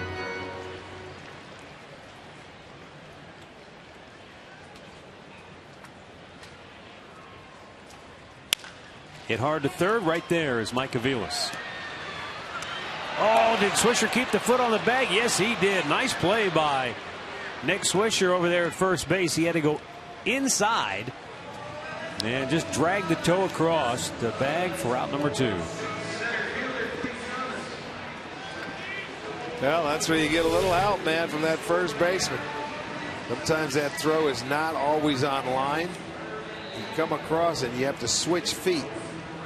And he was able to keep the toe on the bag. A nice tightrope walking right there.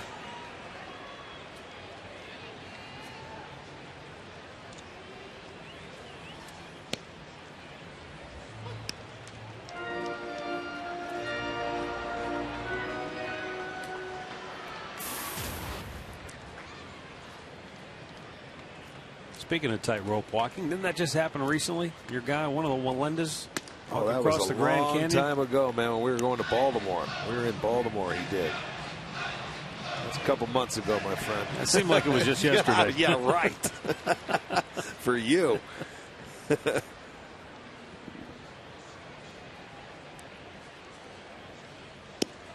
In there for a called strike.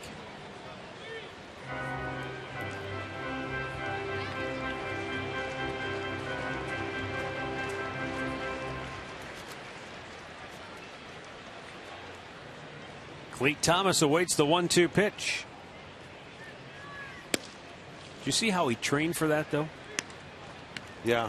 With the giant fans blowing air at him so he could learn to deal with what happens in the Grand Canyon. He goes updrafts. Yeah, you just can't figure it out. It's crazy. 2-2 pitch. Bounced weakly towards short. Going to be a tough play. Cabrera, bare hand grab and throw. Not in time. Thomas has good wheels and he beat it out. And a 2-out base runner for Minnesota here in the ninth. Well, nothing you could really do there. I mean, the ball's just not hit hard enough. You're playing back, and Thomas is going to be able to beat it out because it just wasn't hit hard enough. Cabrera did everything in his power to get it up, get rid of it, but certainly not in time. Pedro Florimon, twice, actually 3 times he's reached today. He has singled, he's been hit by a pitch, and he has walked. He has scored 2 runs.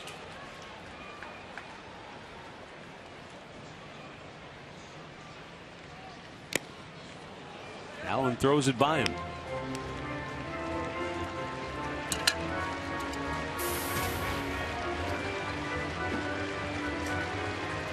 Nobody throwing in the Minnesota bullpen, so I would assume we'll see Glenn Perkins for a 2nd inning. Should this game go to the 10th? Up and away, 1-1 to count.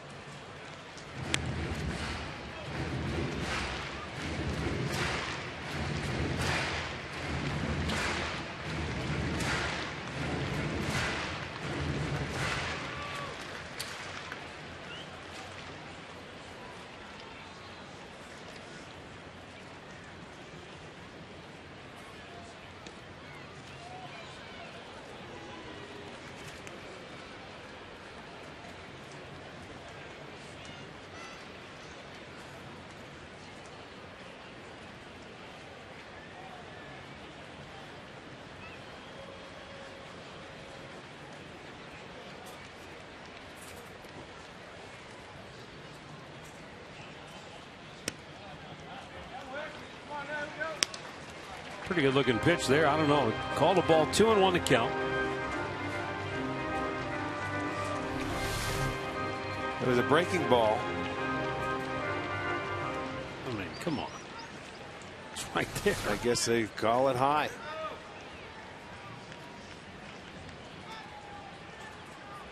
Cody Allen lets it fly, and Florimon can't catch up. He has not really had a chance against his fastball in this at bat, especially when he spots it away like that.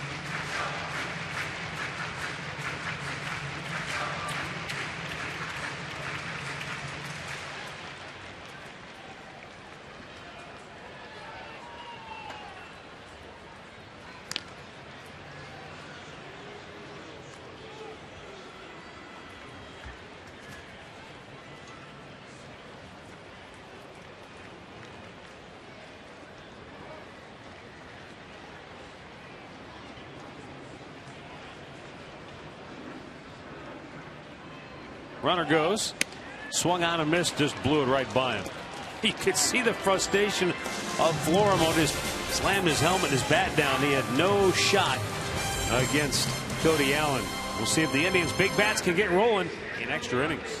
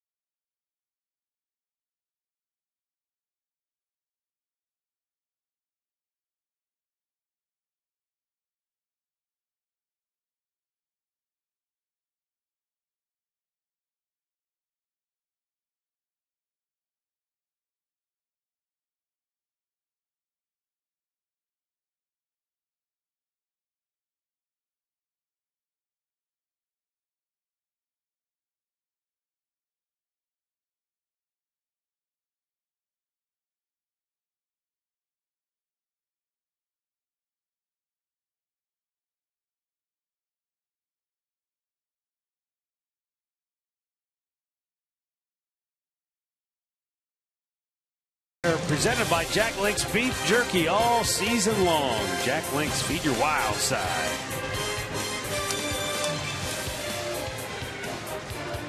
Well, the Indians this year 7-2 in extra innings. The Minnesota Twins are 7-6. So they played 13. The Indians 9. This will be their 10th. Glenn Perkins, who worked a 1-2-3 ninth inning, struck out a pair, will stay on to pitch the 10th. Carlos Santana to lead it off. Santana was hit by a pitch and scored in the 4th, reached on an error and scored in the 8th.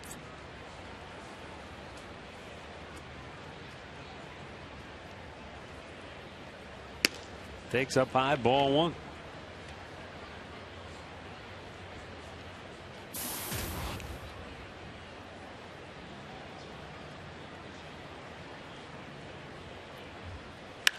There's a high drive to deep center field. Back is Thomas. He's out of room. It's out of here.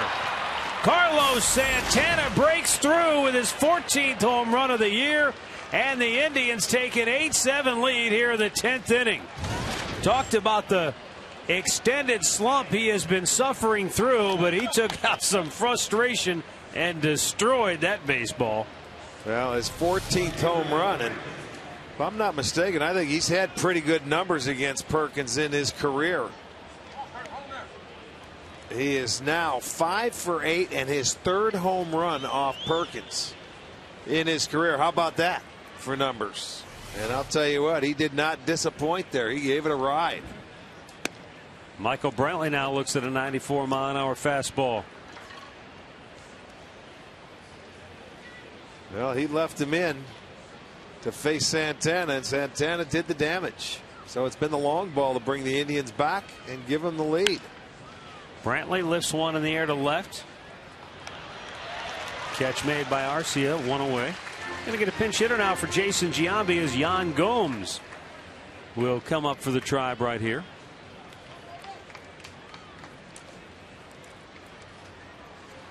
With the hard throwing left-hander Perkins.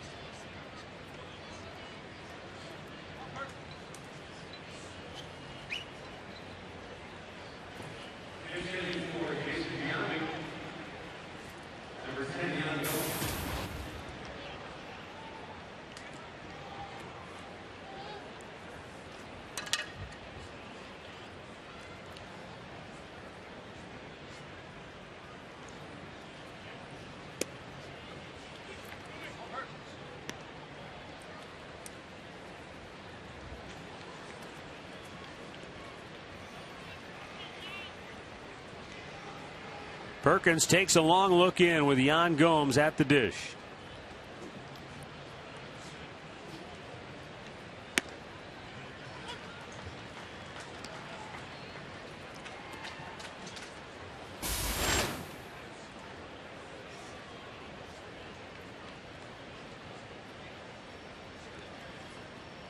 Gomes has just been on an incredible run offensively. Hitting everything in sight lately. And wherever it's pitched, that's where he's hitting it. Last 21 games hitting .412. A couple of homers, 10 driven in. Yeah, that's locked in. That's seeing the baseball very well. That's getting up there with a lot of confidence. And that's not playing every day, too, which is even harder to sustain. Yes, it is. Chased one in the dirt that time, though. And Perkins gets the strikeout, 2 down here in the 10th inning. Ron Gardner is going to go to his pen. I guess Perkins reached his pitch count limit. So we got a timeout for a pitching change with 2 down in the 10th. Tribe on top, 8-7. We'll be right back.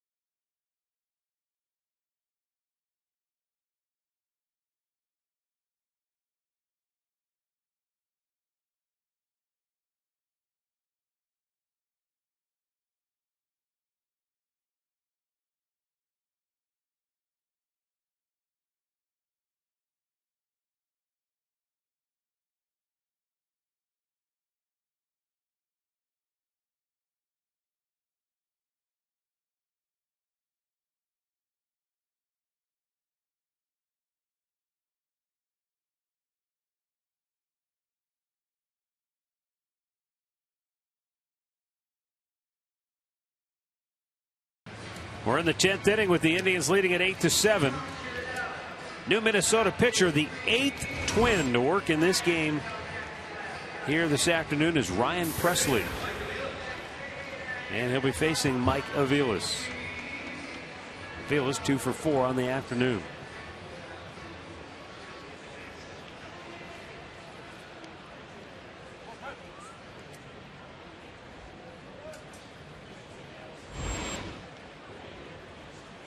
Down in the dirt, ball 1.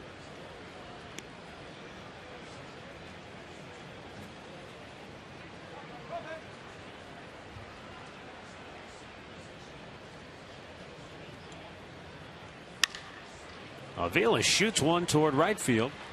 And there to make the catch is Ramirez. The inning is over. We'll go to the bottom of the 10th. Carlos Santana has put the Tribe on top, 8-7.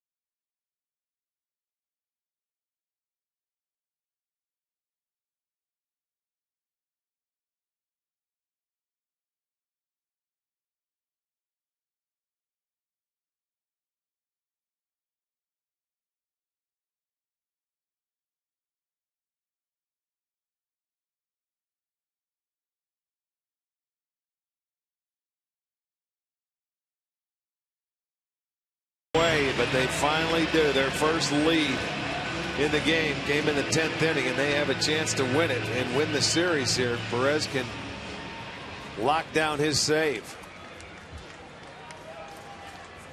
Looking for number 20. Dozier takes ball 1. It's outside.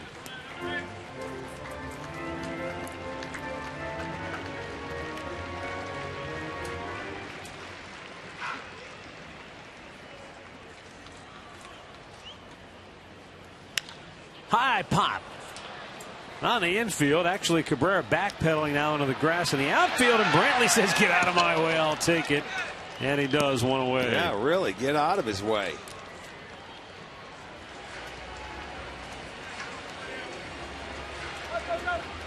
I mean, Michael has it. He's got the glasses down. He can look at. He looked at Cabrera.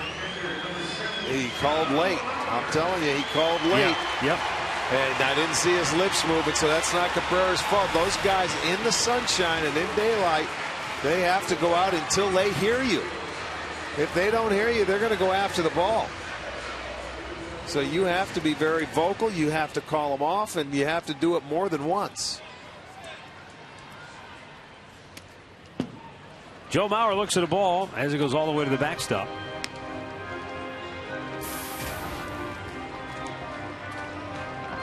Mauer 4 singles, 3 runs batted in. He has scored a run.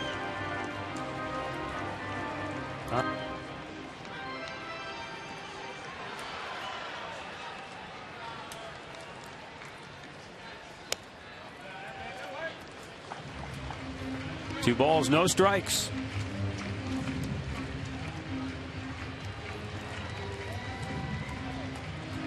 Indians' next trip here to Minnesota will be the final 4 games of the regular season. This is where they'll close it out. Mauer drives one deep left. Back goes Brantley on his horse. Looks up. Gone. And Mauer has tied the game.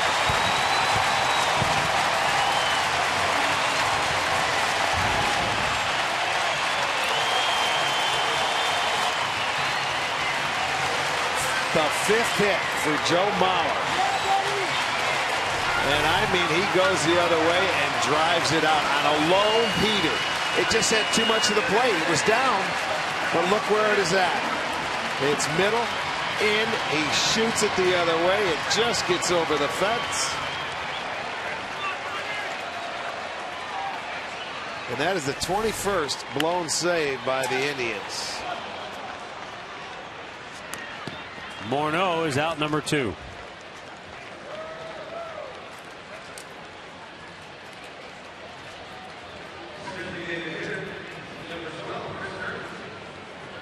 Back to even at 8 apiece.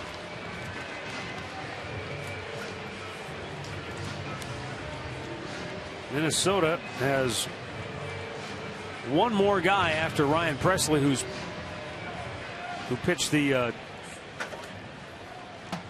got the last out of the 10th inning. The Indians still have Joe Smith and Mark Zepchinski left in their pen. Getting down to the nitty gritty, though. Yeah, it sure is. Well, that denies Cody Allen of a chance to get his 6th win. He was 5-1 coming out of the bullpen, and he did another terrific job here today. An inning and a third, 1 hit, scoreless baseball, struck out 2. But all for naught now for him.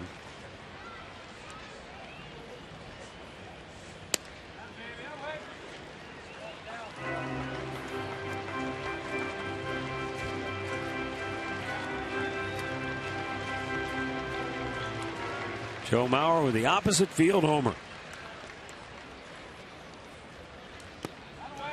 Herman checked. He didn't go.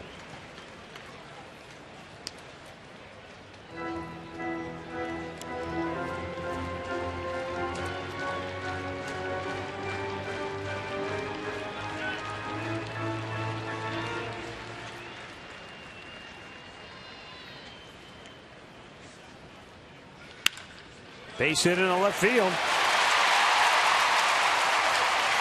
And the Twins keep the inning alive now as Oswaldo Arcia will be coming to the plate.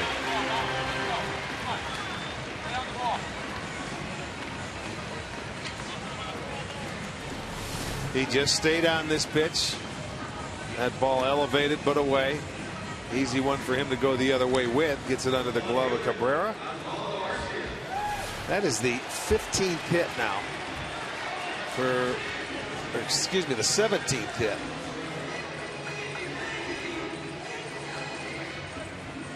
That's a lot. Yeah, it is.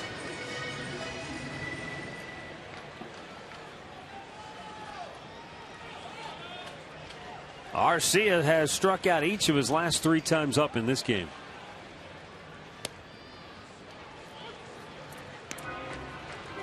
Minnesota, a team that has really been living on the long ball. The home run gets saved here in the bottom of the 10th with a home run from Joe Mauer to tie things up at 8.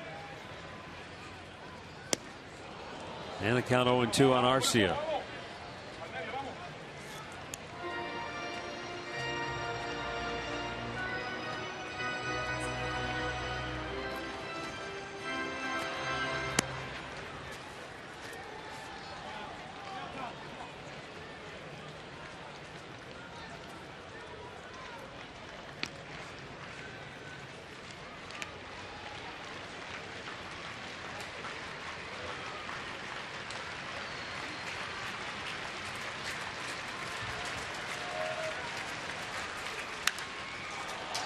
High pop. Brantley is there. He's got it. And we play on. We'll go to the 11th here in Minnesota. 8-8.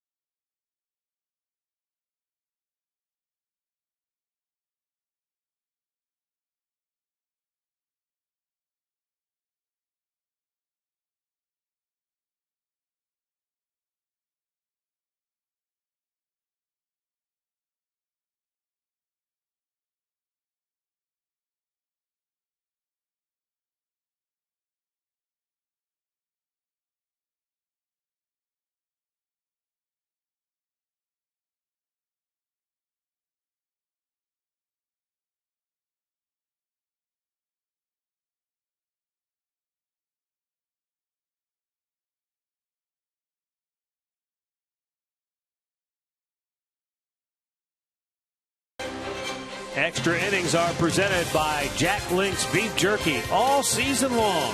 Jack Link's, feed your wild side.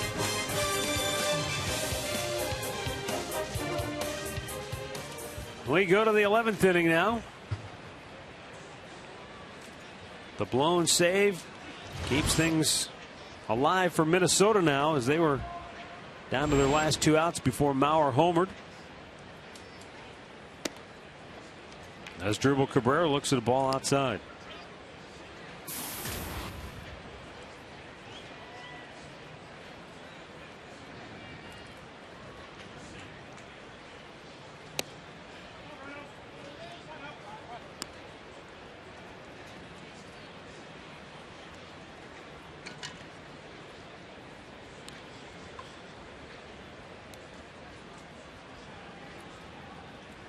Cabrera taking a strike.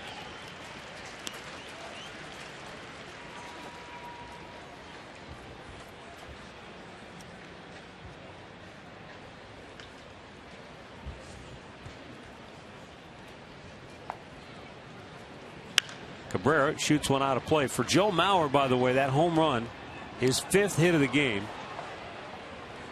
5th time he's done that in his career. Had 5 hits in a ball game. Yeah, that's hard to do. Sometimes you don't get 5 at bats. True. You get 5 hits in a game, boy, it's everything going your way. And he has had 6 at bats in this game. 2-2 the count.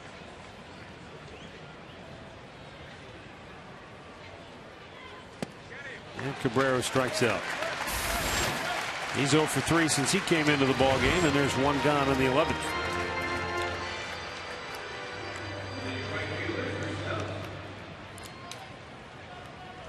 That will bring up Drew Stubbs, who is 0 for 4.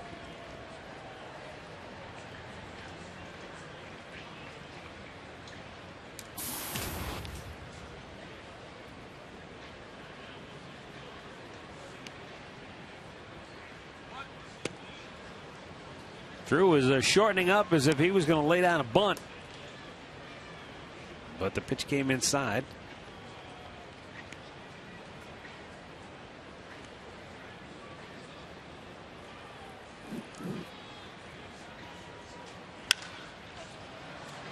High pop to center.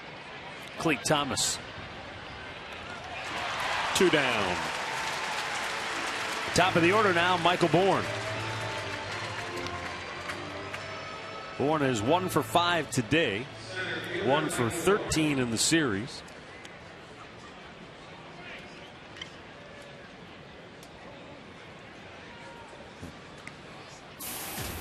He led off the game with a base hit. Since then, he has struck out twice, tapped one back to the mound, and popped one up to the pitcher.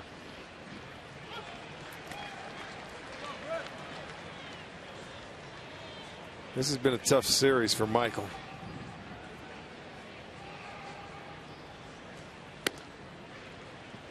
Well, because of the numbers I gave you, just one hit in the 13 at bats, he hasn't scored a run.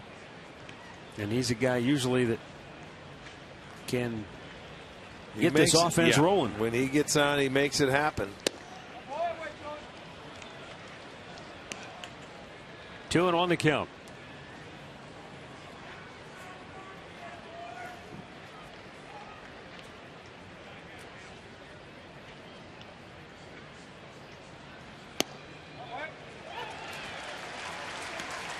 Now it's a 2-2 count for Michael Bourne.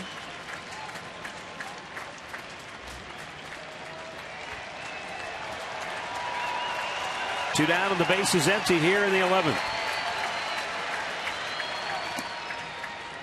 A full count.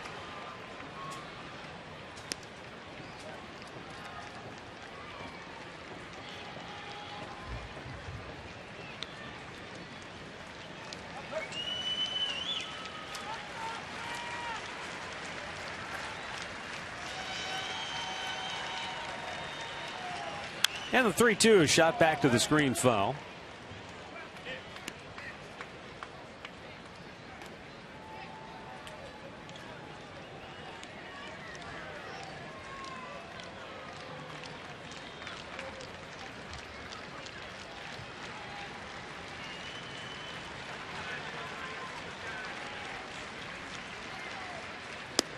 Bourne strikes out, and we'll go to the bottom of the 11th. Still tied at 8.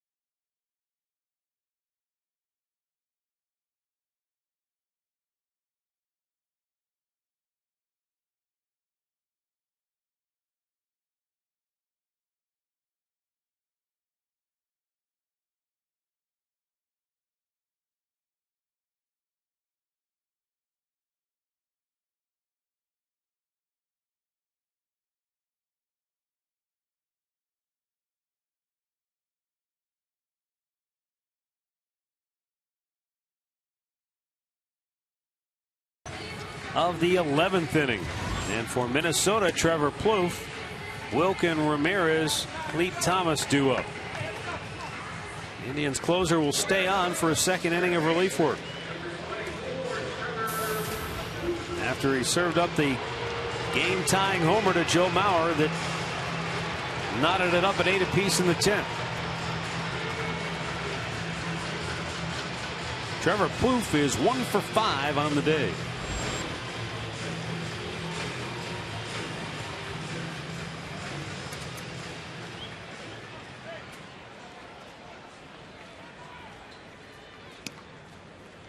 Outside for ball 1. Wow, those are pretty good numbers against Perez. 5 for 7.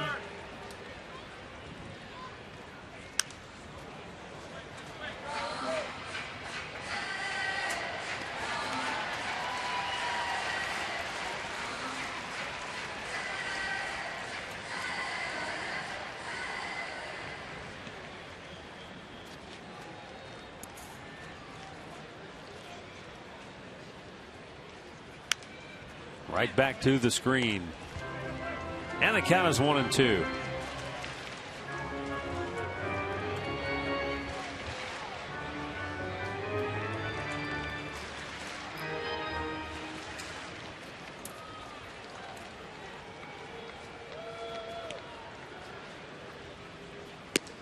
Cliff strikes out. One gone in the 11th.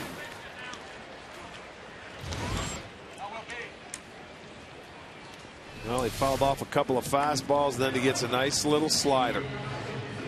Down out of the strike zone. He'll be the first strikeout victim for Perez.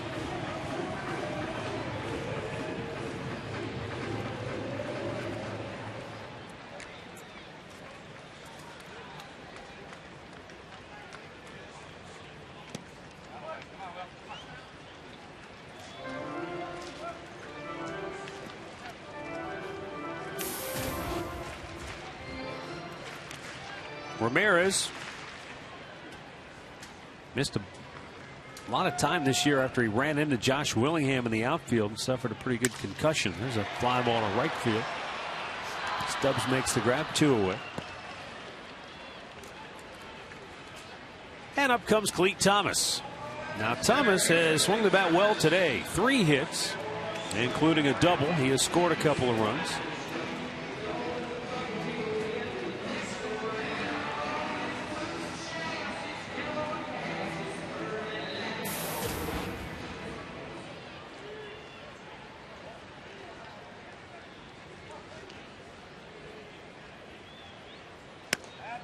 Upstairs with it for ball 1. Joe Smith up in the Tribe bullpen.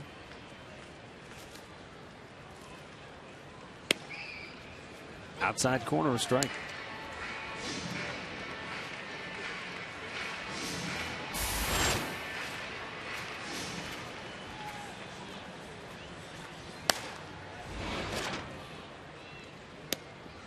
Caught the corner. Gets ahead 1-2.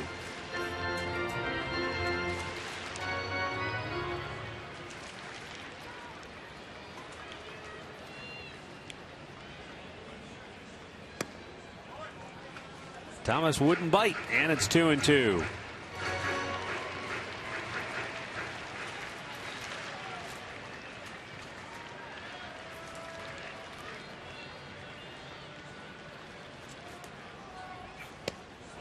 Thomas strikes out, and we'll play on. We'll go to the 12th inning.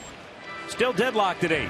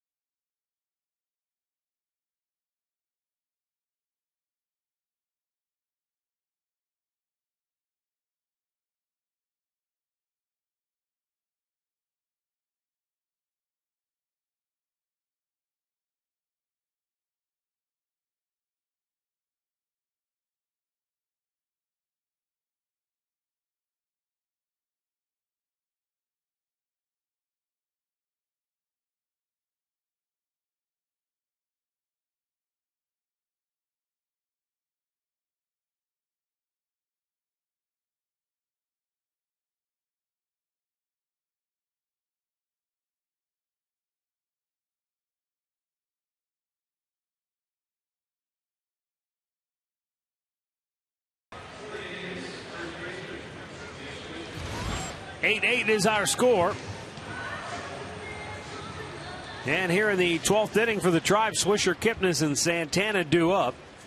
Ryan Presley staying on for Minnesota. He's worked an inning and a third scoreless. He's retired all 4 that he has faced, striking out a couple. Nick Swisher is 0 for 5 here today, has struck out 3 times.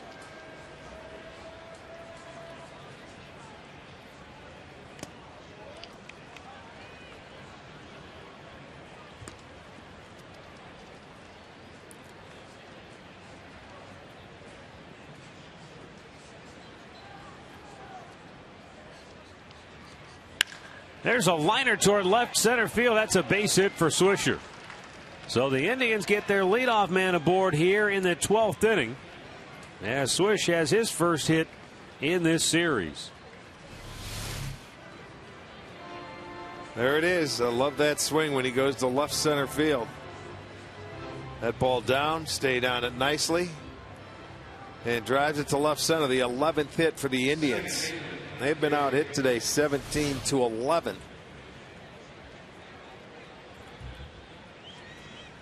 Their 7th hit from the 6th inning on.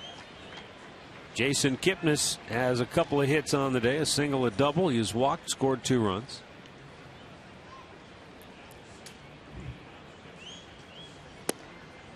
And it's low for ball 1.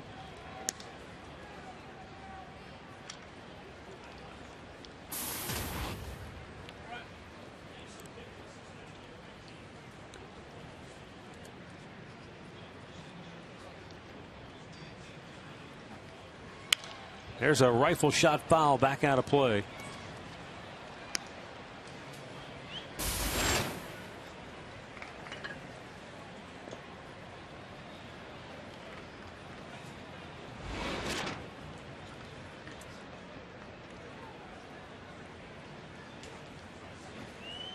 Kipnis takes aim against Ryan Presley.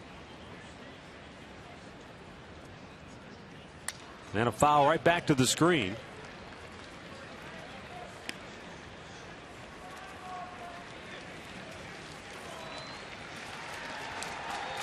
Presley trying to give the Twins a little length.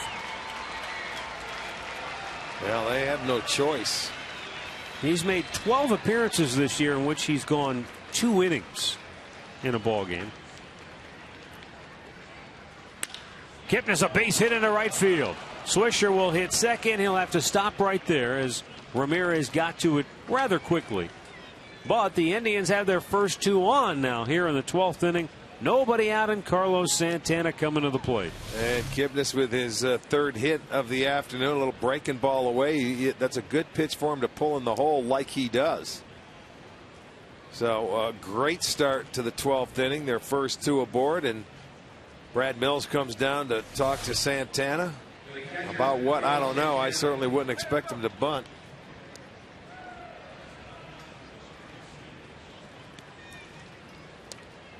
I'm not sure I've ever seen Santana try a bunt. I don't think so either. Well, if he did, he bunted for a base hit when they were off at 3rd base. That's true. He does square, though, and bunts it right back to the screen. Not a very good He did that attempt. against that shift last year. We'd see him do that He did every it once in a number while. of times. Yeah. I mean, I've seen him bunt for base hits, and now Mills is going to come back. That wasn't a good attempt. You would love to move him over, but I just don't know. I'm not sure if he can get the job done.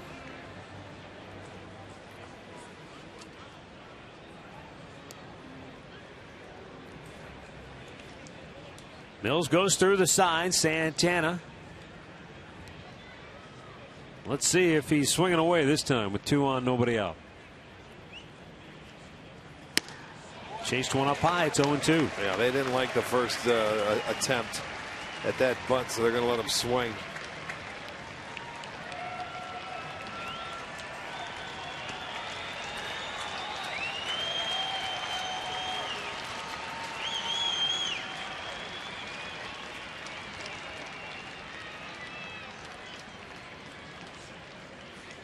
Presley checks the runner at second and delivers, and Santana puts one high in the air to right center field. Thomas looking at Ramirez. Ramirez makes the catch.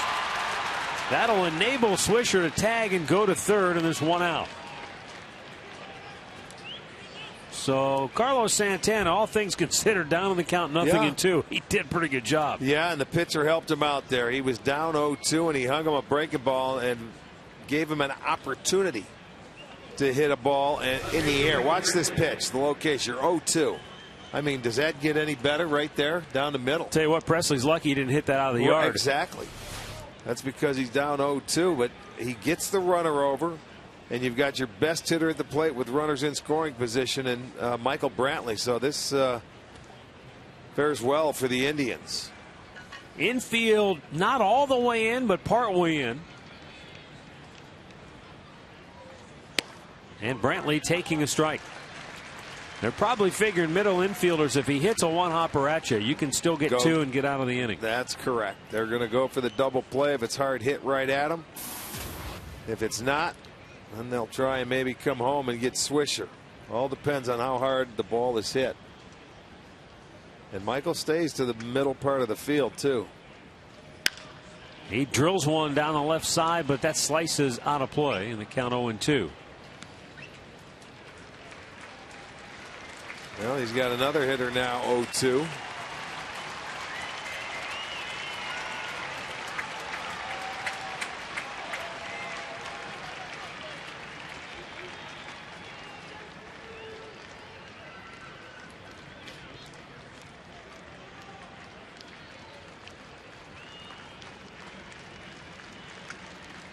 Two-strike pitch.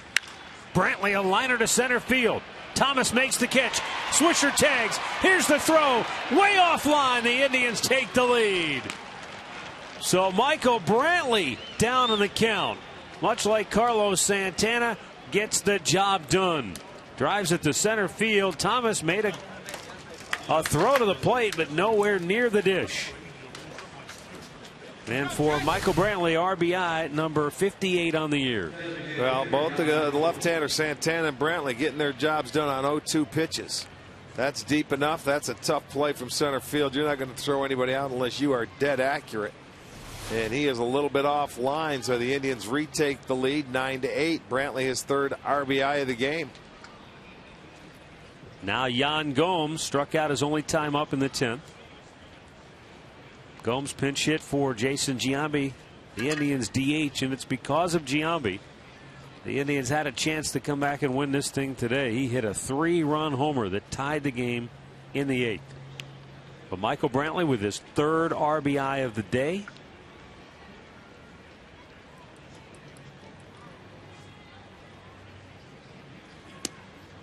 Down and in. Ball 1 to Yan Gomes.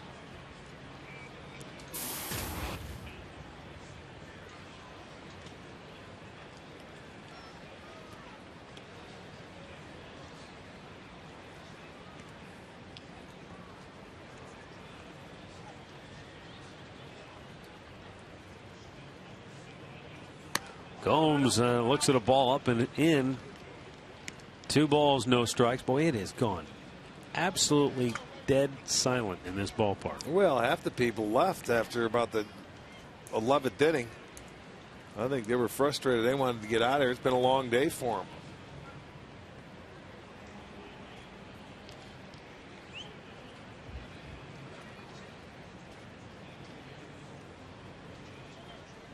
Two-0 pitch. That's down low. 3 balls, no strikes. The only man left in the Minnesota bullpen is Anthony Swarzak. I thought you were going to say the bullpen catcher. They haven't. They can't have anybody out there. They got one. I thought he was going to get up at one point, or there he is. Swarzak was on your left, but he never did. 3-0 pitch to Gomes. Takes a strike. Mike Avila's waiting on deck. Gomes will be taking aim on this 3-1 pitch as Joe Smith continues to heat up for the Indians in their bullpen. He'll be trying to close it out.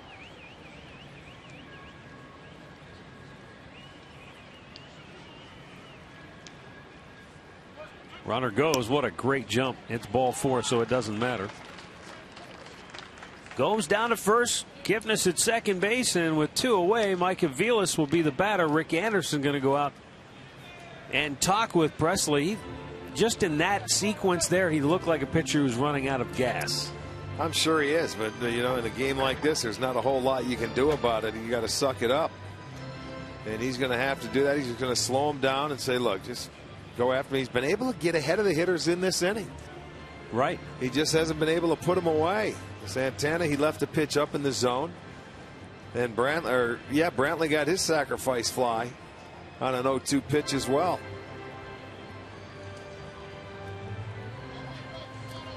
Indians would love to add one more. A little insurance that is out there on the bases right now.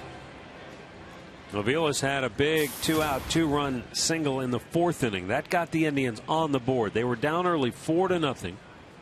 His hit cut the lead in half. They got to within a run on an RBI hit by Brantley in the 6th. But then they fell behind 7-3 before they rallied again. But this was the Aviles hit, scoring both Santana and Jason Giambi.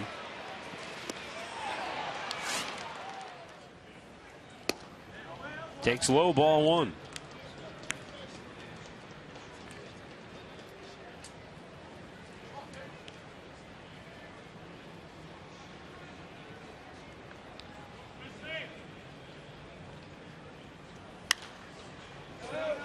Popped him up behind the plate, out of play. The Indians were down 7-3 going into the 8th inning. Jason Kipnis, a leadoff single in that inning, and then Carlos Santana hit a ball to first that went right through Justin Morneau, and that error sort of opened the gates. Brantley an RBI single right after that. Then Giambi hit the 3-run blast. It was quickly a 4-run inning, and we were tied at 7. Aviles chops it to second base. That'll end the inning. And now we'll go to the bottom of the 12th, and Joe Smith will try to close it out for the Tribe. They lead it 9-8.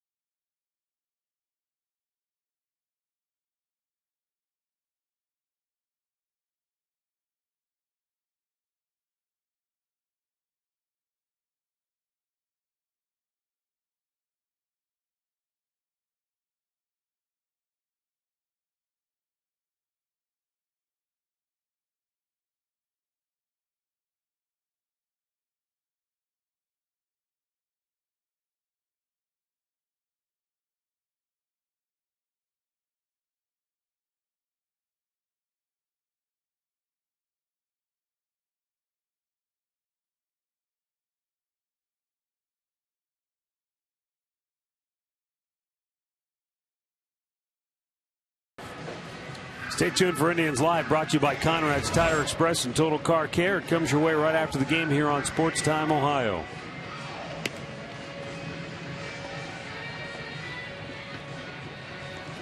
Joe Smith on for the 52nd time this year. Looking for his 2nd save on the season. And he'll have to go through Pedro Florimon, Brian Dozier, and Joe Mauer.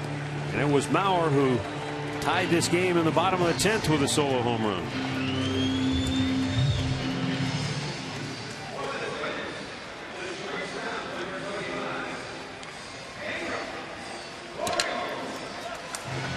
Pedro Florimon had a single and a run scored in the 2nd. He was hit by a pitch and scored in the 6th. He walked in the 7th. He has struck out his other 2 times up.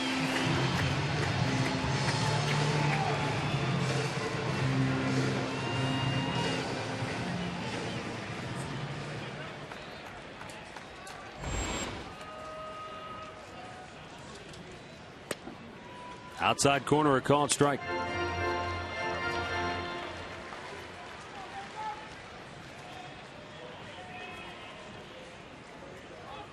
He bumps it right up in the air. Santana makes the grab. One away here in the 12th. The executive producer for Sports Time Ohio is Tom Farmer. Coordinating producer for Indians baseball is Steve Warren. Today's game produced by Jim Murphy, directed by Pat Murray. Indians Live is produced by Mike Bachman. Our associate producers are Mike Pacta and Steve Bardo. Technical director Dan Larson. Creative consultant Mark Koha. Top of the order, Brian Dozier. 1 for 5 on the day, 2 for 13 in the series.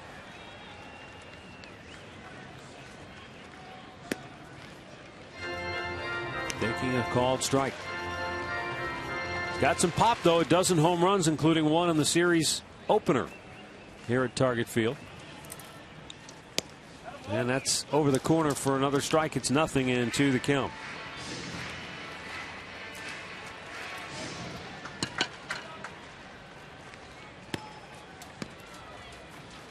The 0-2 offering is chopped towards third. Mike Avila sets, throws, got him 2 away. It's a final in Chicago where the Tigers beat the White Sox today 6-4. So a win would keep the Indians 6 games back in the AL Central. And keep them at least a half game ahead of Kansas City, although at last check the Royals were losing. It's a final. Yeah, it's Royals final. Lost, so the Royals will fall to 7.5 back of Detroit.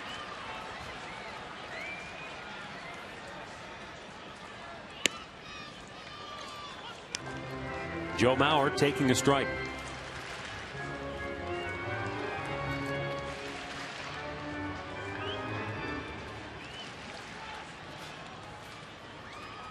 Now the 0-1 offering, and that's in there for a strike. 0-2 the count.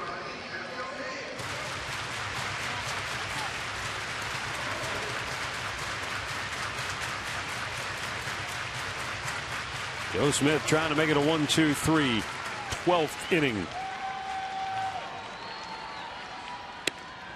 Just a little bit outside, 1-2.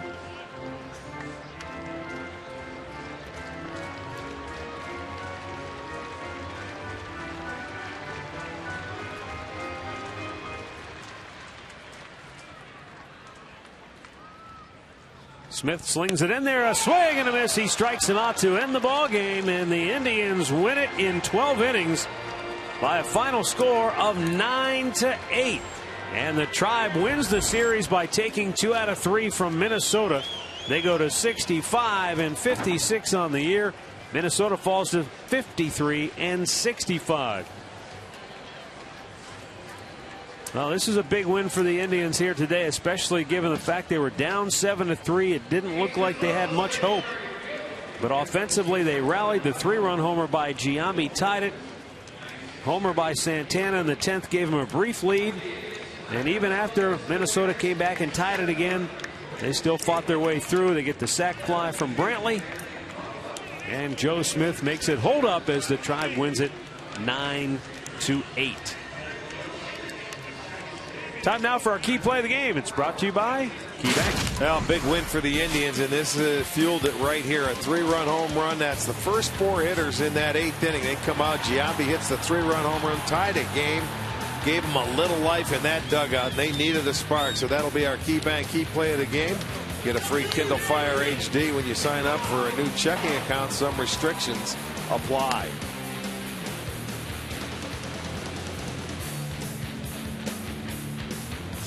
Well, the Tribe gets the win. Mission accomplished. They take the series. Now an off day tomorrow before a weekend series against the A's in Oakland. Stay tuned for Indians Live. It's coming up next.